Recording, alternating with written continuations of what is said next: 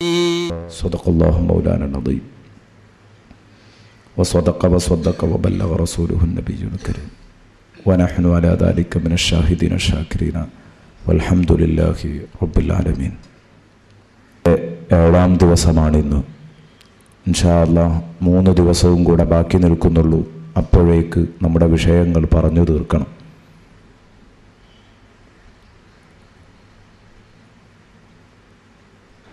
ഇന്ന് നാം ചർച്ച ചെയ്യുന്നത് വളരെ പ്രധാനപ്പെട്ട ഒരു ഭാഗമാണ്. ഞാൻ ഇന്നലെ പറഞ്ഞിരുന്നു, പരമാവധി ഒരു പുതിയ സുഹൃത്തിനെ പങ്കെടുപ്പിക്കാൻ പറ്റുമെങ്കിൽ ഈ വേദിയിൽ പങ്കെടുപ്പിക്കണമെന്ന്. അതിനൊക്കെ എല്ലാവരും ശ്രമിച്ചിട്ടുണ്ടാകും എന്ന് വിശ്വസിക്കുകയാണ്. കഴിയാത്തവർ ഇതിൻ്റെ CD എങ്കിലും നമ്മുടെ കൂട്ടുകാരുടെ കരങ്ങളിലേക്ക് എത്തിച്ചു കൊടുക്കുന്നത് ഒരു വലിയ സേവനമായി കാണുക. അല്ലാഹു റബ്ബുൽ ഇസ്സത്ത് നമ്മുടെ ഈ സംഗമം പൊരുത്തപ്പെട്ട് നാളെ പരലോകത്ത് സംഗമിക്കാനുള്ള ഒരു കാരണമാക്കി തരട്ടെ. പരലോകത്ത് സുഖലോക സ്വർഗത്തിൽ സംഗമിക്കാൻ അല്ലാഹു ഒരു കാരണമാക്കി തരട്ടെ. ഇന്ന് നാം ചർച്ച ചെയ്യുന്നത് ഹതഭാഗ്യരും നരകവും. ഇന്നത്തെ വിഷയം കുറച്ച് കടുപ്പമുള്ളതാണ്. 2, 3, 4 ദിവസമായി സ്വർഗം, അതിൻ്റെ ആനന്ദം, ഇതൊക്കെ പറഞ്ഞ് ശരിക്കും നമ്മൾ ആനന്ദിച്ചിട്ടുണ്ടെങ്കിൽ, നമ്മൾ സന്തോഷിച്ചിട്ടുണ്ടെങ്കിൽ ഇന്ന് നമുക്ക് കരയാനുള്ള ഊഴമാണ്. കരയാനുള്ള ഊഴം എന്ന് പറഞ്ഞാൽ ഓരോരുത്തരും ഇതെൻ്റെ കാര്യമാണ് പറയുന്നത് എന്ന് മനസ്സിലാക്കിയാൽ ഉറപ്പാണ് പേടിക്കാത്ത ഒരൊറ്റ ശരീരവും ഉണ്ടാവില്ല. ഇവിടെ നിന്ന് അങ്ങോട്ട് ജീവിതം ചിട്ടപ്പെടാത്ത ഒരൊറ്റ കൂട്ടുകാരനും ഉണ്ടാവില്ല. ഇതെൻ്റെ കാര്യമാണെന്ന് മനസ്സിലാക്കിയാൽ. അല്ല, ഈ പറയുന്നതൊക്കെ എൻ്റെ അയൽപക്കത്തിരിക്കുന്ന, എൻ്റെ തൊട്ടടുത്തിരിക്കുന്ന എൻ്റെ സുഹൃത്തിൻ്റെ കാര്യം, ഞാനിതിലൊന്നും പെട്ട ആളല്ല എന്ന് മനസ്സിലാക്കിയാലോ അതൊന്നും തലയിൽ കയറുകയുമില്ല. നേരെ മറിച്ച് ഇതൊക്കെ എൻ്റെ കാര്യമാണ്, പടച്ചോനെ എനിക്ക് വരാനുള്ളതാണല്ലോ എന്ന് ചിന്തിച്ചാൽ ആ നിമിഷം നമ്മൾ നന്നായി പോകും. അത്രയും കടുപ്പമുള്ള പ്രയോഗമാണ്. നീണ്ട ആയത്തുകൾ നമുക്ക് ചർച്ച ചെയ്യാനുണ്ട്. ഇന്ന് ഓതി വെച്ച ആയത്തുകളൊക്കെ ഇന്ന് ചർച്ച ചെയ്യാനുള്ളതാണ്. കാരണം നാളെ നമ്മൾ നേരത്തെ തർത്തീബാക്കിയ വിഷയപ്രകാരം നാളെ സംസാരിക്കേണ്ടത് റബ്ബിനോട് നന്ദി കെട്ട ജനത എന്ന നഹ്നു ഖലഖ്നാകും ഫലൗലാ തുസദ്ദിഖൂൻ എന്ന ഭാഗം മുതൽക്കാണ്.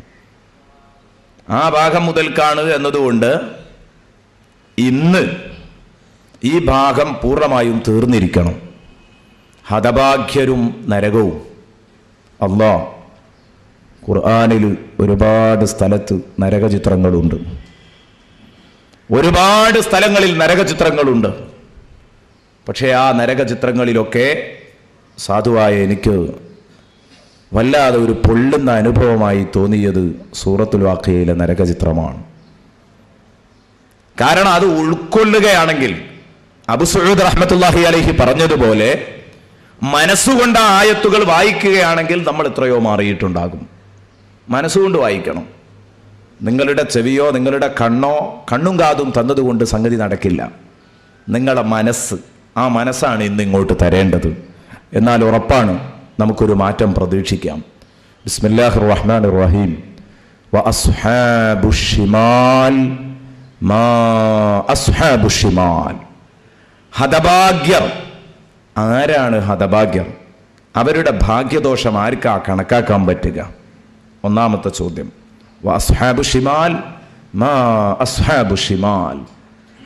ഇടതു കൈയിൽ കിതാബ് നൽകപ്പെടുന്ന ഹതഭാഗ്യർ, അവരുടെ ഭാഗ്യക്കേട് ആർക്കാ കണക്കാക്കാൻ പറ്റുക? അവരെപ്പോലെ ഭാഗ്യം കെട്ട, അവരെപ്പോലെ ഭാഗ്യദോഷികളായ ആരെങ്കിലും ഭൂമി ലോകത്തുണ്ടോ? ഇല്ല. അതാണ് സത്യം. അതിൻ്റെ മറുപടിയും അതാണ്. ചോദ്യം ചോദിച്ച് വിഷയത്തെ ശരിക്കങ്ങോട്ട് വലുതാക്കി കാണിക്കുകയാണ്. എന്ന് പറഞ്ഞാൽ ചോദ്യ ശൈലിയിൽ വിഷയത്തിൻ്റെ ഗൗരവം കാണിക്കുക. ആ ശൈലി ഉണ്ട് എന്ന് ഞാൻ നേരത്തെ നിങ്ങളോട് 3 വിഭാഗം ജനങ്ങൾ എന്ന പരിപാടി അവതരിപ്പിക്കുമ്പോൾ ആ വിഷയത്തിൻ്റെ ആ തലക്കെട്ടിലായി നാം പ്രസംഗിക്കുന്ന സമയത്ത് പറഞ്ഞതാണ്, ഓർക്കുന്നുണ്ടാകും. വഅസ്ഹാബു ശിമാലി മാ അസ്ഹാബു ശിമാൽ, ഇടതുകൈയിൽ കിതാബ് കിട്ടുന്ന ആ ഹതഭാഗ്യരുടെ കഥയെന്താണ്? ഫീ സമൂമിൻ വഹമീം, ഫീ സമൂം, അവരുള്ളത് ചുട്ടുപൊള്ളുന്ന തീയില, നല്ല തീക്കാറ്റിലാണ് അവരുള്ളത്. ഫീ സമൂം, തീക്കാറ്റിലാണ് അവരുള്ളത്. വഹമീം, ചുട്ടുപൊള്ളുന്ന വെള്ളത്തിലുമാണ്. വളില്ലിൻ മിൻ യഹ്മൂം, നരകത്തിൽ നിന്നുയരുന്ന പുകച്ചുരുളിന്റെ കരിമ്പുകയുടെ തണലുമല്ലാതെ അവർക്കില്ല. അവർക്കുള്ള തണൽ കരിമ്പുകയുടെ തണലാണ്. അവർക്കുള്ള വെള്ളം അവർ നിലനിൽക്കുന്ന വെള്ളം അതേതാ? നരകാവകാശികളുടെ ശരീരത്തിൽ നിന്നൊലിക്കുന്ന ചൂടുള്ള വെള്ളം. ആ ചുടുവെള്ളത്തിലാണ് അവർ നിലകൊള്ളുന്നത്. അവർക്ക് കിട്ടുന്ന കാറ്റോ, ആ കാറ്റ് തീക്കാറ്റാൻ. ഫീ സമൂമിൻ വഹമീമിൻ വളില്ലിൻ മിൻ യഹ്മൂം. ഫീ സമൂം, എന്താ ഈ മൂന്ന് കാര്യം? സമൂമ്, ഹമീമ്, ദില്ല്. കാറ്റ്, വെള്ളം, തണല്. മൂന്ന് കാര്യം അള്ളാഹു പറയാനുള്ള കാരണം, ചൂടെടുക്കുന്ന ഒരാൾ,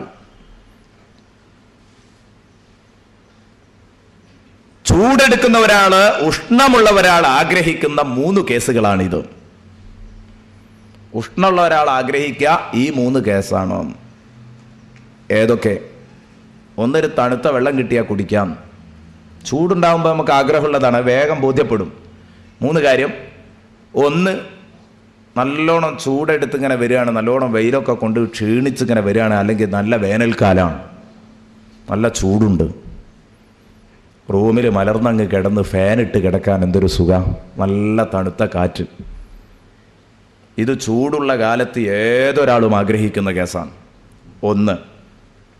രണ്ടാമത്തത്, നല്ല തണുപ്പുള്ള കാറ്റ്. അതോടൊപ്പം തന്നെ രണ്ടാമത്തത് നല്ല തണുപ്പുള്ള വെള്ളം. തണുപ്പുള്ള വെള്ളം വേനൽക്കാലത്ത് കണ്ടില്ലേ നിങ്ങൾ? കൂൾ ബാറുകൾ സജീവമാകുന്നത് വേനൽക്കാലത്താണ്. എന്തേ കാരണം? ചൂടെടുക്കുമ്പോൾ മനുഷ്യർ എത്ര തന്നെ ഇവർ ഉണ്ടാക്കി വെച്ചിട്ടുണ്ടെങ്കിലും അതൊക്കെ കുടിച്ച് തീർത്തു പോകുമെന്നതാ സത്യം. വേനൽക്കാലത്ത് നല്ല തണുപ്പിച്ച് ഒരു ഗ്ലാസ് വെള്ളം കിട്ടുന്നത് വല്ലാത്ത ആശ്വാസമാണ്. ഞാനിതൊക്കെ പറയുന്നത് മഹാന്മാരായ പണ്ഡിതന്മാർ, ഇമാം റാസി റഹ്മത്തുള്ളാഹി അലൈഹി ഇത് പറഞ്ഞത് കാണാം. ഇങ്ങനെ തുടങ്ങിയിട്ട് മറ്റു മഹാന്മാരും ഇത് ഉണർത്തിയത് കാണാം. ചൂടെടുക്കുന്ന ഒരാൾ ആഗ്രഹിക്കുന്ന മൂന്ന് കാര്യങ്ങളാണിത്: കാറ്റ്, വെള്ളം, തണല്. തണല് വളരെ പ്രധാനമാണ്. ഒരു പാതയോരത്തുകൂടെ അങ്ങനെ നടന്നു പോവുകയാണ്. ഒരു വഴിയിലൂടെ അങ്ങനെ നടന്നു പോകുമ്പോൾ നല്ല വെയിലുണ്ട്. വെയില് തലയിൽ തറക്കുന്നു, ശരീരമൊക്കെ പൊള്ളുന്ന ആ പാതയോരത്ത് എവിടെയെങ്കിലും ഒരു ആൽമരം കിട്ടിയാൽ, പാതയോരത്ത് എവിടെയെങ്കിലും ഒരു ആൽമരം കിട്ടിയാൽ, അല്ലെങ്കിൽ ഒരു ചീനിമരം, ഒരു വാഗ, ഇതൊക്കെ കിട്ടുകയാണെങ്കിൽ നല്ല ഇലച്ചു നിൽക്കുന്ന ഒരു വൃക്ഷം, ഒരു തണൽ മരം, ആ തണൽ മരത്തിൻ്റെ ചുവട്ടിലെത്തുമ്പോൾ നമ്മൾ നടക്കാൻ മറന്നു പോകും. അവിടെ നിന്നു പോകും. ഒരു വേള ആ തടിച്ച മരത്തിൻ്റെ ചുവട്ടിൽ അല്പമൊന്ന് വിശ്രമിക്കട്ടെ എന്ന് കരുതി ആ മരത്തോടൊന്ന് ചാരിയിരുന്നാൽ എപ്പോഴാണ് ഉറങ്ങിപ്പോകുന്നതെന്ന് അറിയില്ല. ഇതൊക്കെ ഞാൻ പറഞ്ഞു വന്നത്, മഹാന്മാർ പറഞ്ഞു, ചൂടെടുക്കുന്ന ഒരാൾ ആഗ്രഹിക്കുന്നത് തണുത്ത കാറ്റും തണുത്ത വെള്ളവും തണുത്ത തണലുമാണെങ്കിൽ നരകത്തിൽ ചൂടുണ്ടായിരിക്കുമല്ലോ, ഉറപ്പാണ്. അവിടെ ഇവർക്ക് കിട്ടുന്ന കാറ്റും വെള്ളവും തണലും അവർക്ക് ആവശ്യമായിരിക്കും. ചൂടെടുക്കുന്ന ഒരാൾക്ക് ഇത് മൂന്നും ആവശ്യമായിരിക്കും. അവിടെ അവർക്ക് വെള്ളം കിട്ടുമോ, കാറ്റ് കിട്ടുമോ, തണൽ കിട്ടുമോ? മൂന്നും കിട്ടും. പക്ഷേ കിട്ടുന്ന തണലും കാറ്റും വെള്ളവും പറയുമ്പോൾ തൽക്കാലം നമ്മൾ പറയും അതെനിക്ക് വേണ്ടാന്ന് പറയും. അതാണ് അതിൻ്റെ കണ്ടീഷൻ. കിട്ടുന്ന കാറ്റ് തീക്കാറ്റാണ്. ഫീ സമൂം, ഹതഭാഗ്യരാകുന്ന ദുർജനങ്ങളുള്ളത് നല്ല തീക്കാറ്റിലാണ്. ഫീ സമൂം. സുബ്ഹാനല്ലാഹ്, തീക്കാറ്റ് എന്ന് പറയാൻ ചൂടുള്ള കാറ്റ് എന്ന് പറയാൻ കുറേ പദപ്രയോഗങ്ങളുണ്ടായിരുന്നു.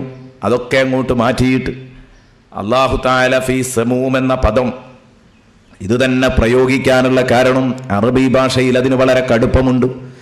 സമൂം എന്ന പദം വന്നിരിക്കുന്നത്, ആ പദം വന്നിരിക്കുന്നത് അതിൻ്റെ ധാതു ഒന്നിരിക്കൽ സമ്മ് അല്ലെങ്കിൽ സുമ്മ്. സുമ്മ് എന്ന പദമോ സമ്മ് എന്ന പദമോ, ഇത് ഞാൻ പറയുന്നത് വിഷയത്തിൻ്റെ കടുപ്പം തിരിയാനാണ്. ഇമാം റാസി റഹ്മത്തുള്ളാഹി അലൈഹി പറയുന്നു, ഒന്നിരിക്കൽ സമ്മ് എന്ന പദം അല്ലെങ്കിൽ സുമ്മ് എന്ന പദം. സുമ്മ് എന്ന് പറഞ്ഞാൽ അതിൻ്റെ അർത്ഥം വിഷമെന്നാണ്. വിഷം അത് ശരീരത്തിൽ എൻ്റെ ചൂണ്ടുവിരലിനായിരിക്കാം നല്ല ഒരു വിഷപ്പാമ്പ് കൊത്തിയത്, അല്ലെങ്കിൽ എൻ്റെ തള്ളവിരലിനായിരിക്കാം പാമ്പ് കടിച്ചത്. വിഷം തീണ്ടിയത് തള്ളവിരലിനാണ്. പക്ഷേ തള്ളവിരലിന് തീണ്ടുന്നതോടുകൂടെ എൻ്റെ ശരീരത്തിലാകെ അതാ ഞൊടിയിട കൊണ്ട് പാഞ്ഞു കയറി. അതിൻ്റേതായ പ്രതിഫലനങ്ങൾ ഞാൻ എൻ്റെ തലച്ചോറിൽ അറിയാൻ തുടങ്ങും.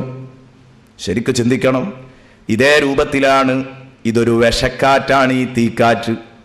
കാരണം ശരീരത്തിൻ്റെ ഏതെങ്കിലും ഒരു ഭാഗത്തേറ്റ് കഴിഞ്ഞാൽ ആ ഒരു ഭാഗത്തേറ്റതു കാരണം അവൻ്റെ തലച്ചോറ് തിളച്ചുമറിയുന്ന പ്രശ്നമാണ് കേട്ടോ ഈ കാറ്റ്. ഫീസമൂം ഇത്ര കടുപ്പമുണ്ട്.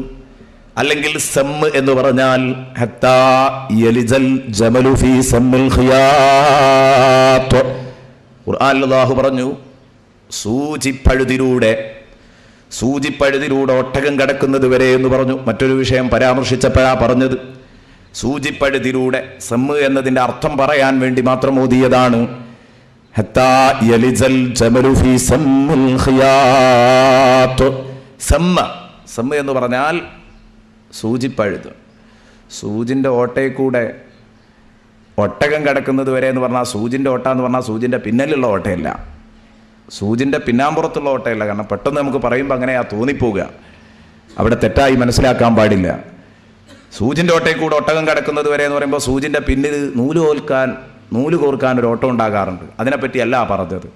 സൂചിയുടെ തലപ്പ് കൊണ്ട് കൂർത്ത മുന കൊണ്ട് ഒരു ഭാഗത്ത് കുത്തി ആ ഉണ്ടാകുന്ന ദ്വാരം, അതിനാണ് സൂചിപ്പഴുത് എന്ന് പറയുന്നത്.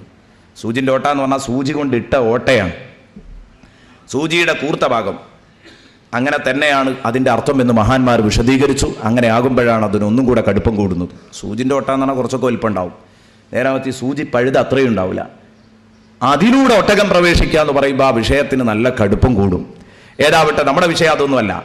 ഈ ഒട്ടകം അല്ലെ സെമ്മ് എന്ന് പറഞ്ഞാൽ സൂചിയുടെ കൂർത്ത മുന കൊണ്ട് വീഴുന്ന ദ്വാരമാണ്. അപ്പൊ സൂചിപ്പഴുതിലൂടെ സൂചിയുടെ കൂർത്ത മുനകൾ കയറിപ്പോകാൻ കൂടുതൽ പഴുതു വേണ്ട. അതേ രൂപത്തിൽ ഈ കാറ്റിങ് അടിച്ച് നരകാവകാശിയാകുന്ന നമ്മുടെ ശരീരത്തിലേൽക്കുമ്പോൾ മഹാന്മാർ വിശദീകരിക്കുന്നു, രോമക്കുത്തുകളിലൂടെ സൂചി തറച്ചു കയറും പോലെ ആ കാറ്റുകൾ ശരീരത്തിൻ്റെ ഉള്ളിലേക്ക് തറച്ചു കയറും. ഇതാണ് ഫീസമൂം. വിഷക്കാറ്റാൻ, തീക്കാറ്റാൻ. സൂചിപ്പഴുതിലൂടെ തുളച്ചു കയറുന്നത് പോലെ കൂർത്ത മുനകൾ, സൂചിയുടെ കൂർത്ത മുനകൾ ശരീരത്തിൽ തറക്കും പോലെ അത് തറക്കും. നല്ല കഠിനമായ കാറ്റാൻ. ഫീസമൂം വഹമീം. കൊടുക്കുന്ന വെള്ളോ സുബ്ഹാനല്ലാഹ്, ചുട്ടുപൊള്ളുന്ന വെള്ളം. ആ ചുട്ടുപൊള്ളുന്ന വെള്ളത്തിന്റെ ഗതി എന്താണ്? അല്ലാഹുവിന്റെ ഹബീബ് മുഹമ്മദുർ റസൂലുള്ളാഹി സ്വല്ലല്ലാഹു അലൈഹി വസല്ലം പറഞ്ഞു, അവർ നിൽക്കുന്നത് വെള്ളത്തിലാ. കാരണം അവരുടെ ശരീരത്തിൽ നിന്നൊഴുകുന്ന ചീഞ്ചലം, ആ ചീഞ്ചലത്തിലാണ് അവർ നിൽക്കുന്നത്. നരകാവകാശികളുടെ ശരീരം മുഴുവനും പൊട്ടിയൊലിക്കുന്നു, എല്ലാം പൊട്ടിയൊഴുകുന്നുണ്ട്. മൂക്കിലൂടെയും വായിലൂടെയും ഒക്കെ വരുന്നവരുണ്ട്. അതുപോലെ തന്നെ ഗുഹ്യസ്ഥാനത്തു നിന്ന് നദികൾ പൊട്ടിയൊഴുകുന്നവരുണ്ട്. വ്യഭിചാരികളായ സ്ത്രീ പുരുഷന്മാർ, അതിൻ്റെയൊക്കെ നടുക്ക് ഇവരിങ്ങനെ നിൽക്കുകയാണ്. ഫീ സമൂമിൻ വഹമീം. ചുട്ടുപൊള്ളുന്ന വെള്ളമാണ്. സുബ്ഹാനല്ലാഹ്, ഓർക്കാൻ പോലും വയ്യ. നിങ്ങളൊന്ന് ചിന്തിച്ചു നോക്ക്. നല്ല ചൂടുള്ള സമയം തിളച്ച ചട്ടിയിൽ കൊണ്ടുപോയി വെച്ചാൽ അതിൻ്റെ ഗതി എന്തായിരിക്കും? നമ്മളെ കൊണ്ടുപോയി വെച്ചാൽ ഇത് കേൾക്കുമ്പം നിങ്ങൾ, പഠിച്ചോനെ എനിക്ക് നാളെ വരാനുള്ള, ഞാൻ കണ്ണങ്ങ് ചിമ്മി എണീറ്റാൽ എനിക്ക് വരാനുള്ള കഥയാണെന്നല്ലോ എന്നാലോചിക്ക് ചെറുപ്പക്കാരാ. അപ്പോഴേത് മനസ്സ് തട്ടു. ഫീ സമൂമിൻ വഹമീം വളില്ലിൻ മിൻ യഹ്മൂം വളില്ലിൻ മിൻ യഹ്മൂം വളില്ലിൻ മിൻ യഹ്മൂം. പുകച്ചുരുളിൻ്റെ തണൽ. തണൽ കിട്ടുമോ നരകത്തിൽ? ഉണ്ട്. ഏതാണ് ആ തണൽ? നരകത്തിലെ തീ ഇങ്ങനെ കത്തി ഉയരുമ്പോഴുള്ള പുക. ആ പുക പൊങ്ങുമ്പോൾ ആ പുകയുടെ തണൽ മാത്രമേ കിട്ടൂ. കരിമ്പുകയുടെ തണൽ. യഹ്മൂം എന്ന് പറഞ്ഞാൽ ദുഹാനുൻ അസ്വദ്, കരിമ്പുക. കരിമ്പുകയുടെ തണൽ മാത്രമാണ് അവർക്ക് കിട്ടുന്നത്. വളില്ലിൻ മിൻ യഹ്മൂം. സുബ്ഹാനല്ലാഹ്. അത് ആ തണൽ ആശ്വാസകരമല്ല, ആ വെള്ളം ആശ്വാസകരമല്ല, ആ കാറ്റ് ആശ്വാസകരമല്ല. അല്ലാഹു പറയുന്നു ലാ ബാരിദിൻ വലാ കരീം. തണുത്ത തണലല്ല, മാന്യമായ തണലല്ല, കാറ്റല്ല, വെള്ളമല്ല. തീർത്തും അത് നമുക്ക് വേറെ 3 സെപ്പറേറ്റ് അദാബുകളാണ്. അത് വേറിട്ട 3 അദാബുകൾ. അങ്ങനെ വേണം അതിനെ വിലയിരുത്താൻ. അത് നമുക്ക് ആശ്വാസത്തിന് അല്ലാഹു തരികയല്ല, അത് വേറെ 3 അദാബുകൾ. വെള്ളം കിട്ടിയാൽ, കാറ്റ് കിട്ടിയാൽ, നമുക്ക് തണല് കിട്ടിയാൽ അത് വേറെ 3 അദാബ്. തീയിൽ കത്തിക്കരിയുന്ന നമ്മൾ അത് സഹിച്ചോളണം. അതിന്റെ പുറമെ ഈ കാറ്റും സഹിക്കണം, ഈ വെള്ളവും സഹിക്കണം, ഈ തണലും സഹിക്കണം. ഫീ സമൂമിൻ വഹമീമിൻ വളില്ലിൻ മിൻ യഹ്മൂം ലാ ബാരിദിൻ വലാ കരീം.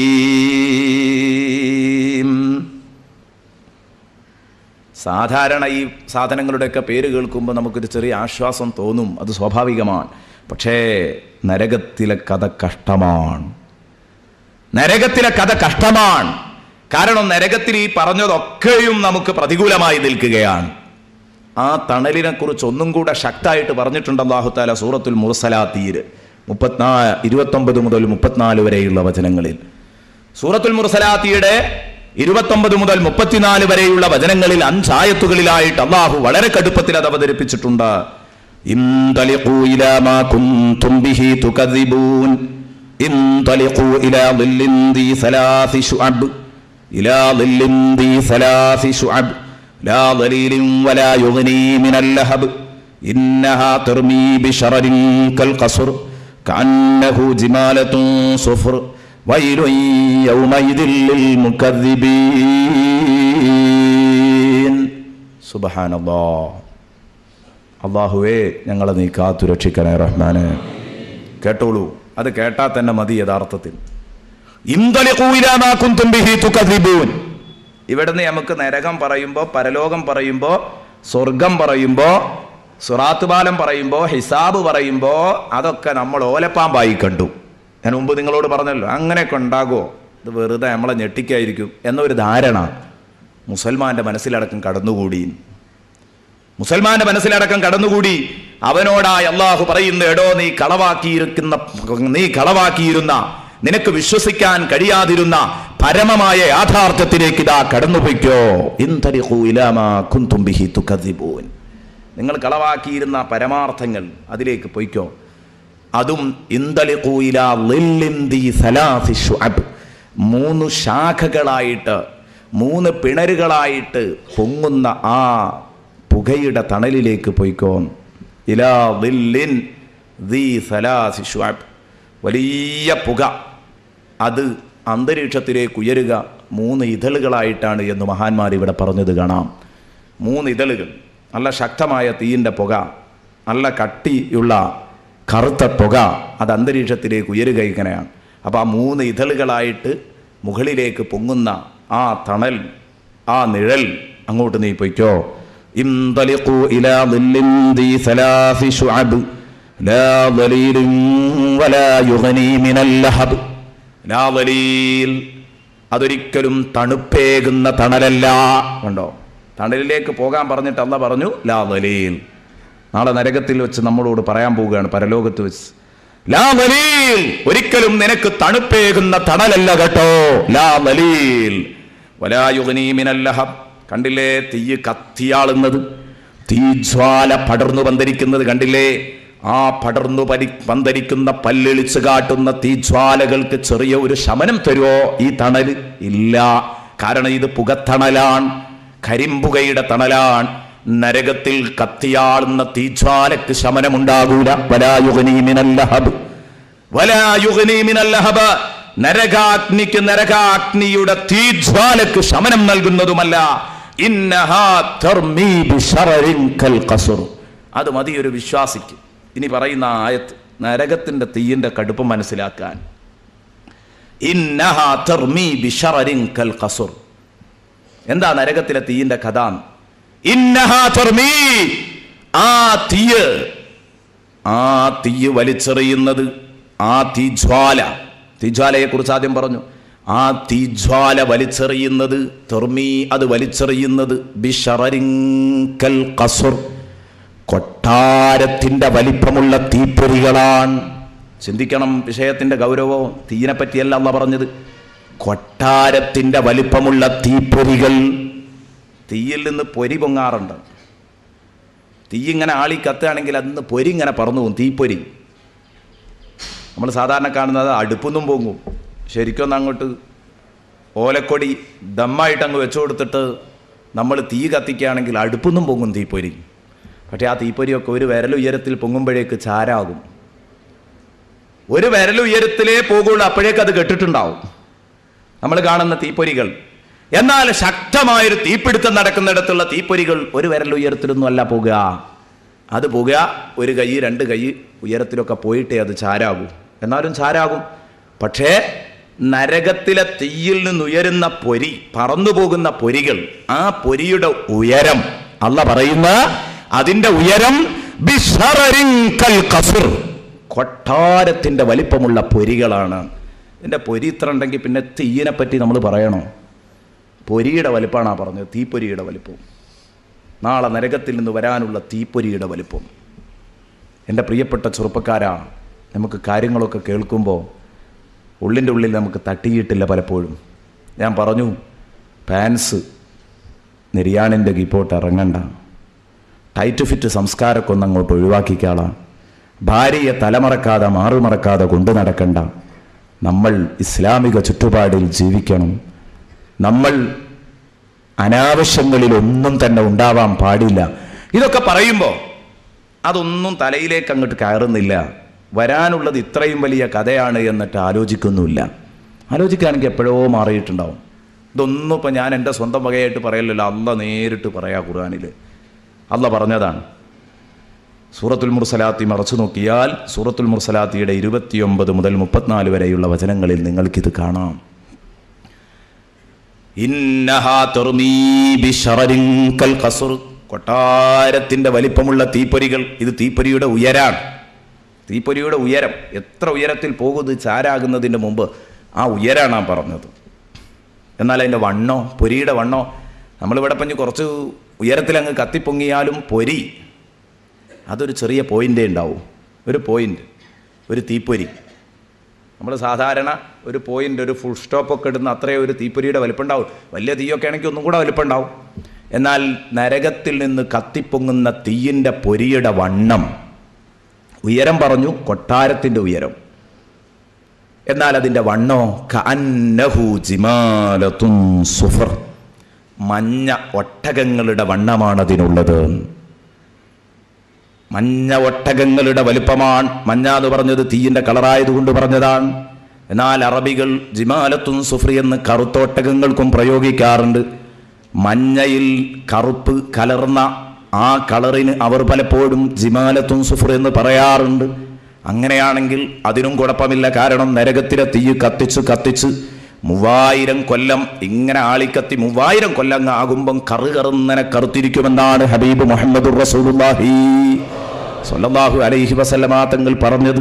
അത് വേറെ പറയാം. കഅന്നഹു ജിമാലത്തുൻ സുഫർ, നരകത്തിലെ ആ തീപ്പൊരിയുടെ വണ്ണം ഒരൊട്ടകത്തിൻ്റെ വണ്ണമാണ്. ഒട്ടകത്തിൻ്റെ വണ്ണവും ഒരു കൊട്ടാരത്തിന്റെ വലിപ്പവുമുള്ള തീപ്പൊരികളാണ് കേട്ടോ നരകം മേലോട്ട് എറിഞ്ഞുകൊണ്ടിരിക്കുന്നത്. ആ തീയിൽ ആ പൊരി കൈ അനുഭവിക്കാൻ കഴിയുമോ നമുക്ക്? പിന്നെ ആ തീയിൽ കിടന്ന് കത്തേണ്ടി വരും എന്ന് പറയുമ്പോൾ ഒരല്പെങ്കിലും ചിന്തിക്കാൻ ഞാൻ പറ്റുമോ മക്കളെ? ചിന്തിക്കണം. ഒരല്പെങ്കിലും നമ്മളൊന്ന് തലക്ക് പിടിക്കാഞ്ഞാൽ, ഇനിയെങ്കിലും ജീവിതം ഒന്ന് തിരുത്താൻ ചിന്തിക്കാഞ്ഞാൽ, ഇനിയെങ്കിലും ഈ തെമ്മാടിത്തങ്ങളിൽ നിന്നൊക്കെ ഒന്ന് മാറി നിൽക്കണമെന്ന ചെറിയ ഒരു ചിന്തയെങ്കിലും മനസ്സിൽ വരാഞ്ഞാൽ പറ്റൂല. കാരണം അത്രയും കടുപ്പുള്ളതാ സംഗതി. വിഷയം ചെറുതല്ല, വളരെ കടുപ്പമുള്ള കാര്യമാണ്. എന്നിട്ട് അല്ലാഹു പറഞ്ഞു, വൈലുൻ യൗമൈദിൽ ലിൽ മുകദ്ദിബീൻ, സർവനാശവും പരലോകം വേണ്ടതുപോലെ വിശ്വസിക്കാൻ കഴിയാത്തവർക്കാണ്. ഞാൻ പറഞ്ഞു, ഇത്തരം ആയത്തുകളൊന്നും കാഫിരീങ്ങളെ കുറിച്ചല്ല, അവരെ കുറിച്ച് മാത്രമല്ല, ആസികളായ മുഅ്മിനീങ്ങൾക്കും കൂടെ ബാധകമാണെന്ന് മഹാനായ ഇമാം റാസി റഹ്മത്തുള്ളാഹി അലൈഹി പറയുന്നു. എന്താ കാരണം? കാരണം നമ്മൾ വെറുതെ പറയാണ്, ആഖിറത്തിൽ വിശ്വാസം ഉണ്ടെന്ന് വെറുതെ പറയാം. നമ്മൾ മുകദ്ദിബീങ്ങളാണ്. മുകദ്ദിബീങ്ങൾ അല്ലെങ്കിൽ എങ്ങനെയാ തെറ്റ് ചെയ്യുന്നത്? ഞാൻ മുമ്പൊരു ഉദാഹരണം പറഞ്ഞല്ലോ. 2 റൂമുകൾ സങ്കല്പിച്ച് നമ്മൾ ഉദാഹരണം പറഞ്ഞു. ശരിക്ക് തെറ്റു ചെയ്യൂല, പരലോക ശിക്ഷ ബോധ്യപ്പെട്ടാൽ. അപ്പോൾ ബോധ്യപ്പെടായ്മയാണ് ഇപ്പോൾ നമുക്കൊക്കെ ഉള്ളത്. ഉള്ളിൻ്റെ ഉള്ളിൽ എവിടെയോ ഒരു സംശയം. അങ്ങനെയൊക്കെ ഉസ്താദ് പറഞ്ഞാലും, അങ്ങനെയൊക്കെ ഇപ്പോൾ പള്ളിയിലെ ഖതീബ് പറഞ്ഞാലും, അങ്ങനെയൊക്കെ പറഞ്ഞാലും ശരി, അതൊക്കെ എന്തോ ഒരു ഉള്ളിൻ്റെ ഉള്ളിൽ അത് ഒരു ഉട്ടോപ്പിയാണോ, ഒരു ഓലപ്പാമ്പാണോ, വെറുതെ നമ്മളെ ഞെട്ടിക്കുകയാണോ എന്നൊക്കെ ഒരു തോന്നൽ വിശ്വാസിക്ക് ഇപ്പോഴും വിട്ടിട്ടില്ല.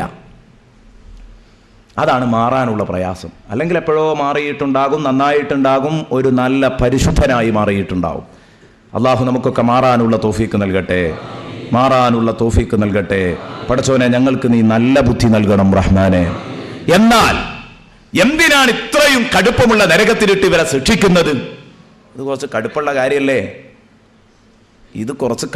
കാര്യമല്ലേ? എന്തിനാണ് ഇവരെ ശിക്ഷിക്കുന്നത്? ഇന്നഹും കാനൂ ഖബല ദാലിക മുത്രഫീൻ. എന്തിനാ റബ്ബേ നീ നിന്റെ ചില അടിമകളെ ഇത്രയും ശക്തമായ രൂപത്തിൽ മർദ്ദിക്കുന്നത്, ഇത്രയും ശക്തമായ രൂപത്തിൽ പീഡിപ്പിക്കണോ? ഇത് നിനക്ക് ദയയില്ലാത്തത് കൊണ്ടല്ലേ? എന്തിനാ നീ ഇത്ര വലിയ അനീതി കാട്ടുന്നത്? അല്ലാഹു പറയുന്നു, ഞാനൊരിക്കലും അനീതി കാട്ടുന്നില്ല. ഇവരെ ഇത്രയും വലിയ അദാബിൽ ശിക്ഷിക്കാനുള്ള കാരണം എന്താണെന്നറിയോ? ഇന്നഹും കാനൂ ഖബല ദാലിക മുത്രഫീൻ. ഈ ലോകത്തേക്ക് വരുന്നതിന്റെ മുമ്പ് ഇവരടിച്ചു പൊളിച്ച് ജീവിക്കുന്നവരായിരുന്നു. കണ്ടാ, അള്ളാഹുവിൻ്റെ പ്രയോഗം നോക്ക്. മുത്രഫീൻ, മുത്രഫ് എന്ന് പറഞ്ഞാൽ അടിപൊളിക്കാരൻ, അടിച്ചു പൊളിച്ച് ജീവിക്കുന്ന ആക്കാം മുത്രഫ് എന്ന് പറയാം. എന്ന് പറഞ്ഞാൽ അവന് നിയമമില്ല, വിലക്കുമില്ല, അള്ളിയില്ല, റസൂലുമില്ല, മഹ്ശറില്ല, ഒന്നുമില്ല. പിന്നെ എന്താ പരിപാടി? ഓന് തറഫ് എന്ന് പറഞ്ഞാൽ സുഖലോലുപത, അത്ര മാത്രമേ അവനുള്ളൂ. അടിച്ചു പൊളിച്ച് ജീവിക്കുക, അതിൻ്റെ അപ്പുറത്ത് അവന് മറ്റൊരു ലക്ഷ്യവുമില്ല. ദുനിയാവ് ആകെ 4 ദിവസം ഉണ്ട്. ആ 4 ദിവസത്തെ ദുനിയാവ് ഇങ്ങോട്ട് കേമാക്കണം എന്നല്ലാതെ ആരാ ഇതൊക്കെ ചിന്തിച്ചിട്ട് ഇവിടെ ജീവിക്കാൻ കഴിയുമോ എന്ന് പറയുന്നവൻ. ഇന്നഹും കാനൂ ഖബല ദാലിക മുത്രഫീൻ. അടിച്ചു പൊളിച്ച് ജീവിക്കുന്നവരായിരുന്നു ഇവർ ഇതിനു മുമ്പ് ദുനിയാവില്. സുബ്ഹാനല്ലാഹ്, എത്ര കടുപ്പമുണ്ട് എൻ്റെ കൂട്ടുകാരൊന്ന് ചിന്തിച്ചു നോക്ക്. ഇന്നഹും കാനൂ ഖബല ദാലിക മുത്രഫീൻ. അല്ലാഹ് കാരണം പറയുന്നു. നേരത്തെ പറഞ്ഞതിന് കാരണമായിട്ട് അള്ളാഹു ബോധിപ്പിക്കുകയാണ്. അങ്ങനെയാണ് ഖുർആൻ പലയിടങ്ങളിലും കാരണം ബോധിപ്പിക്കും. വിഷയം അങ്ങോട്ട് പറഞ്ഞിട്ട് പിന്നെ ഇന്നഹും അല്ലെങ്കിൽ ഇന്ന ദാലിക, ഇന്നഹു എന്നൊക്കെ പറഞ്ഞിട്ട് കാരണം ബോധിപ്പിച്ചുകൊണ്ട് അള്ളാഹു സംസാരിക്കും. ഉസ്താദുമാർക്കൊക്കെ അറിയാം, ഇന്ന എന്ന അറബിയിലെ ആ അക്ഷരം പ്രയോഗിക്കുക കാരണം പറയുന്ന സ്ഥലത്താണ്. തഅലീലിൻ്റെ മഖാമിലാണ് ഇന്ന വായിക്കുക എന്ന് ഉസ്താദുമാർക്കറിയാവുന്ന കാര്യമാണ്. ഞാനത് പറയുന്നത് സാധാരണക്കാർ ഇങ്ങനെ അള്ളാഹു ശിക്ഷിക്കാനുള്ള കാരണം പറഞ്ഞിട്ട് അള്ളാഹ് പറയുന്നത് ഇന്നഹും കാനൂ ഖബല ദാലിക മുത്രഫീൻ. ഇന്നഹും കാനൂ ഖബല ദാലിക മുത്രഫീൻ. കാരണം അവർ അടിച്ചു പൊളിച്ച് നടക്കുന്നവരായിരുന്നു ഇങ്ങോട്ട് വരുന്നതിന് മുമ്പ് ദുനിയാവില്. അതുകൊണ്ട് തന്നെ അടിച്ചു പൊളിച്ച് നടക്കുന്ന ഇവരെ നിർബന്ധമായും പിടികൂടണം, ശിക്ഷിച്ചുകൊള്ളണം. അവർക്ക് പറ്റിയ ശിക്ഷയാ ഞാൻ കൊടുത്തത്. ജസാഅം വിഫാഖ.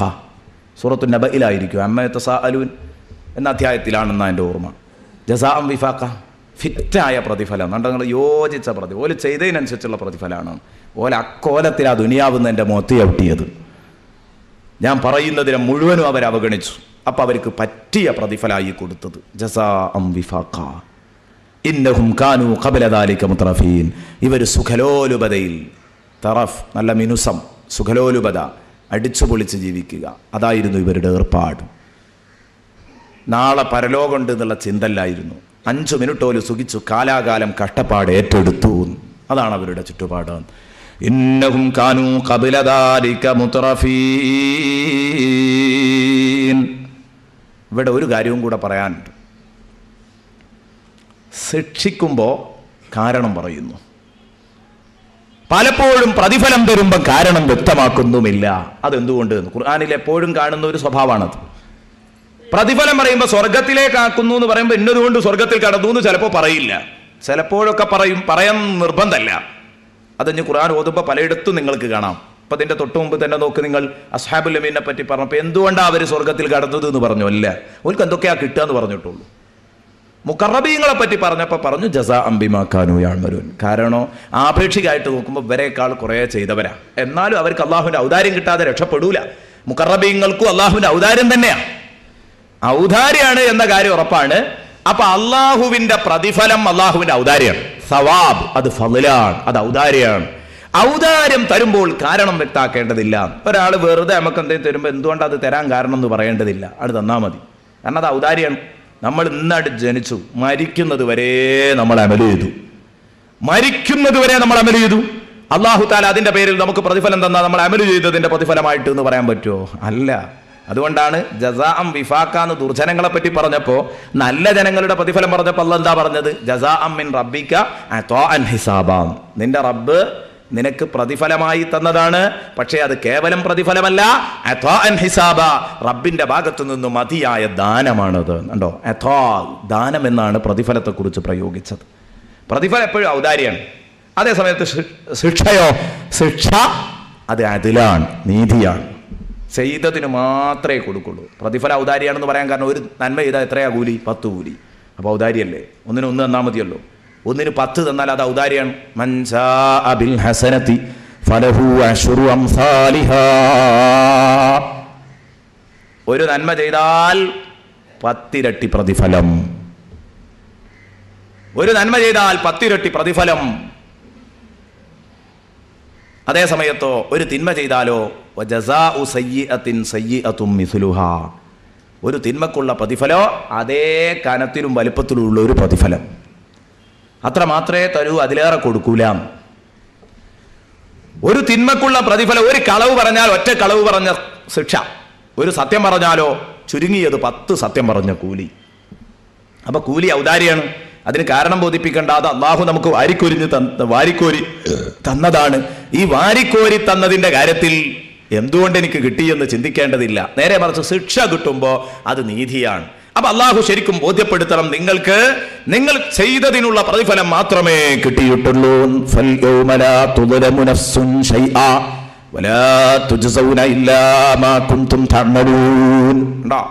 ഇന്നിവിടെ ഒരു ശരീരത്തെ പോലും ഒരല്പം പോലും ആക്രമിക്കപ്പെടുകയില്ല. അള്ളാഹു പറയുന്നു,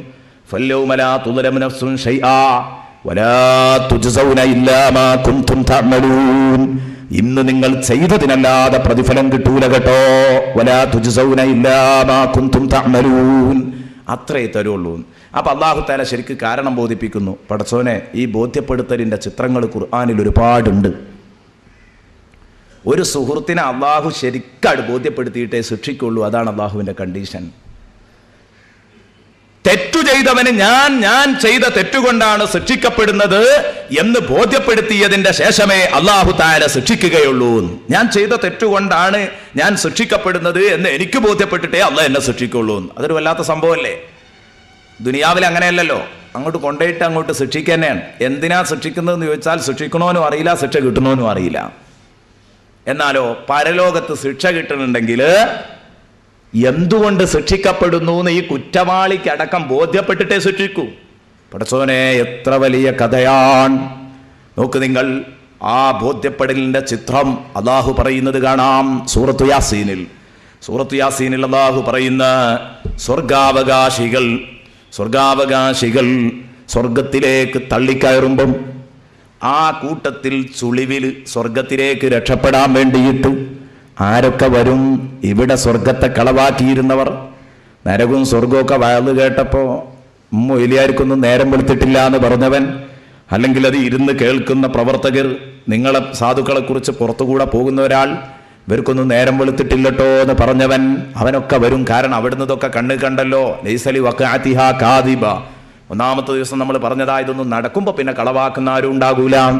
അവിടെ എല്ലാവരും വിശ്വസിക്കും. അങ്ങനെ പതുക്കെ മൂമിനീങ്ങളുടെ തണലിൽ സ്വർഗത്തിലേക്ക് കയറാൻ വേണ്ടി ചുളിവിൽ രക്ഷപ്പെടാൻ നിൽക്കുമ്പോൾ അള്ളാഹു അവിടെ വെച്ച് അവർക്കു നേരെ, കുറ്റവാളികൾക്ക് നേരെ റബ്ബിന്റെ ശക്തമായ ആട്ടും തുപ്പുമുണ്ട്. വംതാസുൽ യൗമ അയ്യുഹൽ മുജ്രിമൂൻ, ഹലോ കുറ്റവാളികളെ നിങ്ങൾ മാറണം. കണ്ട, ശക്തമായ ഒരു അനൗൺസ്മെന്റ് അള്ളാഹിന്റെ ഭാഗത്ത് നിന്ന് വരികയാണ്. വംതാസുൽ യൗമ അയ്യുഹൽ മുജ്രിമൂൻ, ഹലോ കുറ്റവാളികളെ നിങ്ങൾ മാറി നിൽക്കണം. ഇത് നിങ്ങൾക്കുള്ള അവസരമല്ല, ഇതെന്റെ മുത്തഖീങ്ങൾക്കുള്ള അവസരമാണ്. അവരൊക്കെ പോകട്ടെ, പിന്നെ നിങ്ങളെ പിടിച്ച് നരകത്തിക്ക് ഇടാനാകുന്നേ ഉള്ളൂ. അത് പിന്നെ എൻ്റെ സ്വാലിഹീങ്ങളായ മുത്തഖീങ്ങൾ, സ്വാലിഹീങ്ങളായ അടിമകൾ അവരൊക്കെ അങ്ങോട്ട് പോയിക്കോട്ടെ, നിങ്ങളിങ്ങോട്ട് മാറി നിൽക്കും. അപ്പോഴേക്ക് മലക്കുകൾ വന്ന് തല്ലി. കാരണം ഇവരെയൊക്കെ മുഖത്ത് നോക്കിയാൽ തന്നെ അറിയല്ലോ, മുഖം മുഴുവൻ കറുത്തിട്ടായിരിക്കും. ദുർജനങ്ങൾ ഇവിടെ എത്ര വെളുത്തിട്ടാണെങ്കിലും അവിടെ വരുമ്പോൾ കറുത്തിട്ടായിരിക്കും. നല്ല ജനങ്ങൾ ഇവിടെ എത്ര കറുത്തവരാണെങ്കിലും അവിടെ എത്തുമ്പോൾ വെളുത്തിട്ടായിരിക്കും. മൂത്ത് നോക്കിയാൽ തന്നെ അറിയാം, നല്ല ഒരു അടയാളം മൂത്ത് തന്നെ ഉണ്ട്. എല്ലാവരും ആട്ടി ഓടിക്കും, എല്ലാവരും പരക്കം പായും. ആ പാച്ചിലിൽ പിന്നെ ഇവൻ പിടിക്കുന്നത് ഇവനെ പഴപ്പിച്ച കൂട്ടുകാരനെയാണ്. റസൂലുള്ളാഹി തങ്ങൾ സൂറത്ത് യാസീനിന്റെ ഈ ആയത്ത് ഇങ്ങനെ വിശദീകരിക്കുമ്പോൾ അള്ളാഹുവിന്റെ റസൂൽ വ്യക്തമായ ഒരു ഹദീസിലൂടെ നമ്മങ്ങനെ പഠിപ്പിച്ചു. റസൂലുള്ള പറഞ്ഞു, അങ്ങനെ ആട്ടി ഓടിക്കുമ്പോൾ ഇവനെ പഴപ്പിച്ച കൂട്ടുകാരനെ പിടിക്കും. വാ ജാഫറേ വാ, ഞാൻ അന്ന് പരമാവധി എന്നോട് പറഞ്ഞിട്ടുണ്ട് മോനെ ഞാൻ പോരുന്നില്ല, പക്ഷെ ആ അലാക്കിന് നീ എന്നെ കൊണ്ടുപോയത് ഇയ്യാ. ഞാൻ പറഞ്ഞു നിന്നോട് ഞാൻ പടം കാണാൻ പോരുന്നില്ല. ഈ പറഞ്ഞു ടിക്കറ്റൊക്കെ ഓഫർ ചെയ്ത് ഇയ്യ എന്നെ കൊണ്ടുപോയത്. നാട്ടിൽ ആ ഗാനമേള നടത്തണ്ടെന്ന് ഞാൻ മര്യാദക്ക് പറഞ്ഞിട്ടുണ്ട്. പിന്നെ ഈദ് നൈറ്റ് നടത്തിച്ചത് നീയാണ്. ആ ഈദ് നൈറ്റ് നടത്തി നമ്മുടെ പിൽക്കാലത്തൊക്കെ ആ ഈദ് നൈറ്റുകൾ അങ്ങനെ തുടർന്നുകൊണ്ടിരുന്നു. ഇന്ന് അതൊക്കെ നമ്മൾ ഏൽക്കണം. ഞാൻ അന്ന് തന്നെ പറഞ്ഞതാണ്, ഇത് വേണ്ടാം. നിനക്ക് ഗൾഫിൽ നിന്നൊക്കെ വന്ന് 10 കാശ് കയ്യിലുണ്ടായപ്പോൾ നിനക്ക് നല്ല വേദികളൊന്നും വേണ്ട, ഗാനമേള വേണം, വേണ്ടാത്ത സദസ്സ് വേണം. അന്ന് നീയാണ് എന്നെ അതിന് പ്രേരിപ്പിച്ചത്. വാ, ഇനിയൊരു തീരുമാനം കാണുക, എങ്ങനെ ഇവിടുന്ന് രക്ഷപ്പെടുന്ന ഒരു മുഷാവറയെങ്കിലും നടത്തുക നമ്മൾ. വാ, അങ്ങനെ അവരിങ്ങനെ കൂടിയാലോചിക്കുകയാണ്, എങ്ങനെയാടാ രക്ഷപ്പെടുക. സംഗതി പെട്ടു. അന്ന് ഈ പറഞ്ഞിരുന്നു, അന്നങ്ങനെ കേട്ടാൽ മതിയായിരുന്നു. അന്ന് നമ്മൾ വയവ് കേട്ടിരുന്നു, നമ്മൾ നന്നായില്ല, കേട്ടവരെ ഒക്കെ നമ്മൾ പരിഹസിച്ചു. ഇനി എന്തു ചെയ്യും? ഇത് റസൂലുള്ളാഹി ഹദീസിൽ ഇങ്ങനെ പറയാം, മഹ്ശറാ മൈതാനിയിൽ നിന്നിട്ട് ഇങ്ങനെ ഒരു ചിന്ത ഉണ്ട്. മഹ്ശറാ മൈതാനിയിൽ നിന്നിട്ട് ഇങ്ങനെ ഒരു ചിന്ത വരാനുണ്ട്. അള്ളാഹുവേ ഞങ്ങളെ നീ സലാമത്താക്കണം റഹ്മാനെ.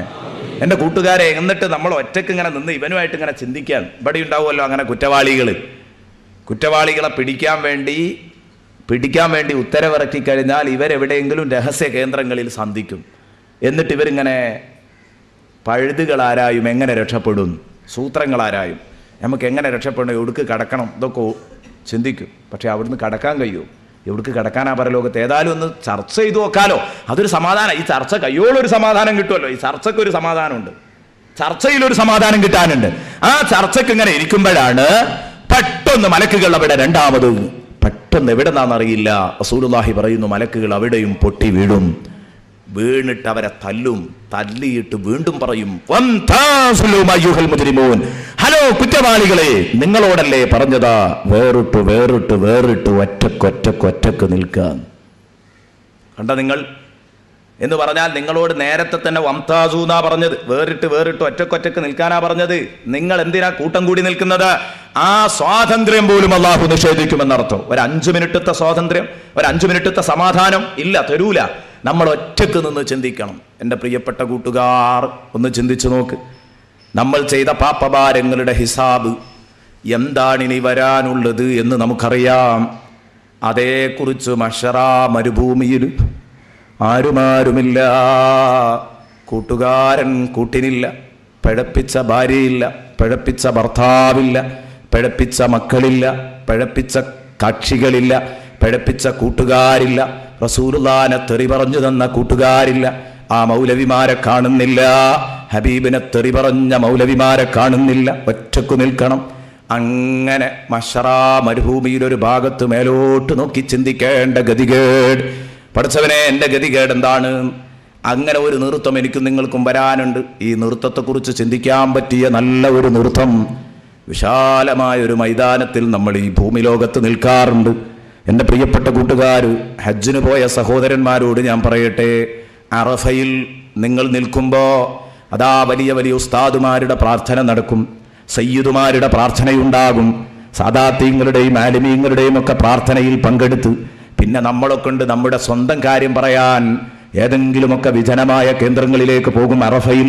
അങ്ങനെ അറഫയിൽ ഒരു ഭാഗത്ത് ആരുമില്ല പരിസരത്തൊന്നും നമ്മുടെ സങ്കടങ്ങളൊക്കെ പൊട്ടി പറഞ്ഞ് കരയാൻ പറ്റുന്ന ഒരു നിമിഷം അവിടെ ആ പൊള്ളുന്ന അറഫാ മരുഭൂമിയിൽ മേലോട്ട് നോക്കിയിട്ട് നിൽക്കുമ്പം ദുനിയാവിൻ്റെ കാര്യം ചിന്തിച്ചവരുണ്ടാകും, കെട്ടിച്ച മോളെ കടം തീരാത്തതിന് കരഞ്ഞവരുണ്ടാകും, തുടങ്ങി വെച്ച വീട്ടുപണി പൂർത്തിയാകാത്തതോർത്ത് കരഞ്ഞവരുണ്ടാകും. ഞാൻ എൻ്റെ ഹാജിമാരോട് ചോദിക്കുന്നത്, ആ നൃത്തത്തിൽ എപ്പോഴെങ്കിലും നിങ്ങൾ ആലോചിച്ചോ, പഠിച്ചോനെ ഇങ്ങനെ ഒരു നൃത്തം നിന്റെ മുന്നിലൊരിക്കൽ നിൽക്കേണ്ടി വരുമല്ലോ, ഇതുപോലെ ഒരു ഭൂമിയിൽ അക്ഷറാ മരുഭൂമിയിലെന്ന് ആലോചിച്ചവർ എത്ര കൂട്ടരുണ്ട്, എത്ര വിഭാഗമുണ്ട്, എത്ര ആളുകളുണ്ട് എൻ്റെ പ്രിയപ്പെട്ട കൂട്ടുകാരെ ഈ സദസ്സില്. നമുക്ക് അവസരങ്ങൾ കിട്ടുമ്പോൾ നമ്മൾ ചിന്തിക്കണം, സംഗതി ഗൗരവമുള്ള കേസാണ്. അങ്ങനെ നബി സല്ലല്ലാഹു അലൈഹി വസല്ലം പറയാൻ വംതാസുലും അയ്യുഹൽ മുജ്രിമൂൻ, അവിടുന്നൊക്കെ അടിച്ച് പുറത്താക്കി ഇവർ ഒറ്റക്ക് നിന്നിട്ട് ഇങ്ങനെ ഇവരുടെ വരും കാര്യങ്ങളെക്കുറിച്ച് ചിന്തിക്കാൻ. അങ്ങനെ ഇവർ വീണ്ടും അള്ളാഹുവിനെ സമീപിച്ചിട്ട് ചോദിക്കും, പഠിച്ചോനെ എന്താ ഞങ്ങൾക്ക് മാത്രം ഇങ്ങനെ തടസ്സം? എൻ്റെ ജ്യേഷ്ഠനാണല്ലോ ആ പോയത്, ഞാനും അവനും ഒരൊറ്റ ഉമ്മാക്കുണ്ടായതാ, എൻ്റെ അനുജനാണല്ലോ പഠിച്ചോനെ സ്വർഗത്തേക്ക് പോയത്, ഈ എന്തേ എന്നെ മാത്രം ഇങ്ങനെ വിട്ടു? ഞാനും അവനൊക്കെ ഒരു ഉമ്മാനി വാപ്പാനി മക്കളാ, എൻ്റെ അയൽക്കാരനാണ്, ഞാൻ അവൻ്റെ തൊട്ടടുത്താ ജീവിച്ചിരുന്നത്. ഇങ്ങനെ പരാതി പറയുമ്പോൾ അള്ളാഹ് പറയടോ അവരൊക്കെ സാലിഹായ അമലുകൾ ചെയ്തു, സംഗതി നിന്റെ അനുജനാണ്, പക്ഷേ അവൻ റസൂലുള്ളാഹിയെ ആദരിച്ചു. സംഗതി നിന്റെ അനുജനാൻ, അവൻ റസൂലുള്ളാഹിനോട് മതിപ്പുള്ളവനായിരുന്നു. സംഗതി നിന്റെ വാപ്പയാൻ, അവൻ റസൂലുള്ളാഹിനോട് മതിപ്പുള്ളവരായിരുന്നു. നീയോ നിന്റെ ആ പ്രായം ചെന്ന ഉമ്മാമനോടടക്കം ഇതാ വിശുദ്ധ ഖുർആൻ പാരായണം, വിശുദ്ധ മാലകളും മൗലിദുകളും പാരായണം ചെയ്യുന്നതടക്കം മുടക്കിപ്പിച്ചവനാണ് നീ, മദ്ഹ് പറയുന്നത് മുടക്കിപ്പിച്ചവനാണ് നീ. മോനെ നീ രക്ഷപ്പെടാത്തതിന് പറഞ്ഞിട്ട് കാര്യമില്ല, നീ കുടിച്ചു മതിച്ചു പിടിച്ചു നടന്നവനാണ്, നിന്റെ കൂട്ടുകാരൻ അതിലൊന്നും പെട്ടില്ല, അവനൊരു ദീനീ പ്രവർത്തകനായി ജീവിച്ചു. അതുകൊണ്ട് അവർ പോയ വഴിക്ക് പോകണം എന്ന് പറഞ്ഞാൽ നടക്കൂല. വാപ്പിമ്മി ഒന്നായിട്ട് കാര്യമില്ല, രക്തബന്ധം ഉണ്ടായിട്ട് കാര്യമില്ല, അയൽപക്കത്താന്ന് പറഞ്ഞിട്ട് കാര്യമില്ല, ഒരു നാട്ടുകാരാന്ന് പറഞ്ഞിട്ട് കാര്യമില്ല, ഒരു മാതൃഭാഷക്കാരായെന്ന് പറഞ്ഞിട്ട് കാര്യമില്ല, ഇവിടെ കുടുങ്ങിയത് തന്നെ. അപ്പം അവൻ പറയും, എന്താ പടച്ചോനെ അവൻ എന്തൊക്കെ ചെയ്തിരുന്നു അതൊക്കെ ഞാനും ചെയ്തിരുന്നു. റസൂലുള്ളാഹി തങ്ങൾ പറയാൻ, അപ്പവൻ അടുത്ത അടവ്, അവൻ ചെയ്യുന്നതൊക്കെ ചെയ്യുന്ന ആളായിരുന്നു. ഞാനൊക്കെ മൗലിദൊക്കെ നല്ല ഓതുന്ന ആളായിരുന്നല്ലോ, ഞാൻ നന്നായിട്ട് ഇബാദത്ത് ചെയ്യുന്ന ആളായിരുന്നല്ലോ, പഠിച്ചവനെ ഞാൻ മദ്യപിക്കാറില്ലായിരുന്നു, ഞാൻ വ്യഭിചരിക്കാറില്ലായിരുന്നു.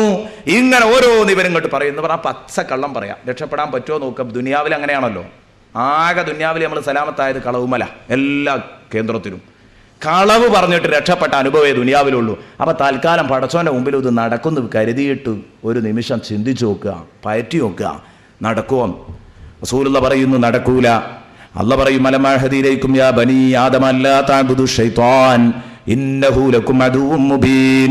നിങ്ങളോട് ഞാൻ പറഞ്ഞില്ലേ, ബനു ആദമേ, ആദമിന്റെ മക്കളെ, നിങ്ങൾ പിശാചിനെ അനുസരിക്കണ്ട, പിശാച് നിങ്ങളുടെ വ്യക്തമായ ശത്രുവാണെന്ന് ഞാൻ പറഞ്ഞു തന്നിട്ടില്ലേ. വഅനിഅ്ബുദൂനി, നിങ്ങൾ എന്നെ മാത്രം ആരാധിച്ചോ. ഹദാ സിറാത്തും മുസ്തഖീം, ഇത് നേരായ മാർഗ്ഗമാണ്. ആ സിറാത്തും മുസ്തഖീമിലൂടെ വരാൻ പറഞ്ഞിട്ട് നീ എന്തേ വളഞ്ഞത്? വളയാൻ പാടില്ല. അവിടെയാണ് ഒരു യഥാർത്ഥ സുന്നിയായി സിറാത്തും മുസ്തഖീമിൽ ജീവിക്കുക. ആ വിഷയങ്ങൾ എനിക്കിപ്പോൾ പറയാൻ സമയമല്ല, അതൊക്കെ പിന്നെ എപ്പോഴെങ്കിലും പറയാം. ഇപ്പം നമ്മുടെ വിഷയത്തിൽ തന്നെ ഒതുങ്ങാം. വലഖദ് അളല്ല മിൻകും ജിബില്ലൻ കസീറ, മാത്രമല്ല ഈ പഹയൻ നിങ്ങളെ കൂട്ടത്തു നിന്ന് എത്ര ആളുകളെ ആ പഴപ്പിച്ചത്. അഫലം തകൂനു തഖിറൂൻ, അതൊന്നും കണ്ടിട്ട് നിങ്ങൾ പാഠം പഠിച്ചില്ലേ, നിങ്ങൾ ചിന്തിക്കുന്നവരായിരുന്നില്ലേ? അള്ളാഹു ചോദിക്കുകയാണ്. അപ്പം നിങ്ങൾ പിശാച്ച് പഴപ്പിച്ചു. അപ്പം ഇവൻ പറയും, അതൊന്നുമില്ല പടച്ചോനെ, അതൊക്കെ ഈ വെറുതെ പറയാ, ഞങ്ങളൊക്കെ നല്ല നിലക്ക് നടന്നോല. അപ്പം അള്ളാഹു പറയടോ, ഇതൊക്കെ റസൂലുള്ളാഹി ഇങ്ങനെ വിശദീകരിക്കുക. തഫ്സീർ ദുർറുൽ മൻസൂറിലാണെന്നാണ് എൻ്റെ ഓർമ്മ. പണ്ട് സൂറത്തു യാസീൻ 20 ദിവസം നമ്മളിവിടെ വിശദീകരിച്ചിരുന്നു. കുറേ മുമ്പ് 20 ദിവസം സൂറത്തു യാസീൻ വിശദീകരിച്ചിരുന്നു. അന്ന് നോക്കിയപ്പോൾ ഈ ആയത്തിൻ്റെ തഫ്സീറിൽ കണ്ട ഒരു ഹദീസാണ്. റസൂലുള്ളാഹി സ്വല്ലല്ലാഹു അലൈഹി വസല്ലമ തങ്ങൾ പറയാൻ, അപ്പം അള്ളാഹു പറയടോ നിന്നെ കൊണ്ട് വലഞ്ഞല്ലോ, കാരണം നീ ഉള്ള വേണ്ടാത്തവരൊക്കെ ദുനിയാവിൽ ചെയ്തു, എന്നിട്ട് ഇവിടെ വന്നിട്ട് കണ്ണടച്ച് പറയാം അല്ലല്ല ഞാൻ നല്ല കുട്ടിയേനീ. തൽക്കാലി നടക്കൂല മോനെ, ഏതായാലും ഇവന് ബോധ്യപ്പെടുത്തി കൊടുക്കണം. ഇതാ ഞാൻ പറഞ്ഞു, ബോധ്യപ്പെടുത്തലിൻ്റെ അവസാന ചിത്രം അല്ലേ? അല്ലെങ്കിൽ ഇപ്പം അള്ളാഹ്ക്ക് ഇതിനൊക്കെ ഇവൻ്റെ ഒപ്പം ഇങ്ങനെ വെക്കണം. ഇവൻ പറയണോക്കെ അള്ളാഹ് കേൾക്കണോ? അള്ളാഹ്ക്ക് ഉറപ്പാണല്ലോ ഇവൻ തെറ്റ് ചെയ്തു. ഇവനെ പിടിച്ചിട്ട് നരകത്തിക്കാട് എറിഞ്ഞാൽ പോരെ, എറിയൂല. എനിക്ക് ബോധ്യപ്പെട്ടിട്ട് എന്നെ ശിക്ഷിക്കും. അതാണ് അള്ളാഹുവിൻ്റെ നീതി. പടച്ച റബ്ബിനോളം നീതിയുള്ള ഏത് രാജാവാ ഉള്ളത്? ചിന്തിച്ചു നോക്ക്. ശരിക്ക് നീതി തരികയാണ്, ശരിക്ക് നീതി തരികയാണ്. അള്ളാഹു പറയും, മോനെ ഈ സമ്മതിക്കണമെങ്കിൽ എന്തു വേണം? ഉടനെ തന്നെ മലക്കളെ വിളിക്കും. മലക്കളെ വരി, ഞാൻ ഇവൻ്റെ കർമ്മരേഖയൊക്കെ എഴുതി വെക്കാൻ പറഞ്ഞിരുന്നു നിങ്ങളോട്, സാലിഹായ അമലുകളും ചീത്തയായ അമലുകളും ഒന്ന് വായിച്ചാട്ടെ. ഇവർ ഈ കിതാബ് വായിക്കുമ്പോൾ അവൻ അന്തം വിടുക. പഠിച്ചോനെ, മാലിഹാദൽ കിതാബ് ലാ യുഗാദിറു സഗീറതൻ വലാ കബീറതൻ ഇല്ലാ അഹ്സാഹാ. പഠിച്ചോനെ, എത്ര സമഗ്രമായ ഗ്രന്ഥാണിത്. ഞാൻ ചെയ്ത ഒരു ചെറുതും വലുതും ഒന്നും ഇത് വിട്ടിട്ടില്ല, എല്ലാം കൃത്യമായി ക്ലിപ്തമാക്കിയിട്ടുണ്ട്. എല്ലാം ഇത് ക്ലിപ്തമാക്കി വെച്ചിട്ടുണ്ടല്ലോ പഠിച്ചോനെ. ഇതിലില്ലാത്ത ഒരു വർത്താനമില്ലല്ലോ. ഞാൻ എവിടേക്കെങ്കിലും ഒന്ന് നോക്കിയിട്ടുണ്ടെങ്കിൽ അതുണ്ട്, എന്തെങ്കിലും ഒന്ന് പറഞ്ഞിട്ടുണ്ടെങ്കിൽ അതുണ്ട്, എന്തെങ്കിലും ഒന്ന് ചെയ്തിട്ടുണ്ടെങ്കിൽ അതുണ്ട്. ഇനി എങ്ങനെ എനിക്ക് സലാമത്ത് കിട്ടുക? ഇതാരോടാ പറയാ? പൊതുജന സമക്ഷത്തിലല്ല. ഇവൻ്റെ നഫ്സിനോട് പറയുന്നു, മാലിഹാദൽ കിതാബ് ലാ യുഗാദിറു സഗീറതൻ വലാ കബീറതൻ ഇല്ലാ അഹ്സാഹാ. എന്തിനാ നഫ്സിനോട് പറയാൻ കാരണം? ഇനിയും നിഷേധിക്കാൻ പോവുകയാണ് അള്ളാഹുവിൻ്റെ മുമ്പിൽ. എന്നിട്ട് ഇതൊക്കെ കഴിഞ്ഞിട്ട് ഇവരങ്ങ് പോകുമ്പോൾ ഞാൻ ചോദിക്കത്രേ, പഠിച്ചോൻ എപ്പോൾ വന്നിട്ട് ആ റിക്കാർഡ് വായിച്ച അവരാരാ ഒന്ന് പറഞ്ഞു തരുമോ? ഇപ്പോൾ ഇവിടെ വന്നിട്ട് റിക്കാർഡ് വായിച്ചു പോയാൽ അവരാരാ? അവർ നിൻ്റെ അമലുകൾ എഴുതി വെക്കാൻ വേണ്ടി ഞാൻ ഏൽപ്പിച്ച എൻ്റെ മുഖറബീങ്ങളായ മലക്കുകൾ, എൻ്റെ അടിമകൾ. അവരടിമകളാലേ? ഞാനും നിൻ്റെ അടിമയല്ലേ? അതെ. എനിക്ക് തെറ്റു പറ്റായെങ്കിൽ അവർക്കും തെറ്റു പറ്റിക്കൂടെ പഠിച്ചോനെ? ഉണ്ടോ? എൻ്റെ പേരിൽ പച്ചക്കള്ള എഴുതി വെച്ചതാണ്. ഇതൊക്കെ റസൂലുള്ളാഹി തങ്ങൾ ഹദീസിലൂടെ പഠിപ്പിച്ചതാണ്. പച്ചക്കള്ളം എഴുതി വെച്ചതാണ്. മലക്കുകളെ വരെ വിടില്ല നമ്മൾ. അവരെ വരെ കുറ്റം ആരോപിച്ച് രക്ഷപ്പെടാൻ കഴിയുമെന്ന് നോക്കും. അതാ ഞാൻ പറഞ്ഞു, ഇങ്ങനെയൊക്കെ നിൽക്കുമ്പോൾ ഇനിയിപ്പോൾ അള്ളാഹ്ക്ക് നോക്കണം, പിടിച്ചാൽ വലിച്ചെറിഞ്ഞാൽ പോരെ. കാരണം അത് ശരി, ഇവിടെ വന്നിട്ട് നമ്മളെ പഠിപ്പിക്കാലെന്ന് ചോദിച്ചാൽ പോരെ? ഇല്ല, അള്ളാഹു ചെയ്യൂല. അള്ളാഹ് എനിക്ക് ബോധ്യപ്പെട്ടിട്ട് എന്നെ ശിക്ഷിക്കുള്ളൂ. അത് കാണാൻ പോവാണ്. അള്ളാഹു പറയുകടോ, ഇവിടെയാണ് വലഞ്ഞത്. എൻ്റെ സാലിഹീങ്ങളായ, എൻ്റെ മുഖറബീങ്ങളായ മലക്കുകളെ അടക്കം തെറ്റെന്താണെന്ന് ചെയ്യാത്ത, പറഞ്ഞതിനെതിരു ചെയ്യാത്ത വിഭാഗമാണല്ലോ മലക്കുകൾ. അവരെ അടക്കം നിങ്ങൾ തെറ്റാക്കി അവരടക്കം തെറ്റ് ചെയ്തവരാണെന്ന് ചിത്രീകരിക്കേ. നല്ലൊരു കാര്യം വേണം, അവരുടെ പരിശുദ്ധിയൊന്നും അള്ളാഹ് പ്രസംഗിക്കാൻ നിൽക്കുകയല്ല. അള്ളാഹു പറയും, ഈ സമ്മതിക്കണമെങ്കിൽ ഇപ്പം എന്തു വേണം? അത് ഈ പറഞ്ഞു എനിക്ക് വിട്ടുതന്നു. നീ സമ്മതിക്കണമെങ്കിൽ എന്തു വേണം? നീ പറഞ്ഞാൽ നിനക്കങ്ങ് വിട്ടുതന്നു. അപ്പം നമ്മൾ അള്ളാഹുവിനോട് പറയുമല്ലോ, പഠിച്ചോനെ ഈ പറഞ്ഞിട്ട് സ്വീകരിക്കൂല, നല്ല പരിപാടിയാ, ഈ പറഞ്ഞിട്ട് സ്വീകരിക്കൂല. പിന്നെയോ മലക്കൾ പറഞ്ഞിട്ടും വിശ്വസിക്കൂല. റിക്കാർഡും രേഖയൊന്നും ഇവിടെ കൊണ്ടുവന്ന് വായിക്കണ്ട. എന്നെ ശിക്ഷിക്കണമെങ്കിൽ തെറ്റു ചെയ്തു എന്ന് ഞാൻ ഏറ്റു പറയണം, അപ്പം നിനക്ക് എന്നെ ശിക്ഷിക്കാം. അത് ഏറ്റു പറയൂല എന്ന് വന് ധൈര്യമാണ്. ഞാൻ എന്തായാലും ഞാൻ തെറ്റ് ചെയ്തു എന്ന് പറയൂല എന്ന് വന് ധൈര്യമാണ്. അങ്ങനെ മനുഷ്യൻ പറയൂ അത്രേ പടച്ചോനെ. അപ്പുറം അള്ളാഹു ചോദിക്കത്രേ, എന്നാലേ ഇങ്ങനെ ആകുമ്പോൾ ഈ മാറൂലല്ലോ. നീ പറഞ്ഞു കഴിഞ്ഞാൽ, നീ ഏറ്റു പറഞ്ഞു കഴിഞ്ഞാൽ പിന്നെ നിന്നെ ശിക്ഷിച്ചൂടെ? അതാവാം. കാരണം എന്താ? ഇവൻ ദുന്യാവിൽ കുറേ പരിചയമുള്ളതാണ് അല്ലേ? എത്രയോ പിടിച്ചിട്ട് CBI ഒക്കെ പിടിച്ച് ഒരുപാട് മുട്ടി നോക്കിയിട്ടുണ്ട്, പറഞ്ഞിട്ടില്ല മോൻ. അപ്പം നല്ല പരിചയമുള്ളത് കൊണ്ട് കുറച്ചൊക്കെ പിടിച്ച് നിൽക്കാന്നുള്ളത് തന്നെ അവൻ്റെ ധൈര്യം. കള്ളം തന്നെ പറയണം. ബോധ മനസ്സ് എപ്പോഴും കള്ളയെ പറയൂ, അല്ലെ പിന്നെ അബോധ മനസ്സിനോട് ചോദിക്കണം, അപ്പോഴേ സത്യം പറയൂ. അതിനാണ് ഹിപ്നോട്ടിസം നടത്തുന്നത്. ഹിപ്നോട്ടിസം നടത്തിയാൽ പിന്നെ സത്യം പറയും. കള്ളം പറയാൻ കഴിയും. അബോധ മനസ്സ് സത്യം പറയും. പക്ഷേ അവിടെയും കള്ളം പറയുന്ന ചില മിടുക്കന്മാരുണ്ടത്രേ. അവരാണ് മിടുക്കന്മാർ. ഹിപ്നോട്ടിസം നടത്തിയാലും കള്ളം തന്നെ പറയുന്നവരുണ്ടത്രേ. അതിലും പരാജയപ്പെടല. ഹിപ്നോട്ടിസം നടത്തിയിട്ട് പരാജയപ്പെടുന്നവരുണ്ട്. അവർ ഭയങ്കര സമർത്ഥന്മാരാ. അതുകൊണ്ട് ഇവർ പരലോകത്തൊരു നോക്കാനുള്ള തീരുമാനം തന്നെയാണ്. ഒരു നോക്കൊന്ന് നോക്കിക്കളയാം, നടക്കൂല. അത് അള്ളാഹുവിൻ്റെ കോടതിയാണ്. അള്ളാഹു തആല ഉടനെ തന്നെ അടുത്ത ആയത്ത്, അൽയൗമ നഖ്തിമു അലാ അഫ്വാഹിഹിം വതുകല്ലിമുനാ ഐദീഹിം വതശ്ഹദു അർജുലുഹും ബിമാ കാനൂ യക്സിബൂൻ. പടച്ചോനെ, അല്ലാഹ് പറയുന്ന അൽയൗമ നഖ്തിമു, ആ ദിവസം നമ്മൾ മുദ്ര വെക്കും, അലാ അഫ്വാഹിഹിം, അവരുടെ വായിന് നമ്മൾ ശീലുവെക്കും. അവരുടെ വായിന് നമ്മൾ ശീലുവെക്കും. അതിനു മുമ്പ് ആദിഹി ജഹന്നമുല്ലത്തി കുന്തും തുഅദുൻ ഇസ്ലൗഹലൗമ മാ കുന്തും തക്ഫുറൂൻ. അള്ളാഹ് പറയും, നരകത്തിലേക്ക് കടന്നോളി. ഇതാ നരകം എന്നിട്ട് അപ്പോഴേക്ക് നരകം ഇങ്ങനെ പിടിച്ച് വലിച്ചടിപ്പിക്കും. അപ്പോഴാണ് ഇവൻ ഈ നിഷേധിക്കുന്നതും വീണ്ടും വീണ്ടും നിഷേധിക്കുന്നതൊക്കെ. അപ്പോൾ അള്ളാഹു പറയാണ്, ദാ അൽയൗമ നഖ്തിമു അലാ അഫ്വാഹിഹിം, അവരുടെ വായിന് ഇതാ ശീലു വെച്ചിരിക്കുന്നു. നാം ശീലവെക്കുന്നു.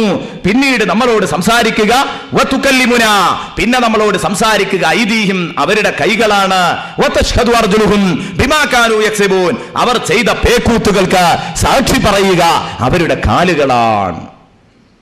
അല്ലാഹു സുബ്ഹാനഹു വ തആല പറയാണ്, വായ അങ്ങോട്ട് മൂടിക്കെട്ടും. ഈ മുദ്ര വെക്കുന്നൊക്കെ പറഞ്ഞാൽ സംസാരശേഷി നഷ്ടപ്പെടുത്തുന്ന അർത്ഥം.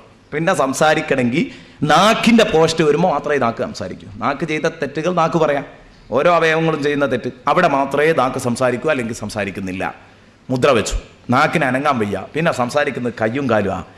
ഞാൻ ഇന്നവനെ അടിച്ചു, കൊന്നു, ഇന്ന സാധനം ഞാൻ കട്ടെടുത്തു ഒക്കെ പറയുന്നു. ഇന്ന ഹറാമിലേക്ക് ഞാൻ നടന്നുപോയി, കാല് പറയുന്നു. എനിക്കനുവദിക്കാത്തത് ഞാൻ മണത്തു, മൂക്ക് പറയുന്ന.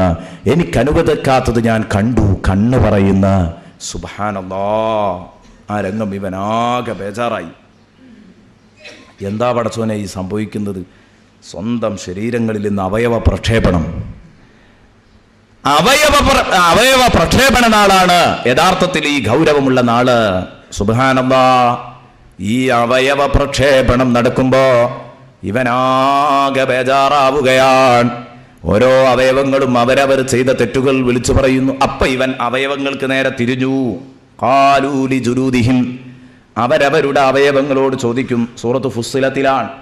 അവരവരുടെ അവയവങ്ങളോട് ചോദിക്കും, ലിമ ഷഹിത്തും അലൈനാ, എന്തിനാണോ നിങ്ങൾ നമ്മളെ മാനം കെടുത്തത്?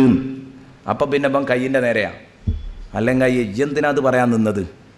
കാരണം നമ്മളൊന്നു തന്നെയല്ലേ, നരകത്തേക്ക് കൂട്ടിപ്പിടിച്ചിടുന്ന ഉറപ്പുള്ളത് കൊണ്ടല്ലേ ഞാനിങ്ങനെ കളവ് പറയാൻ തയ്യാറാകുന്നത്. അപ്പം നീ എന്തിനാ അത് പറയാൻ നിന്നത് എന്ന് അള്ളാഹു കഴിവ് കൊടുക്കും. അവൻ്റെ നാക്കുകൊണ്ട് ചോദിക്കും. അപ്പോൾ കാലും കയ്യും അവനോട് തിരിച്ചിങ്ങോട്ട് പറയും. നല്ല വയത് കേട്ടോ, കയ്യിനോടും കാലിനോടും ഒക്കെ സംസാരിച്ചുകൂടെ കൂട്ടുകാരാ? എന്താ സംസാരിക്കൂല? കാരണം അതൊക്കെ കയ്യും കാലും ഇങ്ങോട്ട് സംസാരിക്കുന്ന കേട്ടാ പിന്നെ അങ്ങോട്ട് സംസാരിക്കൂലേ? മുമ്പ് ആരെങ്കിലും ഇതുപോലത്തെ ഒരു സാധനം എടുത്തിട്ട് ഇവിടുന്ന് ഗൾഫിലുള്ള ഒരു സുഹൃത്തിനോട് സംസാരിക്കോ? ഇല്ല, ഒരിക്കലും സംസാരിക്കൂല. നേരെ മറിച്ച് ഇന്ന് അത് സംസാരിച്ചാൽ ഫലമുണ്ട് എന്ന് ബോധ്യപ്പെട്ടതുകൊണ്ട് നമുക്ക് സംസാരിക്കാം എന്നതുപോലെയാണ്. പരലോകത്തെത്തുമ്പോൾ ലോകമൊക്കെ മാറി, പിന്നെ കൈകാലുകളാണ്, പിന്നെ മൊബൈലൊന്നും വേണ്ട, കൈ തന്നെ മതി. ശരിക്ക് സംസാരിക്കുകയാണ് കൈ കൃത്യമായിട്ട്. സുബ്ഹാനല്ലാഹ്, ആ കൈ ഇങ്ങനെ സംസാരിക്കുമ്പോൾ കയ്യിനോട് ചോദിക്കുക, ചങ്ങായി എന്തിനാ നമുക്കെതിരെ സാക്ഷി എന്നത്? നമ്മളൊന്നു തന്നെയല്ലേ? കയ്യിൻ്റെയും കാലിൻ്റെയും മറുപടി അല്ലാഹ് പറയുന്നു, ഖാലു, അവൻ്റെ ചർമ്മങ്ങൾ അവനോട് പറയും. അവൻ്റെ ചർമ്മങ്ങൾ അവനോട് പറയും. എന്താ പറയുക? അംതഖനല്ലാഹുല്ലദീ അംതഖ കുല്ല ഷൈ, എല്ലാ വസ്തുക്കളെയും സംസാരിപ്പിച്ച റബ്ബ് നാഥൻ ഞങ്ങളോട് സംസാരിച്ചോളണമെന്ന് പറഞ്ഞു. ഞങ്ങൾ സംസാരിക്കല്ലാതെ എന്തു ചെയ്യും? കയ്യും കാലും ചോദിക്കുക, മോനെ നിന്റെ നാക്കിന് അല്ലാഹ് സംസാരിക്കാൻ ശേഷി എന്നതാണ്. അപ്പം ഈ സംസാരിച്ചു, എന്നാൽ ദാ ഈ കയ്യും കാലും പറയുന്ന ഞങ്ങൾക്ക് നീ സംസാരിക്കാൻ, അല്ലാഹ് സംസാരിക്കാൻ ശേഷി തന്ന് സംസാരിക്കടോ എന്ന് പറയുമ്പോൾ ഞങ്ങൾക്ക് സംസാരിക്കാതിരിക്കാൻ കഴിയൂല. അതുകൊണ്ടാണ് ഇതൊക്കെ ദുനിയാവെന്ന് നോക്കേണ്ടിയിരുന്നു, തെറ്റുകുറ്റങ്ങൾ ചെയ്യാതെ ജീവിക്കേണ്ടിയിരുന്നു. കയ്യും കാലും നമ്മളോട് അന്ന് വയത് പറയും. സുബ്ഹാനല്ലാഹ്, ഏറ്റവും കൂടുതൽ നമ്മളെ ഞെട്ടിക്കുന്ന, ഇപ്പം നമുക്ക് ബോധ്യപ്പെട്ടു ഞാൻ ചെയ്ത തെറ്റുകൊണ്ടാണ് ഞാൻ ശിക്ഷിക്കപ്പെടുന്നത്, എന്നിട്ടാ നരകത്തിലേക്ക് എടുത്തിടുന്നത്. സുബ്ഹാനല്ലാഹ്, ഈ അവയവ പ്രക്ഷേപണ നാളിനെ കുറിച്ച് ഹബീബ് മുഹമ്മദ് മുസ്തഫ ഉറക്ക സ്വലാത്തി ചൊല്ലിക്കും, അതുകൊണ്ടൊക്കെ നമുക്ക് രക്ഷപ്പെടാൻ കഴിയും. ബഹുമാനപ്പെട്ട ഹബീബ് മുഹമ്മദ് റസൂലുള്ളാഹി സ്വല്ലല്ലാഹു അലൈഹി വസല്ലമ തങ്ങള് ചോദിക്കുകയാണ്, സഹാബ ഏത് അവയവ ആദ്യം സംസാരിക്കാൻ നിങ്ങൾക്കറിയോ? ഈ അവയവ പ്രക്ഷേപണത്തിന് ഔദ്യോഗിക ഉദ്ഘാടന കർമ്മം നിർവഹിക്കുന്നത് എവിടെ നിന്നാണെന്നറിയോ?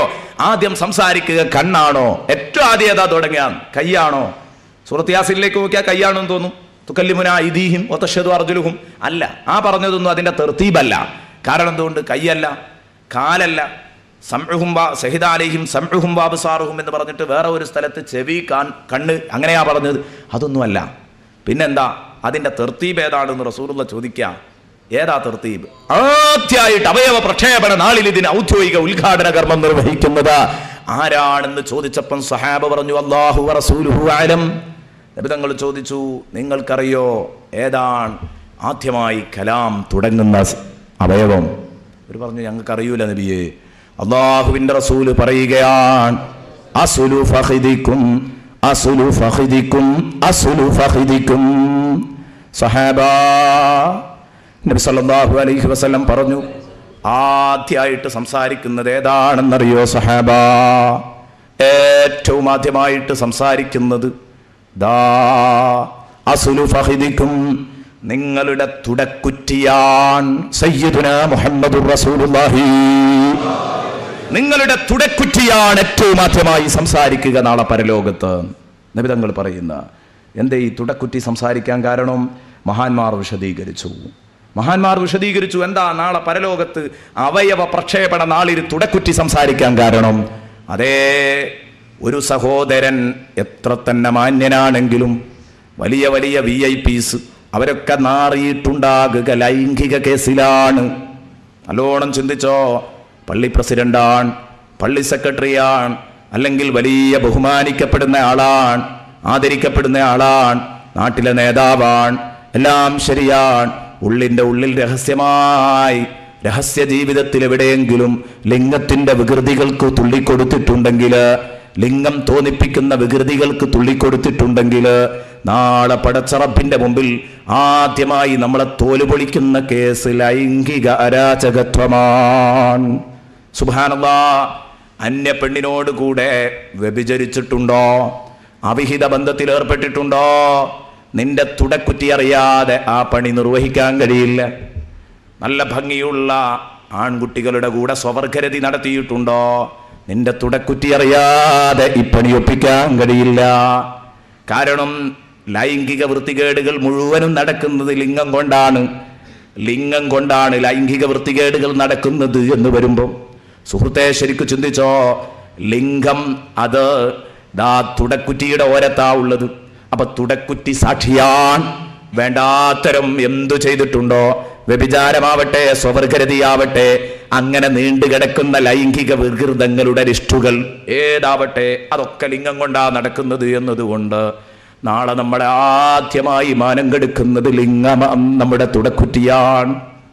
പടച്ചവനെ, എൻ്റെ പ്രിയപ്പെട്ട കൂട്ടുകാർ, ശരിക്കൊന്ന് നെഞ്ചത്ത് കൈവച്ചോർക്ക് ചെറുപ്പക്കാരെ, എൻ്റെ പ്രിയപ്പെട്ട ഉപ്പമാരെ, ജീവിതത്തിൽ പിന്നോട്ടൊന്ന് തിരിഞ്ഞു നോക്കുക. എന്നിട്ട് കൈ വെച്ചിട്ടൊന്ന് ചിന്തിക്ക്. പടച്ചവനെ, അന്ന് എൻ്റെ തുടക്കുറ്റി സംസാരിക്കാൻ തുടങ്ങുമ്പോൾ എന്നെ മാനം കെടുക്കാൻ എത്ര വിഷയങ്ങളുണ്ട് എന്ന് ചിന്തിക്കുക. എന്നാൽ എൻ്റെ പ്രിയപ്പെട്ട കൂട്ടുകാർ, നിങ്ങൾ ചിന്തിക്കണം, ആ വായനയിൽ നിന്ന് നമുക്ക് രക്ഷപ്പെടാൻ ഒരു മാർഗമുണ്ട്. അതെന്താ? ജീവിതത്തിൽ വന്നുപോയി, ഇതിൻ്റെ ഗൗരവമറിയാതെ ചെയ്തു പോയതാണ്. ഇന്നു തന്നെ രാത്രിയിൽ പൊട്ടി കരയൂ. നീ കരഞ്ഞിട്ട് റബ്ബിനോട് ഇസ്തിഗ്ഫാർ ചോദിച്ച് അല്ല പൊറുത്തു തന്നാൽ പൊറുത്തു തരും അല്ലാഹു. ഇനിയുള്ള ജീവിതം വിശുദ്ധമാക്കിയാൽ അല്ല പൊറുത്തു തരും. ഇനി നിങ്ങളെ ഒരിക്കലും അല്ലാഹു തആല ആഖിറത്തിൽ വായിച്ച് നിങ്ങളെ മാനം കെടുക്കില്ല. ആ ഭാഗം അല്ലാഹു മായിച്ചു കളയും. അതിന് വേണ്ടത് തെളിഞ്ഞ തൗബയാണ്. അവസാനത്തെ പത്താണ്, പറ്റിയ സമയമാണ്.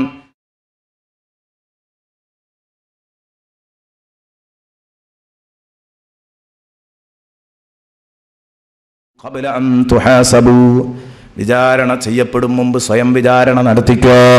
ഹാസിബു ഖബല അൻ തുഹാസബു, എന്നാൽ ജയിക്കാം, പരലോകം സലാമത്താകാം.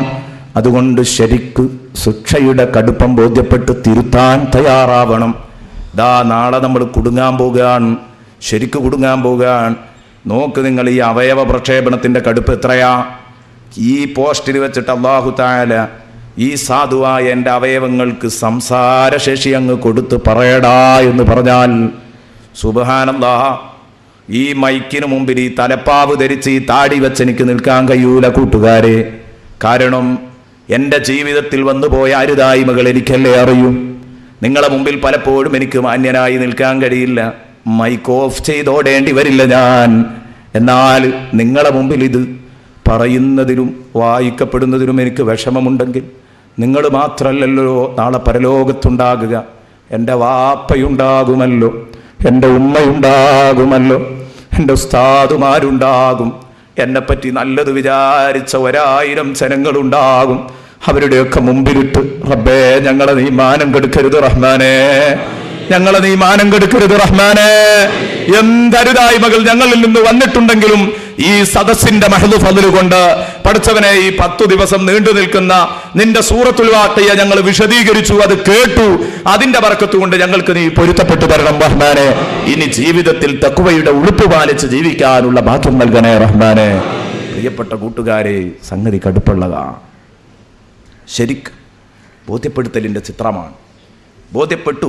ശരിക്ക് ബോധ്യപ്പെട്ടിട്ടേ അല്ലാഹു തആല കടത്തുന്നുള്ളൂ. ശരിക്കങ്ങോട്ട് ബോധ്യപ്പെടുത്തി തരും. അപ്പം അതുകൊണ്ട് എൻ്റെ പ്രിയപ്പെട്ട സഹോദരന്മാർ ചിന്തിക്കുക. അള്ളാഹു പറഞ്ഞു, ഇവരിതിനു മുമ്പ് അടിച്ചു പൊളിച്ച് ജീവിക്കുന്നവരായിരുന്നു. ഇതാണ് ഇവരുടെ പ്രശ്നം. വകാനൂ ഇന്നഹും കാനൂ ഖബല ദാലിക മുത്രഫീൻ വകാനൂ യുസിറൂന അലൽ ഹിൻസിൽ അദീം വകാനൂ യുസിറൂന അലൽ ഹിൻസിൽ അദീം. അവർ മഹാപാപത്തിൻ്റെ മേൽ നിത്യമാകുന്നവരായിരുന്നു, സ്ഥിരമായി മഹാപാപങ്ങൾ ചെയ്യുന്നവരായിരുന്നു. വകാനൂ യുസിറൂന അലൽ ഹിൻസിൽ അദീം. ഹിൻസ് എന്ന് പറഞ്ഞാൽ സത്യം ലംഘിക്കലാണ്. ആദ്യൊരു സത്യം ചെയ്തിട്ട് അത് ലംഘിക്കാം. അള്ളാഹുവായിട്ടൊരു ഉടമ്പടി, അത് ലംഘിക്കാം. ഈമാൻ അള്ളാഹുവായിട്ടുള്ള ഉടമ്പടിയാണ്, അത് ലംഘിക്കുമ്പോൾ ശിർക്കായി. ഞാൻ നല്ല നിലക്ക് തഖ്വയിൽ അധിഷ്ഠിതമായ ജീവിതം കഴിച്ചോളാം എന്ന് ആലമുൽ അർവാഹിലെ വാക്തത്വമാണ്. അത് ലംഘിക്കുമ്പോൾ അത് ദംഭായി, പാപമായി. അതുകൊണ്ടാണ് മഹാന്മാർ വകാനൂ യുസിറൂന അലൽ ഹിൻസിൽ അദീം എന്നതിന് അയദ്ദംബിൽ അദീം ഔ അല ശിർക്ക് രണ്ടർത്ഥം കൊടുത്തത് കാണാം. മുശ്രിക്കീങ്ങളും പെടും, തെറ്റ് ചെയ്ത മുഅ്മിനീങ്ങളും പെടും. മഹാപാപം ചെയ്ത് തുടർന്നു പോകുന്ന, മഹാപാപത്തിൽ തുടരുന്ന നമ്മളെപ്പോലെയുള്ള പാപികളായ മുഅ്മിനീങ്ങൾ, ശിർക്ക് വെച്ച് പുലർത്തുന്ന പക്കാ മുശ്രിക്കുകൾ എല്ലാവരും പെടും. ഓരോരുത്തർക്കും അവർക്കനുസരിച്ച് നൽകും. വകാനൂ യുസിറൂന അലൽ ഹിൻസിൽ അദീം. സത്യം ചെയ്തുറപ്പിച്ച ആ കരാറുകളെ പൊട്ടിച്ചു കളയലാണ് ഹിൻസ്. അതുകൊണ്ട് അള്ളാഹുവിന് അടച്ചു തീർക്കേണ്ട തീരുവകൾ അവർ അടച്ചു തീർത്തിട്ടില്ല. അതുകൊണ്ടാണ് കേട്ടോ നരകത്തിൽ കടക്കേണ്ടി വന്നത്. അള്ളാഹ് പറയുന്നു, ഈ തീക്കാറ്റും ഈ ചുടുവെള്ളവും അതുപോലെ തന്നെ ഫീ സമൂമിൻ വഹമീമിൻ വളില്ലിൻ മിൻ ഹമൂം, ഈ തണലും കൊള്ളേണ്ടി വന്നത് അതുകൊണ്ടാ, ഈ പുകത്തണൽ. ഇനി അള്ളാഹ് പറയുന്നു, കുറേ വിഷയങ്ങൾ നമുക്ക് പറയാനുള്ളത് കൊണ്ട് വേഗം അങ്ങ് പറയാം. വകാനൂ യഖൂലൂന ഇദാ മിത്നാ വകുന്നാ തുറാബൻ വഇളാമൻ അഇന്നാ ലമബ്ഊസൂൻ. ഇനി എന്താ അവർ നരകത്തിൽ കിടക്കാനുള്ള കാരണം? അതാണ് ഞാൻ നേരത്തെ പറഞ്ഞത്. നമുക്കൊക്കെ ഉള്ള കുഴപ്പമാണ്, എല്ലാവർക്കും ഉള്ളതാണ്. വകാനൂ യഖൂലൂന, അവർ പറയുന്നവരായിരുന്നു, മക്കാ മുശ്രിക്കുകൾ പറയുന്നവരായിരുന്നു. നമ്മളും വിശ്വാസം വേണ്ടത്ര ഇല്ലാത്തവർ പറയുന്നു. എന്ത്? ഇദാ മിത്നാ, നമ്മൾ മരിച്ചിട്ടോ, വകുന്നാ തുറാബൻ വഇളാമ, നമ്മൾ മണ്ണും എല്ലും ഒക്കെ ആയിപ്പോയിട്ടോ, അഇന്നാ ലമബ്ഊസൂൻ, രണ്ടാമത് നമ്മളെ പുനരുദ്ധരിപ്പിക്കപ്പെടുകയാൻ. അത് നടക്കൂലട്ടോ. അതൊരു മഹാസംഭവമായിട്ട് കാണുക. അതൊക്കെ എങ്ങനെയാ പരിപാടി? രണ്ടാമത് ജീവിക്കൽ ഇൻഷാ അല്ലാഹ് അതിനൊക്കെ തെളിവ് ചെയ്ത് കഴിഞ്ഞിട്ടാണ് പറയാൻ പോവാണ്. അഫറഅയ്തും മാ തഹ്റുസൂൻ അൻതും തസ്റഊനഹു അം നഹ്നു സാരിഊൻ. ശേഷം വരുന്നുണ്ട് നന്ദി കെട്ട ജനത, റബ്ബിനോട് നന്ദി കെട്ട ജനത എന്ന വിഷയത്തിന് ഇൻഷാ അല്ലാഹ് ഞാൻ അവതരിപ്പിക്കും. അപ്പോൾ പറയാം. അപ്പോൾ പുനരുത്ഥാനത്തെ നിഷേധിക്കലാണ് ഏറ്റവും വലിയ അബദ്ധം. പുനരുത്ഥാനം ഉണ്ട് എന്ന് വിശ്വസിച്ചാൽ അത് ശരിക്കും തലയിലാണ് തട്ടിനെങ്കിൽ പിന്നെ തെറ്റ് ചെയ്യൂലല്ലോ. തെറ്റ് ചെയ്താൽ അതിൻ്റെ അർത്ഥം എന്താ? വേണ്ടതുപോലെ ഈമാനായിട്ടില്ല എന്നാണ്. എന്ന് പറഞ്ഞാൽ എല്ലും മണ്ണും ആയാൽ പിന്നെ എഴുന്നേൽക്കൂലെന്നോ, അല്ലെങ്കിൽ എഴുന്നേൽക്കുന്നവർക്ക് വിശ്വാസമുണ്ടോ? അങ്ങനെ ഉണ്ടായിട്ടൊന്നുമല്ല. അവരാ നിഷേധത്തെ പരമാവധി കടുപ്പം കൂട്ടുകയാണ്. അവർ വളരെ വിദൂരമായി കാണാൻ വേണ്ടി പറഞ്ഞതാണ്. അതുകൊണ്ടാണ് അവർ തുടർന്ന് ചോദിച്ചത്, അവ ആബാവുനല്ലവലൂൻ, അല്ല, ഒരു സെല്ല് പോലും ബാക്കിയില്ലാത്ത, മുഴുവനും മണ്ണായി പോയ, മറ്റു സംഗതികളായി രൂപാന്തരപ്പെട്ട, മരങ്ങളും വൃക്ഷങ്ങളും പഴങ്ങളുമൊക്കെയായി രൂപപ്പെട്ട നമ്മുടെ വാപ്പാപ്പന്മാർ, നമ്മുടെ അപ്പൂപ്പന്മാർ, അവരും രണ്ടാമത് എഴുന്നേൽപ്പിക്കപ്പെടുമെന്നാണോ നിങ്ങൾ ഈ പറയുന്നത്? അവാബാവുനല്ലവലൂൻ, ഞങ്ങളെ മുൻഗാമികളായ പിതാക്കന്മാരും ഇനിയും വരുമെന്നാണോ നിങ്ങൾ പറയുന്നത്? അവരൊക്കെ ഇന്നിപ്പോൾ എവിടെയാ? ആകെ തീർന്നില്ലേ? അവരും വരുമെന്നാണോ പറയുന്നത്? ഖുൽ, നബിയെ നിങ്ങൾ പറയണം, ഇന്നൽ അവ്വലീന വൽ ആഖിരീൻ. അവർക്കെന്തേ സംശയം? എല്ലായിട്ട് എഴുന്നേൽക്കോ, മണ്ണായിട്ട് എഴുന്നേൽക്കോ, അപ്പൂപ്പന്മാരുണ്ടാകുമോ? നബിയെ നിങ്ങൾ പറഞ്ഞേക്ക്, ഇന്നൽ അവ്വലീന വൽ ആഖിരീൻ, തീർച്ചയായിട്ടും ആദ്യത്തവരും അവസാനത്തവരും, ആദം നബി തൊട്ട് ഖിയാമത്ത് നാൾ വരെയുള്ള സർവ്വജനങ്ങളും, ഇന്നൽ അവ്വലീന വൽ ആഖിരീൻ ലമജ്മൂന ഇലാ മീഖാതി യൗമിൻ മഅലൂം. ഒരു ഫിക്സ്ഡ് ദിവസം, അവിടെ ഒരു ഫിക്സ്ഡ് സമയമുണ്ട്. ആ സമയത്തെല്ലാവരെയും ഒരുമിച്ച് കൂട്ടിയിട്ടുണ്ടാകും. എഴുന്നേൽക്കാത്ത ഒരൊറ്റ കുട്ടിയും അന്നുണ്ടാവില്ല. അന്ന് എഴുന്നേൽക്കാത്ത ഒരൊറ്റ സാധു ഉണ്ടാവൂല എന്ന്. മീഖാത്ത് നിശ്ചിത സമയം. മീഖാത്ത് ഹജ്ജിന്റെ മീഖാത്ത് കേട്ടിട്ടില്ലേ? മീഖാത്ത് സമാനിയും മക്കാനിയും ഒക്കെ നിശ്ചിത സ്ഥലം, നിശ്ചിത സമയം. ഇതിനാ മീഖാത്ത് എന്ന് പറയാം. മീഖാത്തി മഅലൂം ഇലാ മീഖാത്തി യൗമിൻ മഅലൂം. അറിയപ്പെട്ട ഒരു ദിവസം എന്ന് പറഞ്ഞാൽ പുനരുത്ഥാന നാള് അള്ളാഹുവിൻ്റെ കണക്കിൽ അറിയപ്പെട്ട ഒരു ഫിക്സഡ് ഡേറ്റാണ്. അതെന്നാണോ അന്ന് എല്ലാവരും അവിടെ എണീക്കും. ഒരു ഫിക്സഡ് നാള്, ഫിക്സഡ് സമയം, സമയം. അന്ന് എല്ലാവരും ഇങ്ങോട്ട് എഴുന്നേൽക്കും. ഒരു നിശ്ചിത ദിവസം, ഒരു കൃത്യസമയത്ത് എല്ലാവരെയും ഒരുമിച്ച് കൂട്ടും. അന്ന് എഴുന്നേൽക്കാത്ത ഒരൊറ്റ കുട്ടി ഉണ്ടാവില്ല. അപ്പം എല്ലാവരും ഇങ്ങോട്ട് തട്ടിക്കൊട്ടി എഴുന്നേറ്റിട്ട് അവിടെ എല്ലാവരും മേലോട്ട് വെക്കാൻ തുടങ്ങും. വനുഫിഖ ഫിസ്സൂരി ഫൈദാഹും മിനൽ അജ്ദാസി ഇലാ റബ്ബിഹിം യൻസിലൂൻ. സൂറന്ന ഗാഹത്തിലാണ് ഊതുമ്പോഴാണത്. ഫൈദാഹും മിനൽ അജ്ദാസ്. ഉടനെ തന്നെ, ഒരു നിമിഷം പോലും പിന്തുന്നില്ല. ഫൈദാഹും, ഉടനെ തന്നെ അവരെല്ലാവരും മിനൽ അജ്ദാസി ഇലാ റബ്ബിഹിം യൻസിലൂൻ. അവരവരുടെ മണ്ണറകളിൽ നിന്ന് എഴുന്നേറ്റ്, ഖബറുകളിൽ നിന്ന് എഴുന്നേറ്റ് അവരുടെ രക്ഷിതാവിനെ ലക്ഷ്യം വിട്ട് കൂലം കുത്തി ഒഴുകുകയാണ്. കണ്ടോ, എൻസിലൂൻ എന്ന പ്രയോഗത്തിലൊക്കെ റബ്ബിലേക്കുള്ള ഒഴുക്കിന്റെ കടുപ്പം ശരിക്കും ഇങ്ങനെ വരുന്നുണ്ട്. എൻസിലൂൻ, കുത്തി ഒഴുകുക റബ്ബിലേക്ക്. ഒരു ഒഴുക്കാണ്. അവിടെ എഴുന്നേറ്റാൽ പിന്നെ ആരും ചിന്തിച്ചിരിക്കണില്ല. നമ്മൾ മുമ്പ് പറഞ്ഞ പോലെ കലാനന്ദൻ സാറ് ചിന്തിച്ചിരിക്കൂല. ഖുർആനിനെ വിമർശിക്കാനും കുതിര കയറാനും സമയം കണ്ട ഇടമറുത് ചിന്തിച്ചു നിൽക്കൂല. ആനന്ദ് സാറ് ചിന്തിച്ചു നിൽക്കൂല. ഒക്കെ എഴുന്നേറ്റാൽ നേരെ മണ്ണും പൊടിയൊക്കെ തട്ടിയിട്ട് റബ്ബിൻ്റെ അടുത്ത് ഓടുക. കാരണം എന്താ? ഇവരൊക്കെ നിഷേധിച്ചിരുന്നത് ഈ പ്രഥമഘട്ടത്തെ ആയിരുന്നു. ഇവർക്കൊക്കെ നടക്കൂല എന്ന് തോന്നിയിരുന്നത് ഈ പുനരുത്ഥാനായിരുന്നു. ഈ പുനരുത്ഥാനം നടന്നതോടുകൂടി ഇനി ഇവർക്ക് ഉറപ്പായി ഇനി പരലോക ദുനിയാവെന്ന് കേട്ടതൊക്കെ നടക്കാനുള്ളതാണ്. അപ്പം ഞാൻ ആർക്കും സംശയമല്ല, ഇനി രക്ഷപ്പെടാനുള്ള മാർഗം നോക്കുക, അതാണ്. പക്ഷെ തൽക്കാലം സലാമത്താകൂല. അള്ളാഹു നമ്മയൊക്കെ സലാമത്താക്കി തരട്ടെ.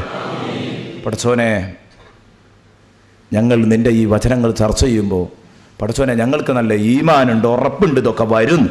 പക്ഷേ പലപ്പോഴും മാനുഷികമായിട്ട് തെറ്റുകുറ്റങ്ങളിൽ നിന്ന് മാറി നിൽക്കാൻ ഞങ്ങൾക്ക് കഴിയുന്നില്ല. നീ ഞങ്ങളോട് പൊരുത്തപ്പെടണം റഹ്മാനെ, നീ പൊരുത്തപ്പെടണം റഹ്മാനെ.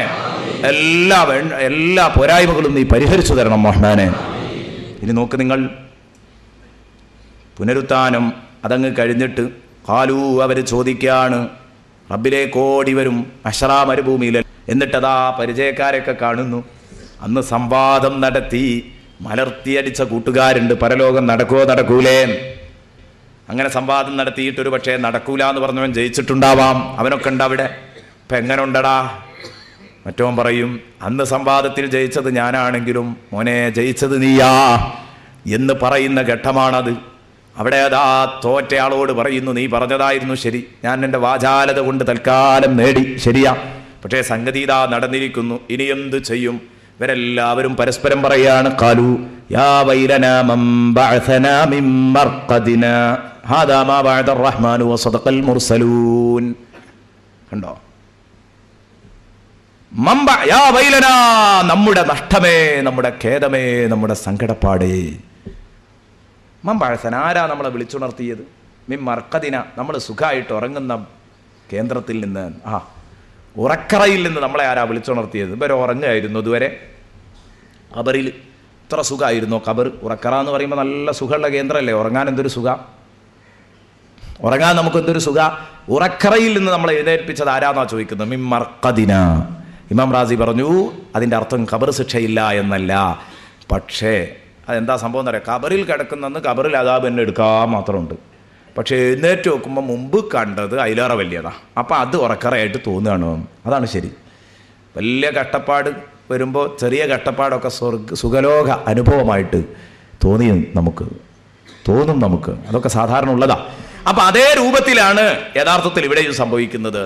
ഖബറിൽ കിടക്കുമ്പോൾ ഖബറത്തെ അദാബൊന്ന് തീർന്നിട്ടാൻ വേണ്ടി വല്ലാതെ വിഷമിച്ചു. എന്നാൽ ഖബറിന്ന് എഴുന്നേറ്റ് നോക്കുമ്പോഴോ അത് മതിയായിരുന്നു എന്ന് തോന്നുകയാണ്. കാരണം അതിലും വലുതാ അപ്പം കണ്ടത്. അപ്പം അതോ നല്ല ഉറക്കറയായി തോന്നുകയാണ്.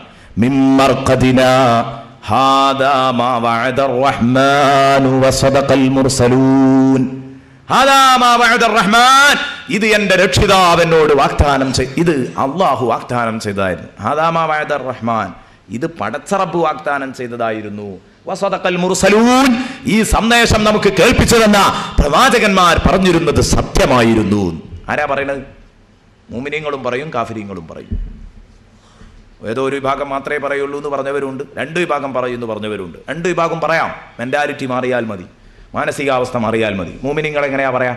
ഹെടാ, ആരെ നമ്മൾ ഉണർത്തിയതെന്ന് വെക്കുമ്പോൾ മുഅ്മിനീങ്ങൾ അതിന് മറുപടി, ഇത് അള്ളാഹു വാഗ്ദാനം ചെയ്തല്ലേ, ഇതല്ലേ അന്ന് നമ്മൾ മസ്ജിദുൽ ഫത്ഹിൽ നിന്ന് കേട്ടത്, ഇങ്ങനെയൊക്കെ എഴുന്നേൽക്കുന്ന അന്ന് കേട്ടു, നമ്മളത് വിശ്വസിച്ചു, നമ്മളെ ജീവിതമൊക്കെ ഒന്ന് തിരുത്തി, നമ്മൾ നിസ്കരിച്ചു, നോമ്പ് വച്ചു, ഖുർആനോദി, നല്ല മട്ടത്തിൽ നടന്നു, സലാമത്തായില്ലേ? അതുകൊണ്ട് സന്തോഷത്തോടെ ഹദാ മാ വഅദ റഹ്മാൻ വസദഖൽ മുർസലൂൻ, പ്രവാചകന്മാർ പറഞ്ഞത് ശരിയായിരുന്നു.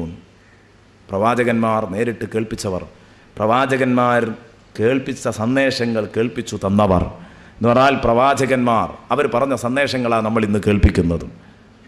ഇന്ന് നിങ്ങൾക്ക് കേൾപ്പിക്കുന്നത്, പ്രഭാഷണങ്ങളിലൂടെ കേൾപ്പിക്കുന്നത് പ്രവാചകന്മാർ അന്ന് തന്ന സന്ദേശം. അപ്പോൾ പ്രവാചകന്മാരുടെ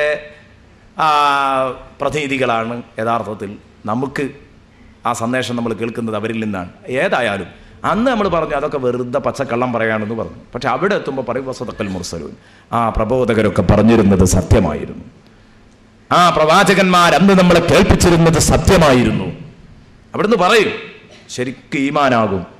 ഇവിടുന്ന് നമുക്ക് സംശയം കൊണ്ട് സംശയം, പക്ഷെ അവിടെ എത്തുമ്പോൾ ശരിക്കും ബോധ്യപ്പെടും. അപ്പോൾ ഏതാട്ടെ, നല്ല ജനങ്ങൾ സന്തോഷത്തോടെ പറയും നമ്മളന്ന് രക്ഷപ്പെട്ടടാ, ഒരു പറഞ്ഞത് ശരിയായിരുന്നു, ശരിയായിരുന്നു, ദരിദ്ര തെറ്റാന്ന് വിശ്വസിച്ച് അല്ല, ശരിയായിരുന്നു എന്ന് പറഞ്ഞത് നേരത്തെ വിശ്വസിക്കുന്നതിന് ഒന്നും കൂടെ പിന്തുണ പ്രഖ്യാപിക്കുകയാണ്. ശരിയായിരുന്നടാ, അതുകൊണ്ട് സലാമത്തായി. മറ്റോലോ അയ്യടാ എന്ന ഭാഷയിലാണ് അത് പറയുന്നത്. ഹാദാ മാ വഅദ റഹ്മാൻ. അന്ന് നമ്മൾ വയല് കേട്ടപ്പോൾ അതിനെ കുതിരയാക്കി, അന്ന് നമ്മൾ മുഅ്മിനീങ്ങളെ പരിഹസിച്ചു, അന്ന് നമ്മൾ യുക്തിവാദവും അതുപോലെ തന്നെ നമ്മൾ നിരീശ്വരവാദവും ഒക്കെ ആയിട്ട് നടന്നു. ഇപ്പം ഇതാ നമ്മുടെ മുമ്പിൽ ഇത് വന്നെത്തിയിരിക്കുന്നു. ഹാദാ മാ വഅദ റഹ്മാൻ, ഇതായിരുന്നു അവിടുന്ന് കേട്ടീനെ വഅദ്. വസദഖൽ മുർസലൂൻ, ഓല് പറഞ്ഞതൊക്കെ ശരിയായിരുന്നു, ഇനിയിപ്പോൾ എന്ത് ചെയ്യാനാ, പെട്ടില്ലേ? അങ്ങനെയാണ് അവരതിനെ വിലയിരുത്തുന്നത്. ഹാദാ മാ വഅദ റഹ്മാനു വസദഖൽ മുർസലൂൻ. സുബ്ഹാനല്ലാഹ്, ഇങ്ങനെ പുനരുത്ഥാനം നടക്കും തീർച്ചയാണ്. എന്നിട്ട് അല്ലാഹു തആല പറയുന്ന ഈ പുനരുത്ഥാനം കഴിഞ്ഞിട്ട് ഇനി ആ ഭാഗവും കൂടെ നമുക്ക് കേൾപ്പിക്കണം. അതും കൂടെ കേൾപ്പിക്കുമ്പോഴേ ഇത് പൂർണ്ണമാവുള്ളൂ. സുമ്മ ഇന്നകും അയ്യുഹല്ലാലൂനൽ മുകദ്ദിബൂൻ, സുമ്മ ഇന്നകും അയ്യുഹല്ലാലൂനൽ മുകദ്ദിബൂൻ, പിന്നെ തീർച്ചയായിട്ടും നിങ്ങൾ, സുമ്മ ഇന്നകും, പിന്നെ തീർച്ചയായിട്ടും നിങ്ങൾ, അയ്യുഹല്ലാലൂനൽ മുകദ്ദിബൂൻ, അല്ലയോ വഴിപിടച്ചു നടന്ന റൗഡികളെ, പരലോകത്തെ നിഷേധിച്ചു നടന്നവരെ അള്ളാഹു വിളിക്കുന്നു. വല്ലാത്ത കടുപ്പുള്ള വിളി. ഓ റൗഡികളെ, അയ്യുഹല്ലാലൂനൽ മുകദ്ദിബൂൻ. ഇവിടെ നമുക്ക് അതൊരു പുതുമയില്ല, എത്ര കേട്ടാലും പുതുമല്ല. ഇത് അല്ലാഹ് പറയാണ്, എന്നോടാ പറയണത്, നിങ്ങളോടാ പറയണത്. എത്ര പറഞ്ഞാലും നന്നാവാത്തവനെ, ലആകിലൂന മിൻ ശജരിൻ മിൻ സഖൂം, നിങ്ങൾ സഖൂം വൃക്ഷം തിന്നുക തന്നെ ചെയ്യേണ്ടി വരും. ലആകിലൂന മിൻ ശജരിൻ മിൻ സഖൂം, നിങ്ങൾ സഖൂം വൃക്ഷം തിന്നുക തന്നെ ചെയ്യേണ്ടി വരും. സഖൂം വൃക്ഷം തിന്നേണ്ടി വരും. എന്താ ഈ സഖൂം വൃക്ഷം എന്ന് പറഞ്ഞാൽ? സഖൂം വൃക്ഷം, സഖൂം വൃക്ഷം വലിയ അപകടം നിറഞ്ഞൊരു മരമാണ്. അത് മുളച്ചു പൊങ്ങുന്നത് നരകത്തിലാണ്. നരകത്തിൽ മുളച്ചു പൊങ്ങുന്ന ഒരു പഴമാണ് സഖൂം വൃക്ഷം, ഒരു മരമാണ് സഖൂം വൃക്ഷം. അത് മുളച്ചു പൊങ്ങുന്നത് തന്നെ നരകത്തിൽ. അല്ലാഹു തആല സൂറത്തു സാഫാത്തിയിലായിരിക്കും ആ വിഷയം പറഞ്ഞതായിട്ട് കാണാം. അദാലിക ഖൈറുൻ നുസുലൻ അം ശജറത്തു സഖൂം ഇന്നാ ജഅൽനാഹാ ഫിത്നതൻ ലിൽസാലിമീൻ ഇന്നഹാ ശജറത്തുൻ തഖ്റുജു ഫീ അസ്ലിൽ ജഹീം ത്വൽഉഹാ കഅന്നഹു റൂസു ശയാത്തീൻ ഫഇന്നഹും ലആകിലൂന മിൻഹാ ഫമാലിഊന മിൻഹൽ ബുതൂൻ സുമ്മ ഇന്ന ലഹും അലൈഹാ ലശൗബൻ മിൻ ഹമീം സുമ്മ ഇന്ന മർജിഅഹും ലഇലൽ ജഹീം.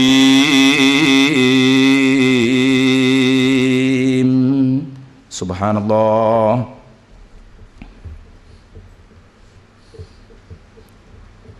ഈ മരം നാളെ നരകത്തു നിന്ന് കിട്ടുന്ന ഭക്ഷണവും വെള്ളമാണ് ഇഞ്ഞ് പറയുന്നത്. കുടിക്കാൻ കിട്ടുന്ന വെള്ളം, നേരത്തെ പറഞ്ഞത് നിൽക്കണ വെള്ളം, നമ്മൾ നിലകൊള്ളുന്ന വെള്ളത്തെക്കുറിച്ചാണ് നേരത്തെ പറഞ്ഞത്.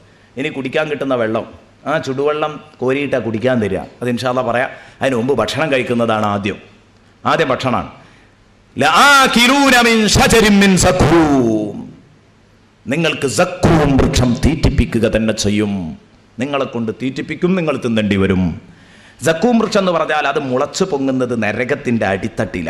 ഇന്നഹാ ഷജറത്തുൻ തഖ്റുജു ഫീ അസ്ലിൽ ജഹീം. അത് നരകത്തിൻ്റെ അടിത്തട്ടിലാണ് മുളച്ചു പൊങ്ങുന്നത്. ത്വൽഉഹാ കഅന്നഹു റൂസു ശയാത്തീൻ. ആ മരത്തിൻ്റെ തടിമരം കണ്ടാൽ, ആ മരത്തിൻ്റെ തണ്ടു കണ്ടാൽ അത് പിശാച്ചിൻ്റെ തലയാണോ എന്ന് തോന്നിപ്പോകും. കണ്ടാൽ തന്നെ പേടിയാവും. ആ മരത്തിൻ്റെ തല അങ്ങനെ കണ്ടാൽ പിശാച്ചിൻ്റെ തലയാണോ എന്ന് തോന്നിപ്പോകും. ഒരു പൈസാക്ഷിക മരം. കഅന്നഹാ വത്വൽഉഹാ ത്വൽഉഹാ കഅന്നഹു റൂസു ശയാത്തീൻ. ഇതാണ് ഈ മരം.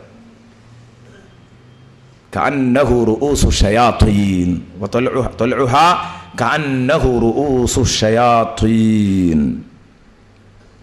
സൂറത്തു സാഫാത്ത് 64-65 വചനം. ശരിക്കും ഇതിൻ്റെ കടുപ്പം റസൂലുള്ളാഹി തങ്ങൾ പറഞ്ഞു. കാണാൻ തീരെ കോലല്ല. കരീഹുൽ മൻദർ, കാഴ്ചയിൽ വെറുക്കപ്പെട്ട മരമാണ്. വത്തുൻ, രുചിയും മോശമാണ്. രുചി ടേസ്റ്റും വളരെ മോശമാണ്. കറ്റുവാഴയേക്കാൾ കയ്പാണ്. റസൂലുള്ളാഹി പറഞ്ഞു വേറെ സ്ഥലത്ത്, അമറു മിന സ്വബിർ, കറ്റുവാഴയേക്കാൾ കയ്പാണ്. തൊട്ടാലോ ഹാറും ഫിൽ ലംസ്, തൊട്ടാ പൊള്ളും. മുൻതിനും ഫിർ റായിഹ, നാറിയിട്ട് മൂക്ക് പൊത്തണം ആ മരമുള്ളിടത്ത്. ഇങ്ങനത്തെ മരാണ്. ഇത് തിന്നണം തന്നെ വിഷയം. ഇത് തീറ്റിക്കും അല്ലാഹ്. ഈ മര തിന്നണ്ട കേട്ടോ, ഇതൊരു കായല്ല. ഇതിൽ നിന്ന് തിന്നേണ്ടി വരും എന്ന് പറയുമ്പോൾ കായാണെന്ന് ധരിക്കേണ്ട. അത് വേറെ കുറേ സംഗതികൾ തിന്നാനും കുടിക്കാനും ഒക്കെ ഉള്ള, തീയൊക്കെ വിഴുങ്ങാനുള്ളവരുണ്ട്, അതൊക്കെ വേറെ. അപ്പോൾ അതുകൊണ്ട് ഇവിടുന്ന് തുടങ്ങേണ്ടി വരും എന്നാണ് പറയുന്നത്. ഇത് തുടക്കാണ്. അതുകൊണ്ട് ആ മിൻ ഷജരി മിൻ സക്കൂം എന്ന് പറഞ്ഞത്, സക്കൂം വൃക്ഷത്തിൽ നിന്ന് തുടങ്ങണം നിങ്ങളുടെ തീറ്റ. അതാണ് മിൻ എന്ന് പറയാനുള്ള കാരണം. ഏതാവട്ടെ, ഞാൻ പറഞ്ഞു വന്നത് ഇതൊരു കായല്ല. കുറേ അങ്ങനെ നമ്മൾ ചിലപ്പോൾ കുറേ പെട്ടെന്നുള്ള ധാരണകൾ അങ്ങനെയൊക്കെയാണ് പോവുക. നേരത്തെ പറഞ്ഞ പോലെ സൂചിൻ്റെ ഓട്ട എന്ന് പറയുമ്പോൾ പിന്നിലെ ഓട്ട എന്ന് മനസ്സിലാക്കുന്നത് പോലെ സൂചി പഴുതാണ് യഥാർത്ഥത്തിൽ. എന്നപോലെ ഇവിടെ നമ്മളിത് കേൾക്കുമ്പോൾ ഇതൊരു കായായിരിക്കും എന്ന് വിചാരിക്കും. കായല്ല, കള്ളിമുള്ള് കായല്ല, അതൊരു മുൾ മരമാണ്. ഒരു നെബത്താണ് എന്നാണ് പരിചയപ്പെടുത്തിയത്. അത് തിന്നാൻ പറയും. രണ്ടു ഭാഗവും വളഞ്ഞു നിൽക്കുന്ന സങ്കീർണമായ മുള്ളുകൾ. ആ മുള്ളുകൾ തിന്നാൻ കഴിയൂല. ആ മുള്ളുള്ള, എങ്ങനെയായാലും അതിൻ്റെ മുള്ള ഒഴിവാക്കി തിന്നാൻ കഴിയൂല. മുള്ള ഒഴിവാക്കാൻ പറ്റൂല. ആ മുള്ളോട് കൂടി തിന്നണം. പതുക്കെ തിന്നാ മുള്ളും തിന്നാ. ഇതൊക്കെ ദുന്യാവിലേ നടക്കൂ, പരലോകത്ത് തിന്നിട്ട് നടക്കൂല. കാരണം അത്രയും സങ്കീർണമായ മുള്ള. ഈ മുള്ള് ഒരു കഷ്ണം അങ്ങോട്ട് തിന്നണമെങ്കിൽ, ഈ മുൾമരം തന്നിട്ട് ഒരു കഷ്ണം അങ്ങ് തിന്നണമെങ്കിൽ നല്ല പൊള്ളും ചെയ്യും, നല്ലോണം കഴിക്കും ചെയ്യും, നല്ലോണം മണക്കും ചെയ്യും. നോക്ക് നിങ്ങൾ, റസൂലുള്ളാഹി എത്രയാണ് ഇതിൻ്റെ ഒക്കെ ഒരു അദാബ്. എന്നിട്ട് ഇതിങ്ങനെ തിന്നുമ്പോൾ മോണ പൊട്ടും, അണ്ണാക്ക് പൊട്ടും, തൊണ്ട പൊട്ടും, പൊട്ടി പൊട്ടി തകരും, ആകെ വേദനിക്കും. അങ്ങനെ അത് തൊണ്ടയിൽ ചെന്ന് വിലങ്ങടിച്ചവിടെ കിടക്കും.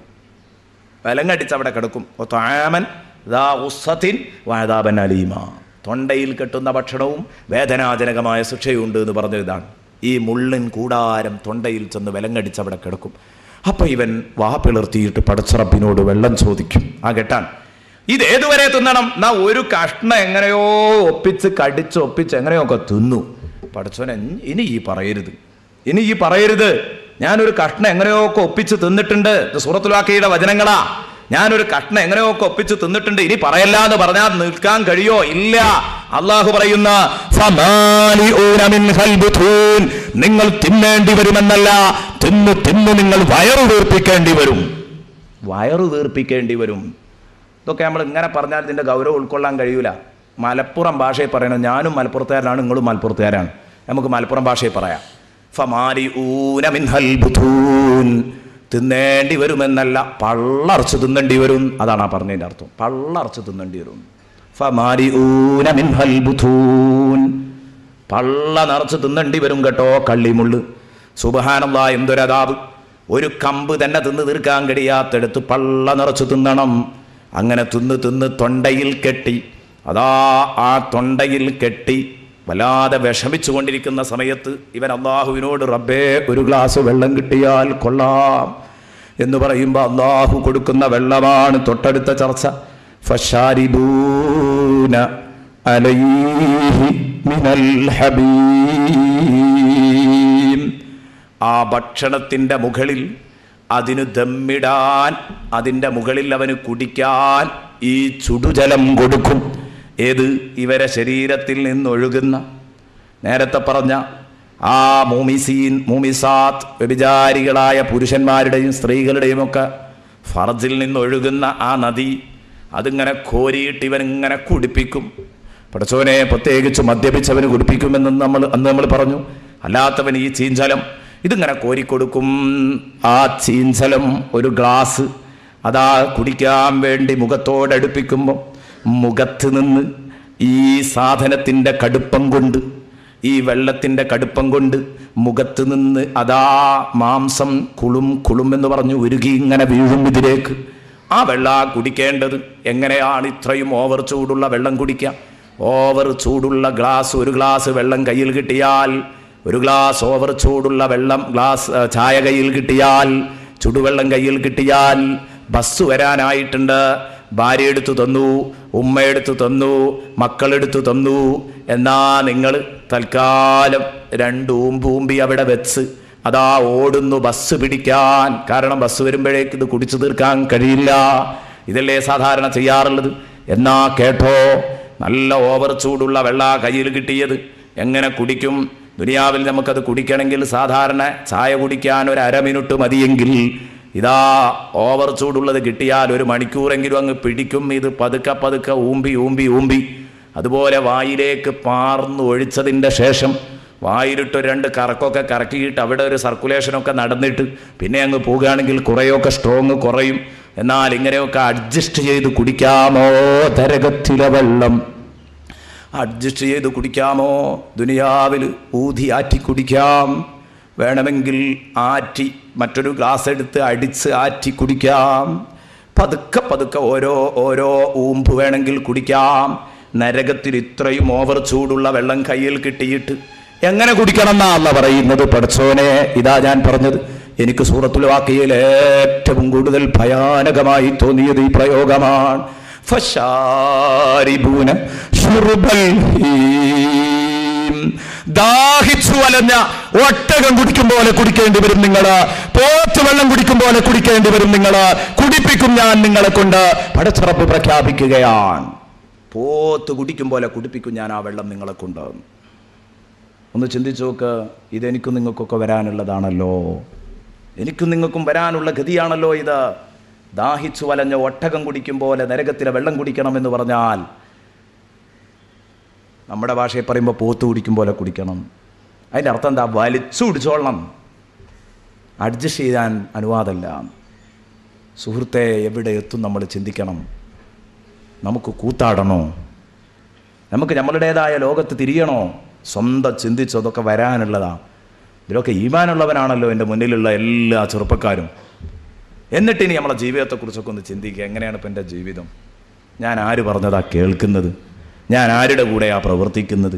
ഞാൻ ആർക്കു വേണ്ടിയാണ് മുദ്രാവാക്യം വിളിക്കേണ്ടത്? ഞാനിപ്പം വിളിക്കുന്നത് ആർക്കു വേണ്ടിയാണ്? ഒക്കെ ഒന്ന് ചിന്തിക്കുന്നത് നല്ലതായിരിക്കും. അള്ളാഹു നമുക്കൊക്കെ സന്മനസ്സ് നൽകട്ടെ. അള്ളാഹു നമുക്കൊക്കെ സന്മനസ്സ് നൽകട്ടെ. പ്രിയപ്പെട്ട കൂട്ടുകാരെ, നമുക്ക് ഇതിരുന്നൊരു ബേജാറുമില്ല. അങ്ങനെയാണ്. നമുക്കിഞ്ഞിപ്പോൾ എത്ര തന്നെ കടുപ്പുള്ളത് കേട്ടാലും ഒരു ബേജാറുമില്ല. കാരണം ഈമാൻ്റെ കുറവാണ്. പഠിച്ചോനെ, ഇതൊക്കെ എനിക്ക് വരാനുള്ളതാണല്ലോ എന്നുള്ള ബോധമില്ലാത്തത് കൊണ്ടാണ്. ഒന്ന് ചിന്തിച്ചു നോക്ക് എൻ്റെ പ്രിയപ്പെട്ട കൂട്ടുകാരെ. ഭക്ഷണം, ലൈസ ലഹും തആമുൻ ഇല്ലാ മിൻ ദരീഅ ലാ യുസ്ബിനു വലാ യുഗ്നി മിൻ ജൂഅ്. എല്ലാ ജുമുഅക്കും നമ്മൾ കേൾക്കുന്നതാണ്. 1.5 വിട്ട ജുമുഅക്കെങ്കിലും കേൾക്കും. ലാ യുസ്മിനു വലാ യുഗ്നി മിൻ ജൂഅ്. കള്ളിമുള്ളേ അവർക്ക് ഭക്ഷണമുള്ളൂ. സഖൂം എന്ന് പറഞ്ഞാലും വരീ എന്ന് പറഞ്ഞാലും ഖസ്ലീൻ എന്ന് പറഞ്ഞാലും എല്ലാം ഒന്നാണെന്ന് പറഞ്ഞവരും അല്ല വ്യത്യസ്തങ്ങളായ അദാബാണെന്ന് പറഞ്ഞവരും ഒക്കെ ഉണ്ട്. ഏതാവട്ടെ, ഖുർആനിൻ്റെ ശൈലി കാണുമ്പോൾ പലപ്പോഴും മനസ്സിലാകുന്നത് ഒന്ന് തന്നെയാണ്. അപ്പോൾ ഈ കള്ളിമുള്ള് എന്ന ഭക്ഷണം. ലാ യുസ്മിനു, അത് തടിക്ക് പിടിക്കുന്ന ഭക്ഷണമല്ല. വലാ യുഗ്നി മിൻ ജൂ, വിശപ്പകറ്റുന്ന ഭക്ഷണവുമല്ല. വിശപ്പകറ്റുന്ന ഭക്ഷണവുമല്ല, തടിക്ക് പിടിക്കുന്ന ഭക്ഷണവുമല്ല, രണ്ടുമല്ല. ലാ യുസ്മിനു വലാ യുഗ്നി മിൻ ജൂ. നമ്മൾ സാധാരണ ഭക്ഷണം കഴിക്കുക മൂന്നാലൊരു കാര്യത്തിനാണ്. ഞാൻ മുമ്പ് പറഞ്ഞിരുന്നു, മൂന്നാലൊരു കാര്യത്തിനാണ് നമ്മൾ ഭക്ഷണം കഴിക്കുക. അത് ഞാൻ ഫസ്റ്റ് ദിവസം പറയണമെന്ന് കരുതിയതായിരുന്നു, അന്ന് പറയാൻ കഴിയാത്തതുകൊണ്ട് പിന്നെ നമ്മളത് പറഞ്ഞിരുന്നു. പക്ഷേ എൻ്റെ പ്രിയപ്പെട്ട സുഹൃത്തുക്കൾ ചിന്തിക്കേണ്ടത് ആ കാര്യം കൃത്യമായി നമ്മൾ ചിന്തിക്കുക. മൂന്നാലൊരു കാര്യത്തിനെന്ന് പറയുമ്പോൾ ഒന്നിരിക്കൽ വയറ് നിറയാൻ വേണ്ടി ഭക്ഷണം കഴിക്കും. അപ്പോൾ പിന്നെ നമുക്ക് കൂട്ടാനൊന്നും വേണ്ട. നിഅ്മൽ ഇദാമു അൽ ജൂൾ, ഏറ്റവും നല്ല കൂട്ടാൻ വിശപ്പാൻ. സദഖ റസൂലുള്ളാഹി. വയറ് നിറയാൻ വേണ്ടി ഭക്ഷണം കഴിക്കും. അത് രസമുണ്ടായിട്ട് തിന്നുക എന്നുള്ളതല്ല, എന്തെങ്കിലും തിന്നിട്ട് വയറ് നിറക്കുക. പിന്നെ നമ്മൾ ഭക്ഷണം കഴിക്കുക തടിക്ക് പിടിക്കുന്നു കരുതിയിട്ടാണ്, വയറ് നിറയാൻ വേണ്ടിയിട്ടല്ല, തടിക്ക് പിടിക്കും. ഇപ്പോൾ കഷായമൊക്കെ കഴിക്കുന്നത് അതിൻ്റെ ടേസ്റ്റ് കൊണ്ടും അല്ല, വയറ് നിറയാനുമല്ല. കഷായം കുടിക്കുമ്പോൾ എന്താണ് ഈ കഷായം കുടിക്കണമെന്ന് വെച്ചാൽ പള്ളറിയാനാന്ന് പറയോ? പറയില്ല. അല്ല ഇതിൻ്റെ രസം കൊണ്ടാണെന്ന് പറയോ? അതുമില്ല. പിന്നെ എന്തിനാ? അത് ഉള്ളിലെത്തിയ കാര്യമാണ്. അപ്പോൾ തടിക്ക് പിടിക്കുമ്പോഴും തടിക്ക് ഉപകാരം ഉണ്ടെങ്കിലും നമ്മൾ ഭക്ഷണം കഴിക്കും. പിന്നെ ടേസ്റ്റ് മാത്രം ആസ്വദിക്കാൻ നമ്മൾ ഭക്ഷണം കഴിക്കും. അതിൻ്റെ ഉദാഹരണമാണ്, അന്ന് ഞാനത് പറഞ്ഞിട്ട് പൂർത്തിയായിട്ടില്ലായിരുന്നു, അപ്പോഴേക്ക് തങ്ങൾ വന്നു, നമ്മുടെ വിഷയം മാറി. അപ്പോൾ ഞാൻ പറഞ്ഞു വന്നത്, മൂന്നാമത്തത് ഇപ്പോൾ കടല കുറിക്കുന്നത്, അതുപോലെ ചോളാപ്പൊരി തിന്നുന്നത്. ചോളാപ്പൊരിയൊക്കെ നല്ല ഉദാഹരണമാണ്. ചോളാപ്പൊരി തിന്നുന്ന ഒരാളോട് എന്താണ് അതിങ്ങനെ ഒന്നുമല്ല, വിശന്നിട്ട് വയ്യ എന്നാരും പറയില്ലല്ലോ. വയറ് നിറയാൻ വേണ്ടി ചോളാപ്പൊരി ഒന്നുമില്ല. പിന്നെയോ തടിക്ക് പിടിക്കുന്നു കരുതിയിട്ടുമല്ല, അത് തിന്നാനൊരു രസം. അപ്പോൾ തിന്നാൻ രസം ഉണ്ടെങ്കിൽ മാത്രം നമ്മൾ ഭക്ഷണം കഴിക്കും. വയറ് നിറയാൻ വേണ്ടി മാത്രം ഭക്ഷണം കഴിക്കും. തടിക്ക് പിടിക്കാൻ വേണ്ടി മാത്രം ഭക്ഷണം കഴിക്കും, വിറ്റാമിനുള്ള ഭക്ഷണം. എന്നാൽ ഈ മൂന്ന് ഗുണമില്ലാതെ മനുഷ്യൻ ഭക്ഷണം കഴിക്കുമോ? ഇല്ല. മൂന്ന് ഗുണവും കൂടെ ഉള്ളതാണ് കേട്ടോ പലപ്പോഴും നമ്മൾ കഴിക്കുന്ന ഭക്ഷണം. മൂന്ന് ഗുണമുള്ളതാണ്. ഏതെങ്കിലും ഒരു ഗുണം ഉണ്ടായാൽ തന്നെ ഭക്ഷണം കഴിക്കും. എന്നാൽ നരകത്തിലെ ഭക്ഷണത്തിന് ഈ മൂന്ന് ഗുണവുമില്ല. വയറ് നിറയോ? ഇല്ല. തിന്നും തോറും വിശക്കും. ലാക്കിലൂന മിൻ ഷജരിൻ മിൻ സഖൂം എന്നതിൻ്റെ തഫ്സീറിലുണ്ട്. തിന്നും തോറും വിശക്കും. ഏതോ ഒരു മഹാൻ അങ്ങനെ പറഞ്ഞിട്ടുണ്ട്. തിന്നും തോറും അവർക്ക് വിശപ്പ് വരും. എന്നിട്ട് തിന്നും തോറും അവർക്ക് വിശപ്പ് വരും. വളരെ കഷ്ടമുള്ള ഒരു കാര്യമാണിത്, വളരെ കഷ്ടപ്പാടാണ്. ഒന്ന് ചിന്തിച്ചു നോക്ക് എൻ്റെ പ്രിയപ്പെട്ട സുഹൃത്തുക്കളെ. അങ്ങനെ വിശപ്പ് മാറൂല. രുചിയോ നമ്മൾ നേരത്തെ പറഞ്ഞല്ലോ, കയ്പാണ്. രുചി ഒട്ടും സുഖകരമല്ല. പൊള്ളിയിട്ട് നിൽക്കാനും കഴിയില്ല. പിന്നെ ഇപ്പം എന്താ ഉള്ളത്? വയറ് നിറയൂല, രുചിയുമില്ല, തടിക്ക് പിടിക്കൂല. അപ്പം ഇങ്ങനെ ഒന്നും ഇല്ലാത്ത ഭക്ഷണം അതാ ലാ യുസ്മിൻ, തടിക്ക് പിടിക്കാത്ത ഭക്ഷണമാണ്. വലാ യുഗ്നി മിൻ ജൂ, വിശപ്പകറ്റാത്ത ഭക്ഷണമാണ്. പിന്നെ ടേസ്റ്റ്, അത് ആയത്തിൽ പറഞ്ഞിട്ടില്ല, ഹദീസിൽ നബി സല്ലല്ലാഹു അലൈഹി വസല്ലം പറഞ്ഞു, കയ്പാൻ എന്ന് റസൂലുള്ളാഹി സ്വല്ലല്ലാഹു അലൈഹി വസല്ലം പറഞ്ഞു. അപ്പോൾ ഇങ്ങനെയുള്ള ഈ ഭക്ഷണവും വെള്ളമൊന്നും നമുക്ക് കഴിയില്ല. അതുകൊണ്ട് ഞാൻ എൻ്റെ ചെറുപ്പക്കാരോട് പറയാണ്, ചെറിയൊരു മാറ്റം ചെറുപ്പക്കാരെ നമുക്ക് നിർബന്ധമാണ്. മാറിയില്ലെങ്കിൽ നമ്മൾ കുടുങ്ങും, ഉറപ്പിച്ചോ. മാറിയില്ലെങ്കിൽ ഞാനും നിങ്ങളും വലയും എന്ന് തന്നെ ഉറപ്പിച്ചു വെച്ചോളൂ. സുബ്ഹാനല്ലാഹ്, എത്ര ഗൗരവമുള്ളതാണിത്. നിങ്ങൾ ചിന്തിച്ചു നോക്ക്. നാളെ ഒരു നരകചിത്രം പറയുന്നുണ്ട്. നാളെ നരകത്തിൽ കിടന്ന് കത്തിയെരിയുന്ന സമയത്ത് നമ്മളതാ ബഹുമാനപ്പെട്ട മലക്ക് മാലിക് നരകത്തിൽ നിന്നിങ്ങനെ കത്തി എരിഞ്ഞുകൊണ്ടിരിക്കുമ്പോൾ മാലിക് അലൈഹിസ്സലാമിനെ വിളിക്കും നമ്മൾ. ആരാ മാലിക്? നരകത്തെ കാക്കുന്ന മലക്ക്. നരകത്തെ കാക്കുന്ന മലക്കിനെ വിളിച്ചിട്ട് പറയും, ഓ മാലിക്കേ, കത്തിയെരിയാൻ തുടങ്ങിയിട്ട് വർഷങ്ങളായി മാലിക്കേ, കഷ്ടപ്പെടുകയാണ് ഞങ്ങൾ എന്ന് മാലിക് അലൈഹിസ്സലാമിനെ വിളിച്ചുകൊണ്ട് പറയാണ്. ഞങ്ങൾ കഷ്ടപ്പെടുന്നു, വല്ലാതെ വേദനിക്കുന്നുണ്ട്. അതുകൊണ്ട് നല്ല തണുത്ത മഴയുള്ള, നല്ല തണുത്ത വെള്ളമുള്ള ഒരു മഴ തന്നാൽ ഞങ്ങൾക്ക് കൊള്ളാമായിരുന്നു എന്ന് മാലിക് അലൈഹിസ്സലാമിനോട് പറയുമ്പോൾ ആ മാലിക് അലൈഹിസ്സലാം തിരിഞ്ഞു നോക്കുന്നില്ല. കുറേ കഴിയുമ്പോൾ 40 വർഷം അങ്ങനെ കൂവി വിളിക്കുമത്രേ. 40 വർഷം കൂവി വിളി. നരകത്തിലാണിത്. ഈ സംഗതിയൊക്കെ കൊണ്ട് 40 വർഷം കഴിയാൻ കഴിയോ? നരകത്തിൽ 40 വർഷം നമുക്ക് ഈ സംഗതിയുമായിട്ട് കഴിയാൻ പറ്റുമോ? ഒന്ന് ചിന്തിച്ചു നോക്ക്. നരകത്തിലാണ് ഈ പറഞ്ഞത്. 40 വർഷം കൂവി വിളിക്കുമ്പം അല്ലാഹു പറയുകയാണ്, സുബ്ഹാനല്ലാഹ്, 40 വർഷം കഴിയുമ്പോൾ അല്ലാഹു തആല പറയുന്ന, എന്നോടും നിങ്ങളോടുമായി പടച്ച റബ്ബ് പറയുകയാണ്. മാലിക് അലൈഹിസ്സലാമിനെ വിളിച്ചിട്ട് അല്ലാഹു ചോദിക്കാൻ, യാ മാലികു മാദാ യത്ലുബൂൻ. മാലിക്കേ, അവരെന്താ ചോദിക്കുന്നത്? മാലിക്കേ എന്തേ അവർ ചോദിച്ചത്? മനസ്സിലായില്ലല്ലോ. അവരെന്തോ ചോദിച്ചോ? എന്താ അവർ ചോദിക്കുന്നത്? മാലിക് അലൈഹിസ്സലാമിനോട് ചോദിക്കാൻ. മാലിക് അലൈഹിസ്സലാം പറയുന്ന അവർ ചോദിച്ചത് എന്താന്ന് പടച്ചോനെ അനക്ക് ശരിക്കും അറിയാലോ. ഈ എന്തിനാ ഇപ്പം എന്നോട് ചോദിക്കുന്നത്? അള്ളാഹ്ക്ക് ശരിക്കും അറിയാലോ ഇവരെന്താ ചോദിക്കണെന്ന്. പക്ഷെ ഇവരെ കുതിരയാക്കാണ്. 40 കൊല്ലം കഴിഞ്ഞിട്ടാണ് വിളിയേക്കണത്. നമ്മളാണെങ്കിൽ പിന്നെ വിളിക്കോ? നരകത്ത് നിന്ന് എത്രയും വിളിക്കൂട്ടോ. 40,000 കൊല്ലം കഴിഞ്ഞാലും വിളിക്കും. കാരണം എങ്ങനെയെങ്കിലും ഒരു സലാമത്ത് കിട്ടുമോ നോക്കാൻ. അങ്ങനെ വിളിച്ച് അവസാനം അള്ളാഹു ഉത്തരം ചെയ്യുകയാണ്. അത് ശരി, ഓല് വെള്ള ചോദിക്കണല്ലേ. മാലിക് അലൈഹിസ്സലാം പറഞ്ഞു, പഠിച്ചോനെ എനിക്ക് എന്നെക്കാൾ അറിയാം, നീ എന്നോട് ചോദിച്ചുകൊണ്ട് ഞാൻ പറയാം, ചോദിച്ചതുകൊണ്ട് ഞാൻ പറയാം. ഇന്നക അൻത അഅലമു മിന്നീ, നിനക്ക് എന്നെക്കാൾ അറിയാം, പക്ഷേ നീ എന്നോട് ചോദിച്ചതുകൊണ്ട് ഞാൻ പറയാം. ഇന്നഹും യത്ലൂബൂനൽ ഗൈസ്, അവരൊരു നല്ല തണുത്ത വെള്ളമുള്ള ഒരു മഴയാ റബ്ബേ ചോദിക്കുന്നത്. ശരി, അതാ ചോദിക്കുന്നതിലെ തണുത്ത വെള്ളമുള്ളൊരു മഴ, തണുത്ത വെള്ളമുള്ള ഒരു മഴയാണ് അവർ ചോദിക്കുന്നത് എന്ന് പറഞ്ഞപ്പോൾ ആ മഴ, തണുത്ത വെള്ളമുള്ള മഴ അവർ ചോദിക്കുമ്പോൾ അള്ളാഹു ഉടനെ തന്നെ നരകത്തിൻ്റെ മുകളിൽ ഒരു കാർമേഘം കയറ്റി. ആ കാർമേഘം കാണുമ്പോൾ ഇവർ ആഹ്ലാദിക്കുകയാണ്. എടാ അടുത്ത നിമിഷം നമുക്ക് സമാധാനം വരും, നല്ല മഴ പെയ്യാൻ പോകുന്നു, നരകത്തിലേക്ക് നല്ലൊരു മഴ പെയ്യാൻ പോകുന്നു, നമ്മൾ സമാധാനമായി. ഇതാര് പറഞ്ഞതാ? റസൂലുള്ള സഹാബത്തിന് ഇങ്ങനെ പറഞ്ഞു കൊടുത്തതാ. ഒരു സമയത്ത് നരകത്തിൻ്റെ ഒരു ചിത്രം റസൂലുള്ളാഹി തങ്ങൾ ഇങ്ങനെ പറഞ്ഞു കൊടുത്തതാ. അപ്പം മഴ അങ്ങോട്ട് പെയ്യുമ്പോൾ സുബ്ഹാനല്ലാഹ്, ചുവന്ന കാർമേഘം, ആ കാർമേഘം പെയ്തിറങ്ങി നോക്കുമ്പോൾ ഉർസിലത്ത് അലൈഹിമുൽ അഖാരിബ്, സുബ്ഹാനല്ലാഹ്, ഒരു തരം തീത്തേളുകൾ, തീയിൻ്റെ തേളുകളാണ് മഴയായി വർഷിക്കുന്നത്. ആ തീത്തേളുകൾ ഇവർ ആക്രമിക്കുകയാണ് മഴയായി പെയ്തിറങ്ങിയിട്ട്.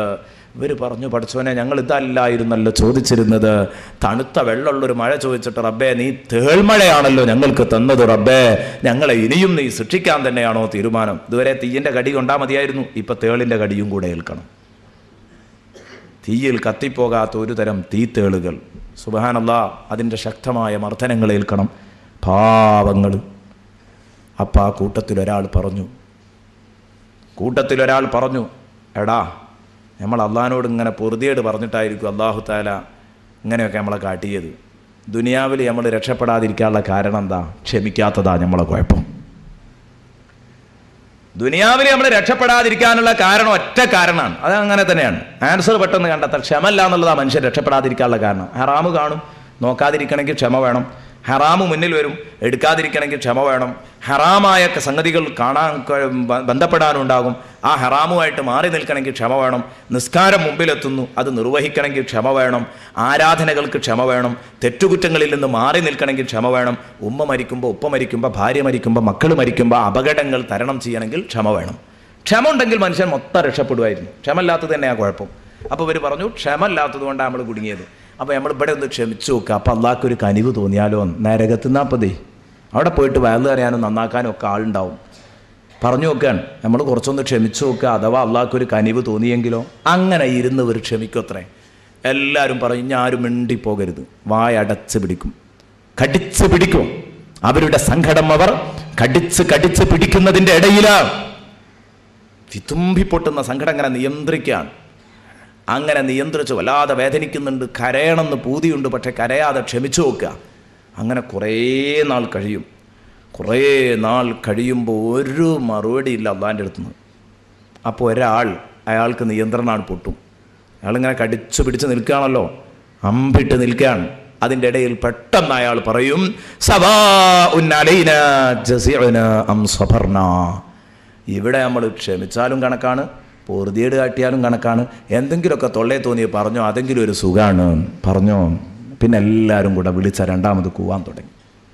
സുബ്ഹാനല്ലാഹ്, എൻ്റെ സുഹൃത്തുക്കളെ, ഇതൊക്കെ എനിക്കും നിങ്ങൾക്കും വരാനുള്ളതാണല്ലോ. അള്ളാഹുവേ, ഞങ്ങളെ നീ അങ്ങോട്ട് എത്തിക്കരുത് റഹ്മാനെ, ഞങ്ങളെ നീ അവിടെ എത്തിക്കരുത് റഹ്മാനെ, ഞങ്ങളെ നീ രക്ഷിക്കണേ റഹ്മാനെ, ഞങ്ങളെ കുടുംബത്തെ നീ സലാമത്താക്കണേ റഹ്മാനെ, ഞങ്ങളെ മാതാപിതാക്കളെ നീ രക്ഷിക്കണേ റഹ്മാനെ. നോക്ക് നിങ്ങൾ, പിന്നെ വിളിച്ച് കൂവാൻ തുടങ്ങി. മഴ മഴ മഴ മഴ ചോദിക്കാൻ തുടങ്ങിയപ്പോൾ അള്ളാഹു തആല മഴ കൊടുക്കുകയാണ്. അള്ളാഹു മഴ കൊടുക്കുന്നു. അല്ലാഹു മഴ കൊടുക്കുമ്പോൾ അതാ വലിയ ഒരു കാർമേഘം വീണ്ടും കയറുന്നു. ആ കാർമേഘം കറുപ്പാണ്. ആ കാർമേഘം കറുപ്പാണ്. നേരത്തെ കയറിയ കാർമേഘം ചുവപ്പായിരുന്നു, ഇത് കറുപ്പാണ്. കറുപ്പായപ്പോൾ ഇവർ പറഞ്ഞു ഇല്ല പ്രതീക്ഷ ഉണ്ട്. കാരണം കടിഞ്ഞ കാർമേഘം ചുവപ്പായിരുന്നു. അപ്പം പിന്നെ തീത്തേൾ വർഷിച്ചതിന് പറയേണ്ട, അത് ചുവപ്പായിരുന്നു മേഘം. ഇപ്പം കറുത്ത മേഘമായതുകൊണ്ട് ഇനി എന്തായാലും വെള്ളം തന്നെയാണ്. കറുത്ത മേഘമായതുകൊണ്ട് ദുനിയാവിൽ നിന്ന് കറുത്ത കാർമേഘം കയറിയാൽ നല്ല വെള്ളല്ലേ നമുക്ക് കിട്ടല്, ഇത് വെള്ളം തന്നെയാ എന്ന് പറഞ്ഞ് ആശ്വാസം കൊള്ളുമ്പോഴാണ് അതാ ഉർസിലത്ത് അലൈഹിമുൽ ഹയ്യാത്ത്. സുബ്ഹാനല്ലാഹ്, അവരിലേക്ക് പെയ്തിറങ്ങുന്നത് നീണ്ടു വലിഞ്ഞ തുള്ളികളാണ്, വലിയ സർപ്പങ്ങൾ.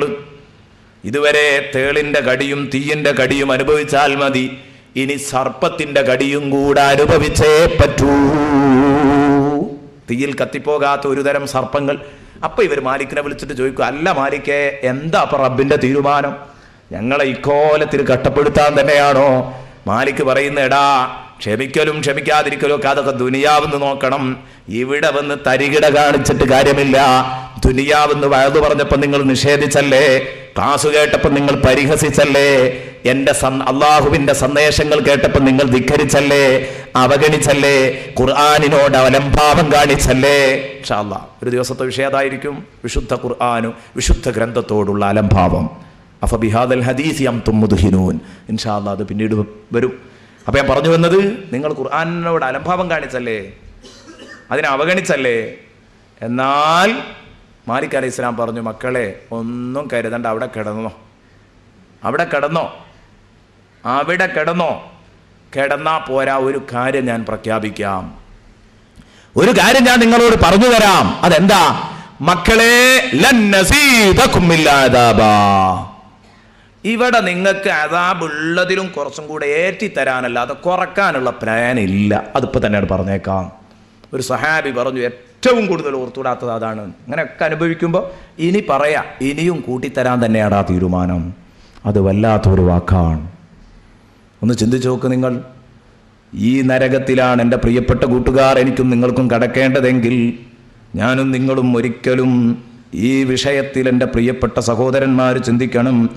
നമ്മുടെ ഭാഗത്ത് നിന്ന് അലംഭാവമുണ്ടാവാൻ പാടില്ല. നന്നായി കരുതണം നമ്മൾ. നമുക്കുണ്ടോ ഇതൊക്കെ പറഞ്ഞിട്ട് തലയിൽ കയറുന്നു? ഇതൊക്കെ കേട്ടിട്ട് നമുക്കുണ്ടോ വല്ല പുതുമയും? അതാ ബഹുമാനപ്പെട്ട ഹബീബ് മുഹമ്മദ് മുസ്തഫ സല്ലല്ലാഹു അലൈഹി വസല്ലമ തങ്ങളുടെ സദസ്സിലൊരു സ്വഹാബി. ആ സ്വഹാബിക്ക് നരകം എന്ന് കേട്ടുകൂടാ. നരകം എന്ന് കേൾക്കുമ്പോഴേക്ക് അയാൾക്ക് ബേജാറാണ്. അള്ളാഹുവിൻ്റെ ഹബീബ് നിസ്കാരം കഴിഞ്ഞാൽ റബ്ബനാ ആതിനാ ഫിദ്ദുനിയാ ഹസനതൻ വഫിൽ ആഖിറതി ഹസനതൻ വഖിനാ അദാബന്നാർ.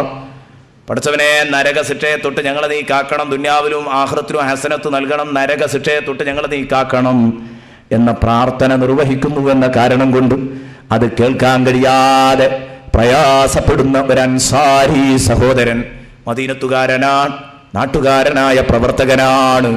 ആ പ്രവർത്തകൻ റസൂലുള്ളാഹിയുടെ വലതുഭാഗത്തു നിന്നും നിസ്കരിച്ചാൽ കാണുന്ന കൂട്ടുകാരൻ അയാളെ നിസ്കരിച്ചിട്ട് കാണുന്നില്ല. ഇയാൾക്ക് പ്രശ്നം ഒന്ന് മാത്രമാണ്, റസൂലുള്ളാഹി ഈ ദുആ നടത്തുന്നു, അദാബന്നാർ അന്നാർ അന്നാർ, നരകം നരകം നരകം, നരകശിക്ഷ ഞങ്ങളെ തൊട്ട് കാക്കണേ. നരകം എന്ന് പറയുന്നത് ഇയാൾക്ക് കേൾക്കാൻ കഴിയുന്നില്ല. അത് കേൾക്കുമ്പോഴേക്ക് അയാൾ ആകെ പിടുത്തം വിടുകയാണ്. അപ്പൊ തൽക്കാലം നിസ്കാരം വേണ്ടെന്ന് കരുതി, ജമാഅത്ത് നിസ്കാരം വേണ്ടെന്ന് കരുതി വീട്ടിലിരിക്കാൻ തീരുമാനിച്ചു.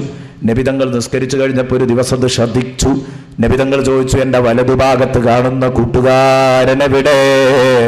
അവർ പറഞ്ഞു, നബിയേ, നിങ്ങൾ ഇങ്ങനെ നരകം നരകം നരകം എന്ന് പറയുമ്പോൾ ക്ലാസ് എടുക്കുകയാണെങ്കിലും അങ്ങനെ, ദുആ ചെയ്യുകയാണെങ്കിലും അങ്ങനെ, നബിയെ അത് സഹിക്കാൻ കഴിയാഞ്ഞിട്ട് അയാൾ പുരയിലേക്ക് മാറിയിട്ടുണ്ടെന്ന് പറഞ്ഞപ്പോൾ നബിതങ്ങൾ പറഞ്ഞു, എന്നാൽ സാരമില്ല സാരമില്ല സാരമില്ല, ഞാൻ നാളെ അയാളെ ആശ്വസിപ്പിക്കാൻ അയാളെ വീട്ടിൽ ചെല്ലുന്നുണ്ടെന്ന് പറ നിങ്ങൾ. ഇവർ ചെന്ന് ആ വിവരം പറഞ്ഞു. സുബ്ഹാനല്ലാഹ്, ഈ വിവരം കേട്ടതോടുകൂടെ കൂട്ടുകാരൻ അതൊരു പുതിയ ടെൻഷനായി. അത് പുതിയൊരു ടെൻഷനായി. ഇത്തരം സംഭവങ്ങൾ പറയാൻ ഇഷ്ടം പോലെ ഉണ്ട് പ്രിയപ്പെട്ട കൂട്ടുകാരെ. ഞാൻ ആയത്തുകൾ തന്നെ പറയാൻ കാരണം പരമാവധി തലയിൽ കയറട്ടെ എന്ന് കരുതിയിട്ടാണ്. സംഭവങ്ങൾ പറയുമ്പോൾ അതിൻ്റെ സ്വീകാര്യതയോ അതിൻ്റെ പ്രാമാണികതയോ ഒക്കെ കുറേ ചോദിച്ചേക്കാം. മുഅ്മിനീങ്ങളെ സംബന്ധിച്ചിടത്തോളം അതിലൊന്നും സംശയിക്കേണ്ടതില്ല. മഹാന്മാരെഴുതി വെച്ച നമ്മളെ സമുദ്ധരിക്കാൻ വേണ്ടി അവരെഴുതി വെച്ച ചരിത്രങ്ങൾ, അവരെഴുതി വെച്ച സംഭവങ്ങൾ, അതൊക്കെ വിശ്വസിക്കുന്നവരാണ് മുഅ്മിനീങ്ങൾ. തഫ്സീർ ഗ്രന്ഥങ്ങളിലും അതുപോലെ മറ്റു ഗ്രന്ഥങ്ങളിലും ചരിത്ര ഗ്രന്ഥങ്ങളിലുമൊക്കെ എഴുതി വെച്ച ചരിത്രങ്ങൾ വിശ്വസിക്കുന്നവരാണ്. അപ്പോൾ മുഅ്മിനീങ്ങളെ സംബന്ധിച്ചിടത്തോളം അതിലൊന്നും വിഷമല്ല. പക്ഷേ ഖുർആനിൻ്റെ നേരിട്ടുള്ള ആയത്ത് ഇങ്ങനെ കിട്ടുമ്പോൾ അതെന്തായാലും പിന്നെ ഒരു കുട്ടിക്കും സംശയം ഉണ്ടാവില്ലല്ലോ. അതുകൊണ്ടാണ് ഇത്രയും സമയം അതെന്നെ പറഞ്ഞത്. ഇനിയും പറയാനുണ്ട് കുറേ ഭാഗങ്ങൾ. സൂറത്തുൽ മുത്തഫിഫീനയിലുണ്ട്, സൂറത്തുൻ നബയിലുണ്ട്, ഇങ്ങനെ തുടങ്ങിയിട്ട് എല്ലാ ഭാഗത്തും. പ്രത്യേകിച്ച് താഴെ ഒരു 3 ജുസ് ഇങ്ങോട്ട് മറച്ചാൽ നരകവും സ്വർഗവും തന്നെയുള്ളൂ. പരലോകമാണ്, ആകെ പരലോകമാണ്. അതൊക്കെ നിങ്ങൾക്ക് എന്തായാലും ഒരു ദിവസം കൊണ്ട് തരാൻ പറ്റാത്തതുകൊണ്ട് നിങ്ങൾ സ്കൂൾ ഓഫ് ഖുർആനിലേക്ക് വരിക. സ്കൂൾ ഓഫ് ഖുർആൻ ഈ പള്ളിയിൽ നടത്തി വരുന്നു. അതിൻ്റെ കീഴിലാണ് ഈ ക്ലാസ്. 6.5 വർഷത്തോളമായി ആ ക്ലാസ് ഇവിടെ ആരംഭിച്ചിട്ട്. ഇപ്പോഴും അതിലെത്തിപ്പെടാത്ത കൂട്ടുകാരുണ്ടെങ്കിൽ പുതുമുഖങ്ങളോട് ഞാൻ ഉണർത്തുന്നു, എല്ലാ ഞായറാഴ്ചയും സുബഹി നിസ്കാരാനന്തരം നടക്കുന്ന 1.25 മണിക്കൂർ മാത്രമുള്ള ക്ലാസ്, കൂടുതലില്ല, ആകെ 1.25 മണിക്കൂർ, അത്രേ ആ ക്ലാസ് ഉള്ളൂ. അതിൽ വരാൻ കഴിയുന്നവർ സുബഹിക്ക് പങ്കെടുക്കണം. അതിൽ പങ്കെടുക്കുന്നവർക്ക് വലിയ മാറ്റങ്ങളും ഉണ്ടായിട്ടുണ്ട് ജീവിതത്തിൽ. അത് അവരുമായിട്ട് നിങ്ങൾക്ക് ബന്ധപ്പെട്ടാൽ കിട്ടും. കാരണം ഇടയ്ക്കിടയ്ക്ക് ഇതിങ്ങനെ ആഴ്ചതോറും ഇതിങ്ങനെ കേൾക്കുമ്പോൾ പിന്നെ നമ്മൾ ഒടുക്കും പോകാമെന്നില്ല. ആഴ്ചതോറും കേൾക്കണം. ഇതിൻ്റെ വീര്യം കുറയരുത്. ഇതിപ്പോൾ ഇനിയിപ്പോൾ കേട്ടു, ഇനിയിപ്പോൾ അടുത്തല്ല അയാൾ കേൾക്കുക, അടുത്ത മുമ്പിന്, പിന്നെ അത് ഭയങ്കര പ്രയാസമാണ്. നബി തങ്ങളുടെ ഉത്ബോധനം എങ്ങനെയായിരുന്നു? എല്ലാ ആഴ്ചയും ഞങ്ങൾ ഉത്ബോധിപ്പിക്കുമായിരുന്നു എന്നാണ് ഹദീസിലുള്ളത്. കാരണം യുദക്യൂന, എല്ലാ ആഴ്ചയിലൊരു ദിവസം ഞങ്ങൾ ഉത്ബോധിപ്പിക്കുമായിരുന്നു എന്ന് ഹദീസിലുണ്ട്. അപ്പോൾ ആഴ്ചയിലൊരു ദിവസമുള്ള ആ ഒരു ഉത്ബോധനം അത് വളരെ ഉപകാരപ്പെടും. നിങ്ങളൊക്കെ ആ ക്ലാസ്സിനെത്തണം എന്ന് പ്രത്യേകം ഉണർത്താൻ ഞാൻ പറഞ്ഞു വന്നത്. ഈ സ്വഹാബി നബി സല്ലല്ലാഹു അലൈഹി വസല്ലമ തങ്ങൾ ഇയാളെ സമാശ്വസിപ്പിക്കാൻ വേണ്ടി വരാമെന്ന് പറഞ്ഞു. അങ്ങനെ അതിരാവിലെ റസൂലുള്ള ഇയാളെ വീട്ടിലേക്ക് കയറി ചെല്ലാൻ, റസൂലുള്ള ഇയാളെ പുരയിലേക്ക് കയറി ചെല്ലാൻ, വീട്ടിലേക്ക് കയറി വരുമ്പോൾ ഇയാൾ തലേന്ന് രാത്രി ഉറങ്ങിയിട്ടില്ല. കാരണം ഇയാളുടെ പ്രശ്നം എന്താ? ഈ പ്രശ്നമാണ്, പടച്ചോനെ നാളെ എൻ്റെ ഹബീബ് എൻ്റെ വീട്ടിൽ വരുമല്ലോ, എന്തിനാ വരുന്നത് എന്ന് ഇയാൾക്ക് ചിന്തിക്കാൻ വയ്യ. കാരണം എന്തിനാ വരുന്നത്? നരകത്തെ തൊട്ട് ആശ്വസിപ്പിക്കാൻ. നരകം എന്ന് ആലോചിക്കുമ്പോഴേക്ക് ഇയാൾ പിടുത്തം വിടുക. അപ്പം നബി വരാന്ന് പറഞ്ഞത് ഇയാൾക്ക് പുതിയ ടെൻഷനായി മാറി. കാരണം നരകത്തെ തൊട്ട് ആശ്വസിപ്പിക്കാനാണല്ലോ നബി വരുന്നത്. അപ്പോഴേക്ക് ഇയാളുടെ മനസ്സിൽ നരകം എന്ന് വരികയാണ്. നരകം എന്ന് വന്നു കഴിഞ്ഞാൽ സല്ലല്ലാഹു അലൈഹി വസല്ലമ തങ്ങൾ നരകത്തെക്കുറിച്ച് പറഞ്ഞ ആ ചിത്രം, പടച്ചോനെ അന്ന് നരകത്തിലെ തീപ്പൊരി പറക്കുന്ന ആയത്തിന് സല്ലല്ലാഹു അലൈഹി വസല്ലം ഓതി തന്നത്, നരകത്തിലേക്ക് ആപ്പതിച്ച കല്ലിന്റെ ശബ്ദം റസൂലുള്ള ഗൗരവത്തോടെ ഉണർത്തിയത്, ഈ ചിത്രങ്ങളൊക്കെ ഇയാൾക്ക് ഇങ്ങനെ ഓർമ്മ വരികയാണ്. പടച്ചോനെ തിരിഞ്ഞും മറിഞ്ഞും കിടന്നു, അന്ന് രാത്രി ഉറങ്ങിയിട്ടില്ല. അതിരാവിലെ റസൂലുള്ള അതാ കയറി വരുന്നു. റസൂലുള്ള കയറി വരുമ്പോ ഈ കൂട്ടുകാരൻ അല്ലാഹുവിൻ്റെ ഹബീബ് കയറി വരുമ്പോ അതാ ആ സന്തോഷം കൊണ്ട് എന്നെ സമാധാനിപ്പിക്കാൻ വരുന്നു റസൂല്. അതോടൊപ്പം തന്നെ എന്നെ സമാധാനിപ്പിക്കാൻ വരുന്നത് കത്തിയാളുന്ന നരകത്തെ തൊട്ടാണ്. പടച്ചോനെ, കത്തിയാളുന്ന നരകത്തെ തൊട്ട് എന്നെ സമാശ്വസിപ്പിക്കാൻ ആർക്ക് കഴിയും? അല്ലാഹുവിൻ്റെ ഹബീബിന് കഴിയോ? കാരണം ആ ഹബീബല്ലേ എനിക്ക് നരകത്തിൻ്റെ വളരെ ഗൗരവമുള്ള ചിത്രങ്ങൾ പറഞ്ഞു തന്ന് എന്നെ പേടിപ്പിച്ചതാ ഹബീബല്ലേ. ബേജാറോടെ കടന്നു വരുന്ന ഹബീബിൻ്റെ അടുത്തേക്ക് മുറ്റത്തേക്ക് അങ്ങ് എടുത്തു ചാടി. ഓടിച്ചെന്ന് അല്ലാഹുവിൻ്റെ റസൂലിനെ കെട്ടി ഇങ്ങ് പിടിച്ചിട്ട് പറഞ്ഞു, യാ റസൂലല്ലാഹ് അല്ലമാൻ അല്ലമാൻ. ഫഅതനഖഹു സല്ലല്ലാഹു അലൈഹി വസല്ലം വഖറ മയ്യിതാ. സുബ്ഹാനല്ലാഹ്. ഓടി അങ്ങ് ചെന്നു, അണഞ്ഞുകൂടി അല്ലാഹുവിൻ്റെ ഹബീബിനെ അങ്ങ് പിടിച്ചു, ആലിംഗനം അങ്ങ് ചെയ്തു, കൂട്ടി ഇങ്ങ് പിടിച്ചിട്ട് ഈ സഹോദരൻ അല്ലാഹുവിൻ്റെ ഹബീബിനോട് പറയാൻ, യാ റസൂലല്ലാഹ് അല്ലമാൻ അല്ലമാൻ, നബിയേ ഈ പാവത്തെ രക്ഷിക്കണം നബിയേ, ഈ പാവത്തെ രക്ഷിക്കണം നബിയേ, ഞാൻ നരകത്തിലേക്കാണ്, എന്നെ രക്ഷിക്കണം നബിയേ എന്ന് പറഞ്ഞ് പൊട്ടി പൊട്ടി കരയുകയാണ്. റസൂലുള്ളാഹി തങ്ങളുടെ ശരീരത്തില് തിരുബോഡിയില് ആഞ്ഞു പിടിച്ചിട്ടുണ്ട്, മുറുക്കി പിടിച്ചിട്ടുണ്ട്. കുറച്ചു കഴിഞ്ഞപ്പോൾ ആ കൈകൾ പതുക്കെ പതുക്കെ അഴഞ്ഞു, പതുക്കെ പതുക്കെ അങ്ങനെ ലൂസാകാൻ തുടങ്ങി. അതാ വഖറ മയ്യിത, മലർന്നങ്ങ് വീണൂട്ടെ, മയ്യിത്തായി വീണതാ. റസൂലുള്ളാഹി സ്വല്ലല്ലാഹു അലൈഹി വസല്ലം കുനിഞ്ഞു നിന്ന് അയാളുടെ നെഞ്ചത്ത് തൊട്ടു നോക്കി. വഹുവ ലാ യതഹറക് വലാ യതനഫസ്, ഇല്ല, അവർ ശ്വസിക്കുന്നില്ല, നാഡീമിടിപ്പുകൾ അവസാനിപ്പിച്ചിരിക്കുന്നു, ഹൃദയമിടിപ്പ് അവസാനിച്ചിരിക്കുന്നു. റസൂലുള്ളാഹി തങ്ങൾ കണ്ണീരിൽ കുതിർന്നുകൊണ്ട് റസൂലുള്ളാഹി തങ്ങൾ പറഞ്ഞു, ജഹിസൂ സ്വാഹിബക്കും ഫഇന്നൽ ഖലഖ മിനന്നാർ. ഖദ് ഫലദ കബിദ. നിങ്ങളുടെ കൂട്ടുകാരനെ സംസ്കരിക്കാൻ നോക്ക്, നിസ്കരിക്കാൻ നോക്ക്, കുളിപ്പിക്കാൻ നോക്ക്, കഫൻ ചെയ്യാൻ നോക്ക്, നിസ്കരിക്കാം, നമുക്കവനെ മറമാടാം. ഫഇന്നൽ ഖലഖ മിനന്നാരി ഖദ് ഫലദ കബിദ. നരകത്തെക്കുറിച്ചുള്ള വിഭ്രാന്തി അയാൾക്ക് അറ്റാക്കാക്കിയിരിക്കുകയാണ്. ഹബീബ് മുഹമ്മദുർ റസൂലുള്ളാഹി സ്വല്ലല്ലാഹു അലൈഹി വസല്ലം പറയുകയാണ്, അറ്റാക്കായി പോയ ആൾ എന്താ പ്രശ്നം? നരകത്തെക്കുറിച്ച് ചിന്തിച്ചതാണ്, നരകത്തെ പേടിച്ച് കരഞ്ഞതാ. സുഹൃത്തെ, എപ്പോഴെങ്കിലും ജീവിതത്തിൽ ഒരിക്കലെങ്കിലും ഈ നരകത്തെക്കുറിച്ചൊരു പേടി നമ്മുടെ മനസ്സിൽ വന്നിട്ടുണ്ടോ? നല്ലോണം ചിന്തിക്കണം.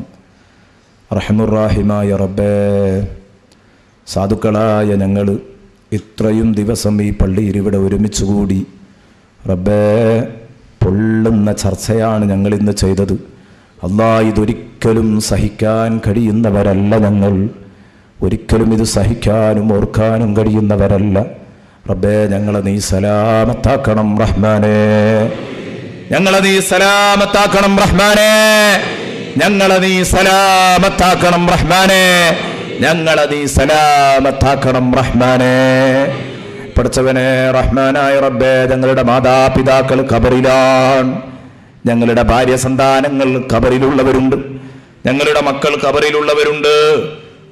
അപ്പേ, ഞങ്ങളിൽ മരിച്ചുപോയവരുടെ ഖബർ ജീവിതം നീ സന്തോഷമാക്കണം റഹ്മാനേ, സന്തോഷമാക്കണം റഹ്മാനേ. പഠിച്ചവനെ, നാളെ ഞങ്ങളുടെ മാതാപിതാക്കളെ നീ ഖബറിൽ നിന്ന് നാളെ നരകത്തിലിട്ട് ശിക്ഷിക്കരുത് റഹ്മാനേ. പഠിച്ചവനെ, നാളെ പുനരുത്ഥാന ശേഷം വഖൂദുഹന്നാസു വൽ ഹിജാറ, നരകത്തിലെ തീ, ആ നരകത്തിലെ തീ കത്തിച്ചു റെഡിയാക്കുന്നത്, നരകത്തിൽ കത്തിക്കപ്പെടുന്നത് അന്നാസു വൽ ഹിജാറ, എന്നെപ്പോലെ നിങ്ങളെപ്പോലെയുള്ള മനുഷ്യന്മാരെ, വൽ ഹിജാറ, കല്ലുകളെയുമാണ്, കല്ലുകളെയും മനുഷ്യന്മാരെയുമാണ് നരകത്തിൽ കത്തിക്കുന്നതെന്ന് പറയുമ്പോൾ അത് വളരെ ബേജാറുള്ള സംഗതിയാണ്. നാളെ കത്തിക്കുന്നത് നരകത്തിൽ കല്ലുകളെയും മനുഷ്യരെയുമാണ്. സുബ്ഹാനല്ലാഹ്, ആ മനുഷ്യ മക്കൾ ഞാനും നിങ്ങളും ആകുമെന്ന് ബേജാറാവണം. റസൂലുള്ളാഹി തങ്ങൾ ഇങ്ങനെ പറഞ്ഞു, യൂഖദു അലൈഹാ അൽഫാ മിൻ ഹത്ത ബിയല്ലത്ത് സുമ്മ യൂഖദു അലൈഹാ അൽഫാ മിൻ ഹത്ത യൂഖദു അലൈഹാ അൽഫാ മിൻ ഹത്ത ഹമറത്ത് സുമ്മ യൂഖദു അലൈഹാ അൽഫാ മിൻ ഹത്ത ബിയല്ലത്ത് സുമ്മ യൂഖദു അലൈഹാ അൽഫാ മിൻ ഹത്ത സ്വദ്ദത്ത്.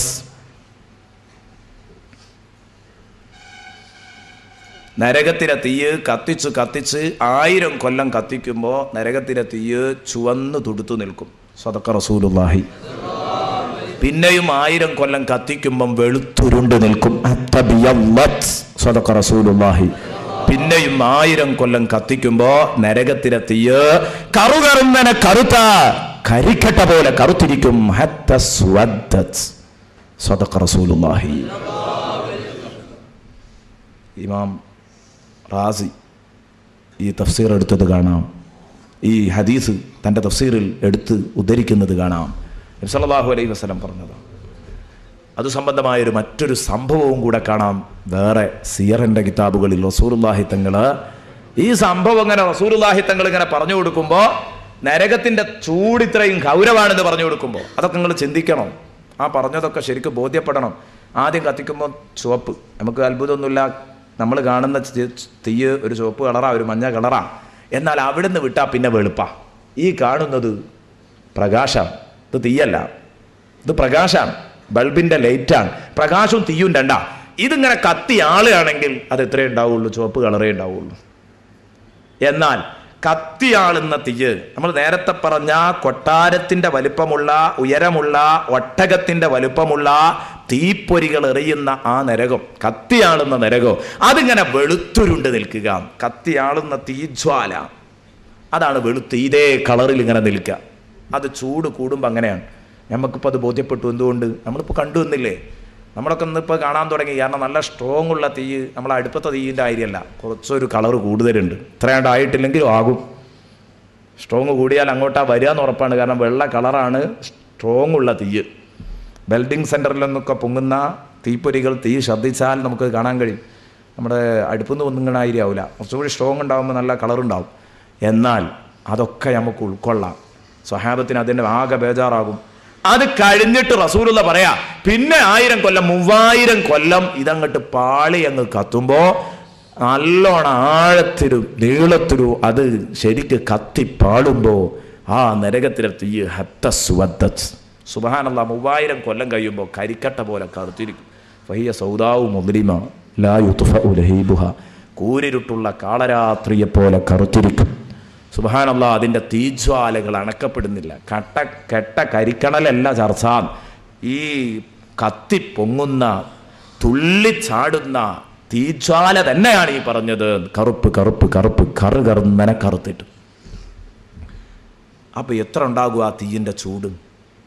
സുബ്ഹാനല്ലാഹ്, ഇത് പറഞ്ഞപ്പോഴാണ് സദസ്സെന്നൊരു സഹാബി പൊട്ടി അങ്ങ് കരഞ്ഞത്. അതും കൂടെ പറഞ്ഞ് ഇൻഷാ അല്ലാഹ് നിർത്താം. സദസ്സെന്നൊരു സഹാബി പൊട്ടി അങ്ങ് കരഞ്ഞു. ഒരായത്തും കൂടെ നമുക്ക് ചർച്ച ചെയ്യാനുണ്ട്. ഹാദാ നുസുലുഹും യൗമദ്ദീൻ, മറന്നെങ്കിൽ ഓർമ്മിപ്പിക്കണം. പൊട്ടി അങ്ങ് കരഞ്ഞു. ഇദ്ദേഹം പിടുത്തം വിട്ട് കരഞ്ഞു. നബി സല്ലല്ലാഹു അലൈഹി വസല്ലം ഇയാളെ സമാധാനിപ്പിക്കാൻ വേണ്ടി ശ്രമിച്ചു. നബി തങ്ങൾ ഇയാളെ സമാധാനിപ്പിക്കാൻ വേണ്ടി നോക്കുമ്പോഴാണ് ജിബ്രീൽ അലൈഹിസ്സലാം ഇറങ്ങി വരുന്നു. നസലൽ അമീൻ മലക്കു ജിബ്രീൽ അലൈഹിസ്സലാം ഇറങ്ങി വന്നിട്ട് ചോദിച്ചു, മനിൽ ബാക്കി ബൈന യദൈക യാ ഹബീബല്ലാഹ്, നബിയേ നിങ്ങളെ മുമ്പിലിരുന്ന് കരഞ്ഞ മനുഷ്യൻ എവിടെ നബിയേ? നിങ്ങളെ മുമ്പിൽ നിന്ന് ഇപ്പോൾ കരഞ്ഞ മനുഷ്യൻ. അപ്പോഴേക്ക് അവിടെ മെസ്സേജ് കിട്ടി, ഇങ്ങനെ ഒരു നല്ലൊരു മനുഷ്യൻ ഇവിടെ കരഞ്ഞിട്ടുണ്ട്. ജിബ്രീൽ അലൈഹിസ്സലാം അദ്ദേഹത്തിനൊരു വാർത്ത കൊണ്ടുപോയി കൊടുക്കണം. ആ മനുഷ്യൻ എവിടെ ഒന്ന് കാണിച്ചു തരുമോ? നബി തങ്ങൾ കാണിച്ചു കൊടുത്തു. ഇതാ നല്ല മനുഷ്യനാണ്, അയാൾ വളരെ കറക്റ്റാണ്. നിസ്കാരം, നോമ്പ്, ഖുർആൻ പാരായണം. അവിടുന്ന് പറഞ്ഞു വേണ്ട, നിർത്തിയേക്ക്. നബി അതൊന്നും പറയണ്ട, അയാൾ ചെയ്ത നന്മകളും അതൊന്നുമല്ല ഞാൻ ചോദിച്ചത്. ഇയാളാണോ നരകത്തെ പേടിച്ച് കരഞ്ഞത്? നരകത്തെ പേടിച്ച് കരഞ്ഞത് മനുഷ്യനാണെങ്കിൽ ഇനി ബാക്കിയുള്ള കാര്യമൊന്നും ചിന്തിക്കണ്ട, ഇയാൾ സലാമത്തായിരിക്കുന്നു. അള്ളാഹു അദ്ദേഹത്തെ നരകത്തെ തൊട്ട് രക്ഷപ്പെടുത്തിയിരിക്കുന്നു. ഇനി നിങ്ങളുടെ കൂട്ടുകാർക്ക് നിങ്ങളൊരു ഓഫർ നൽകിയേക്കുക. ഇത് ഇദ്ദേഹത്തിനുള്ള സ്പെഷ്യൽ ഓഫർ.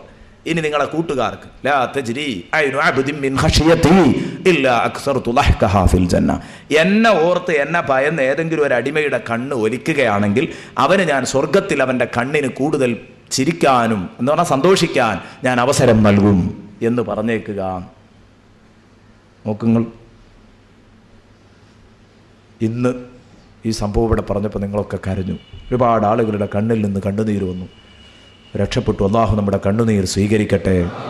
കരഞ്ഞാൽ മംബകാമിൻ ഖശിയത്തില്ല ഫലൻ യലിജന്നാർ, കരഞ്ഞു കഴിഞ്ഞാൽ അവൻ നരകത്തിൽ കടക്കൂല. കരയുക, എന്നിട്ട് ഇവിടെ നിന്ന് അങ്ങോട്ടുള്ള ജീവിതം ശുദ്ധാക്കുക, എന്നാൽ നരകത്തിൽ കടക്കൂല, ഉറപ്പാണ്. നബി തങ്ങൾ പറഞ്ഞു ഫലൻ യലിജന്നാർ, അവൻ നരകത്തിൽ കടക്കൂല ഹത്താ യഊദൽ ലബനു ഫിൽ ദിർ, കറന്നെടുത്ത പാല് അകിട്ടിലേക്ക് തിരിച്ചു പോകുന്നത് വരെ. നബി തങ്ങളുടെ പ്രയോഗം നോക്ക്, കറന്നെടുത്ത പാൽ അകിട്ടിലേക്ക് തിരിച്ചു പോകുന്നത് വരെ. കറന്നെടുത്ത പാല് പിന്നെ ഔട്ടിക്ക് പോകില്ലല്ലോ, ജീവിയുടെ അകിട്ടിലേക്ക് തിരിച്ചു പോകൂല. അതൊരു സാധാരണഗതിയിൽ സംഭവിക്കാൻ പാടില്ലാത്തൊരു സംഗതിയാണ്, മുഹാലാണ്. സാധാരണ സംഭവിക്കാൻ പാടില്ലാത്തൊരാദിയായ മുഹാലാണത്, സംഭവിക്കാൻ പാടില്ല. അതുകൊണ്ട് തന്നെ അങ്ങനെ സംഭവിക്കൂല. അതുകൊണ്ട് കരഞ്ഞ മനുഷ്യൻ നരകത്തിലും കടക്കൂല. പക്ഷെ പിന്നെ അവൻ ശുദ്ധാകണം, മുതലക്കണ്ണീരാകാൻ പാടില്ല. ശരിക്ക് കണ്ണീരൊലിപ്പിച്ച് പിന്നെ അവിടെ നിന്ന് അങ്ങോട്ട് നന്നായി ജീവിക്കണം. ഇന്ന് മുതൽ എൻ്റെ ചെറുപ്പക്കാർ നന്നാകാൻ നോക്ക്. നബി സല്ലല്ലാഹു അലൈഹി വസല്ലം ഇയാളെ വിളിച്ചിട്ട് പറഞ്ഞു, സുഹൃത്തേ, അള്ളാഹു നിന്നെ നരകത്തെ തൊട്ട് സലാമത്താക്കിയിരിക്കുന്നു. ഇയാൾ സന്തോഷം കൊണ്ട് തുള്ളിച്ചാടുകയാണ്. ഉടനെ തന്നെ സന്തോഷം കൊണ്ട് അയാൾ ഉടനെ തന്നെ ആ നിമിഷം അദ്ദേഹം ലോകത്തോട് വിട പറയുന്നു. റസൂലുള്ളാഹി സ്വല്ലല്ലാഹു അലൈഹി വസല്ലമ തങ്ങൾ അദ്ദേഹത്തിന് സ്വർഗം ഓഫർ ചെയ്യുമ്പോൾ മറ്റുള്ളവർ ഒച്ചപ്പാടുണ്ടാക്കി. നബി പറഞ്ഞു, അദ്ദേഹം നരകത്തെ തൊട്ട് കരഞ്ഞു, നരകത്തെ പേടിച്ച് കരഞ്ഞു. നിങ്ങൾക്ക് കഴിയുമെങ്കിൽ നിങ്ങളും കരഞ്ഞോ, കരഞ്ഞെങ്കിൽ നിങ്ങൾക്കും സലാമത്തുണ്ട്. അങ്ങനെ ആ നബിതങ്ങൾ പിന്നീട് നരകവും സ്വർഗവും ഒക്കെ പറഞ്ഞു ഖുർആനിൻ്റെ പൊള്ളുന്ന വിവരങ്ങൾ ഇങ്ങനെ പറഞ്ഞിട്ട് അല്ലാഹുവിൻ്റെ റസൂല് പറഞ്ഞു, അഫബിഹാദൽ ഹദീസ്, നിങ്ങൾ ഈ ഹദീസ് കൊണ്ടാണോ തഅജബൂൻ, ഈ വാർത്ത കേട്ടിട്ടാണോ, അഫമിൻ ഹാദൽ ഹദീസ് തഅജബൂൻ വതളഹകൂൻ വലാ തബ്കൂൻ, ഇത്രയും പൊള്ളുന്ന വിവരങ്ങൾ കേട്ടിട്ടാണോ നിങ്ങൾ അത്ഭുത ചിത്തരാവുന്നത്, നിങ്ങൾ കൊക്കി ചിരിക്കുന്നത്, നിങ്ങളെന്തേ പൊട്ടി കരയാത്തത്? ഖുർആനിലൊരായത്താണ്, അത് റസൂൽ അങ്ങനെ ഓതിക്കൊടുത്തപ്പോൾ സദസ്സ് മൊത്തം അങ്ങ് കരഞ്ഞു. നബി പറഞ്ഞു, സഹാബ രക്ഷപ്പെട്ടു, നിങ്ങളൊക്കെ കരഞ്ഞല്ലോ, നമ്മൾ സലാമത്തായി സഹാബ. അതുപോലെ ഇന്ന് ഈ സദസ്സിൽ കരയാത്തവർ, ഒരൊറ്റ കണ്ണുനീരെങ്കിലും പൊട്ടാത്തവർ കുറവാണ്. അള്ളാഹു നമ്മെ സ്വീകരിക്കുമാറാവട്ടെ. ഇനി ജീവിതത്തിലൊരു തിരുത്തു പ്രഖ്യാപിച്ച് ജീവിത വിശുദ്ധി ഉറപ്പാക്കാൻ അള്ളാഹു നമ്മെ സഹായിക്കട്ടെ. അള്ളാഹു നമ്മെ സഹായിക്കട്ടെ. വേണ്ടാത്തരങ്ങളിൽ നിന്നൊക്കെ മാറി നിൽക്കാനുള്ള തൗഫീഖ് അള്ളാഹു നൽകട്ടെ. എൻ്റെ പ്രിയപ്പെട്ട കൂട്ടുകാർ, ഒന്ന് വിഷയത്തെക്കുറിച്ച് ചിന്തിക്കുക, എന്നിട്ട് നന്നാവാൻ വേണ്ടി ശ്രമിക്കുക. ഹാദാ നുസുലുഹും യൗമദ്ദീൻ, ഹാദാ നുസുലുഹും യൗമദ്ദീൻ. ഇത്രയൊക്കെ പറഞ്ഞിട്ട് നമ്മൾ ഇതുവരെ പറഞ്ഞ ഈ അദാബൊക്കെ പറഞ്ഞിട്ട് പോത്ത് കുടിക്കും പോലെ ഈ വെള്ളം കുടിക്കണം എന്ന് പറഞ്ഞിട്ട് അല്ലാഹ് പറയാൻ ഹാദാ നുസുലുഹും യൗമദ്ദീൻ, ഇത് ഇവരുടെ പ്രഥമ സൽക്കാരാണ് കേട്ടോ. നോക്ക്, പ്രഥമ സൽക്കാരേ അല്ലാഹ് പറയാ, ഇത് നരകത്തേക്ക് വരുമ്പോൾ ആദ്യമായിട്ട് കൊടുക്കുന്ന പരിപാടിയാണ്. ഇനിയൊക്കെ കനമുള്ളതൊക്കെ പിന്നെ വരാണ്ട്. എങ്ങനെയുണ്ട്? പ്രഥമ സൽക്കാരം കേട്ടിട്ടാണ് നമുക്ക് സഹിക്കാൻ കഴിയാത്തത്. ഇനി കനമുള്ളത് വരാണ്ട് എന്ന് പറഞ്ഞാൽ വിരുന്നുകാരൻ കയറി വരുമ്പോൾ നമ്മളൊരു വെള്ളം കൊടുക്കും, അല്ലെങ്കിൽ ഒരു ചായ, ഒരു ലഘു കടി ഒക്കെ കൊടുക്കും. അതേ പരിപാടിയാണ് ഇത്. ഇപ്പം ഈ പറഞ്ഞതൊക്കെ ആയിട്ടുള്ളൂ എന്നാ പറഞ്ഞത്. ഇനിയൊക്കെ വലിയതൊക്കെ വരാനുണ്ട്. ഹാദാ നുസുലുഹും യൗമദ്ദീൻ, ഇത് പ്രതിഫല നാളിൽ അവർക്ക് കൊടുക്കാനുള്ള പ്രഥമ സൽക്കാരമാണ്. സദഖല്ലാഹുൽ അലിയ്യുൽ അദീം. ഇവിടെ മഹാനായ അബൂ സഊദ് റഹ്മത്തുള്ളാഹി അലൈഹി പറയുന്നത് കാണാം, ഇദാ കാന നുസുലഹും, ഇതിവരുടെ പ്രഥമ സൽക്കാരമാണെങ്കിൽ, വഹുവ മാ യുഅദ്ദു ലിന്നാസിരി മിമ്മാ ഹദർ, വിരുന്നുകാരൻ വരുമ്പോൾ എന്താണോ വീട്ടിലുള്ളത് അതാണ് എടുത്തു കൊടുക്കുക. അതാണ് ഈ പ്രഥമ സൽക്കാരം. മുന്നറിയിപ്പില്ലാതെ കയറി വന്ന വിരുന്നുകാരന് വീട്ടിലുള്ളത് കൊടുക്കുക. പിന്നെ ഒരുക്കി തയ്യാറാക്കി ക്ഷേമമായ സദ്യ പിന്നെ കൊടുക്കും എന്ന് പറഞ്ഞു. അപ്പോൾ പ്രഥമ സൽക്കാരം ഇതാണെങ്കിൽ അബൂ സഊദ് ചോദിക്കുക, ഫമാ ലന്നുക ബിമാ ലഹും ബഅദ മസ്തഖറ ലഹുമുൽ ഖറാർ വതുമഅന്നതു ബിഹിമു താറു ഫിന്നാർ വഫീഹി മിനത് തഹക്കുമി ബിഹിം മാ ലാ യഖ്ഫാ. സുബ്ഹാനല്ലാഹ്, ഇതാണ് നരകത്തിലെ സ്ഥിതിയെങ്കിൽ, പ്രഥമ സൽക്കാരെങ്കിൽ അവരവിടെ താമസം ഉറപ്പിച്ചതിൻ്റെ ശേഷം, വീടൊക്കെ ഉറപ്പിച്ചതിൻ്റെ ശേഷം അവിടെ പിന്നെ അവർക്ക് കിട്ടുന്ന ക്ഷേമമായ സദ്യയെക്കുറിച്ച് നീ ചിന്തിച്ചിട്ടുണ്ടോ? നീ എന്താ കരുതുന്നത്? അതെത്ര കടുപ്പുണ്ടാകും? പടച്ചോനെ, ഞങ്ങളെ നീ സലാമത്താക്കണേ റഹ്മാനെ. സദഖല്ലാഹുൽ അലിയ്യുൽ അദീം വസദഖ വബല്ലഗ റസൂലുഹുൻ നബിയ്യുൽ കരീം വനഹ്നു അലാ ദാലിക മിനശ് ഷാഹിദീന ശാകിരീൻ വൽഹംദുലില്ലാഹി റബ്ബിൽ ആലമീൻ.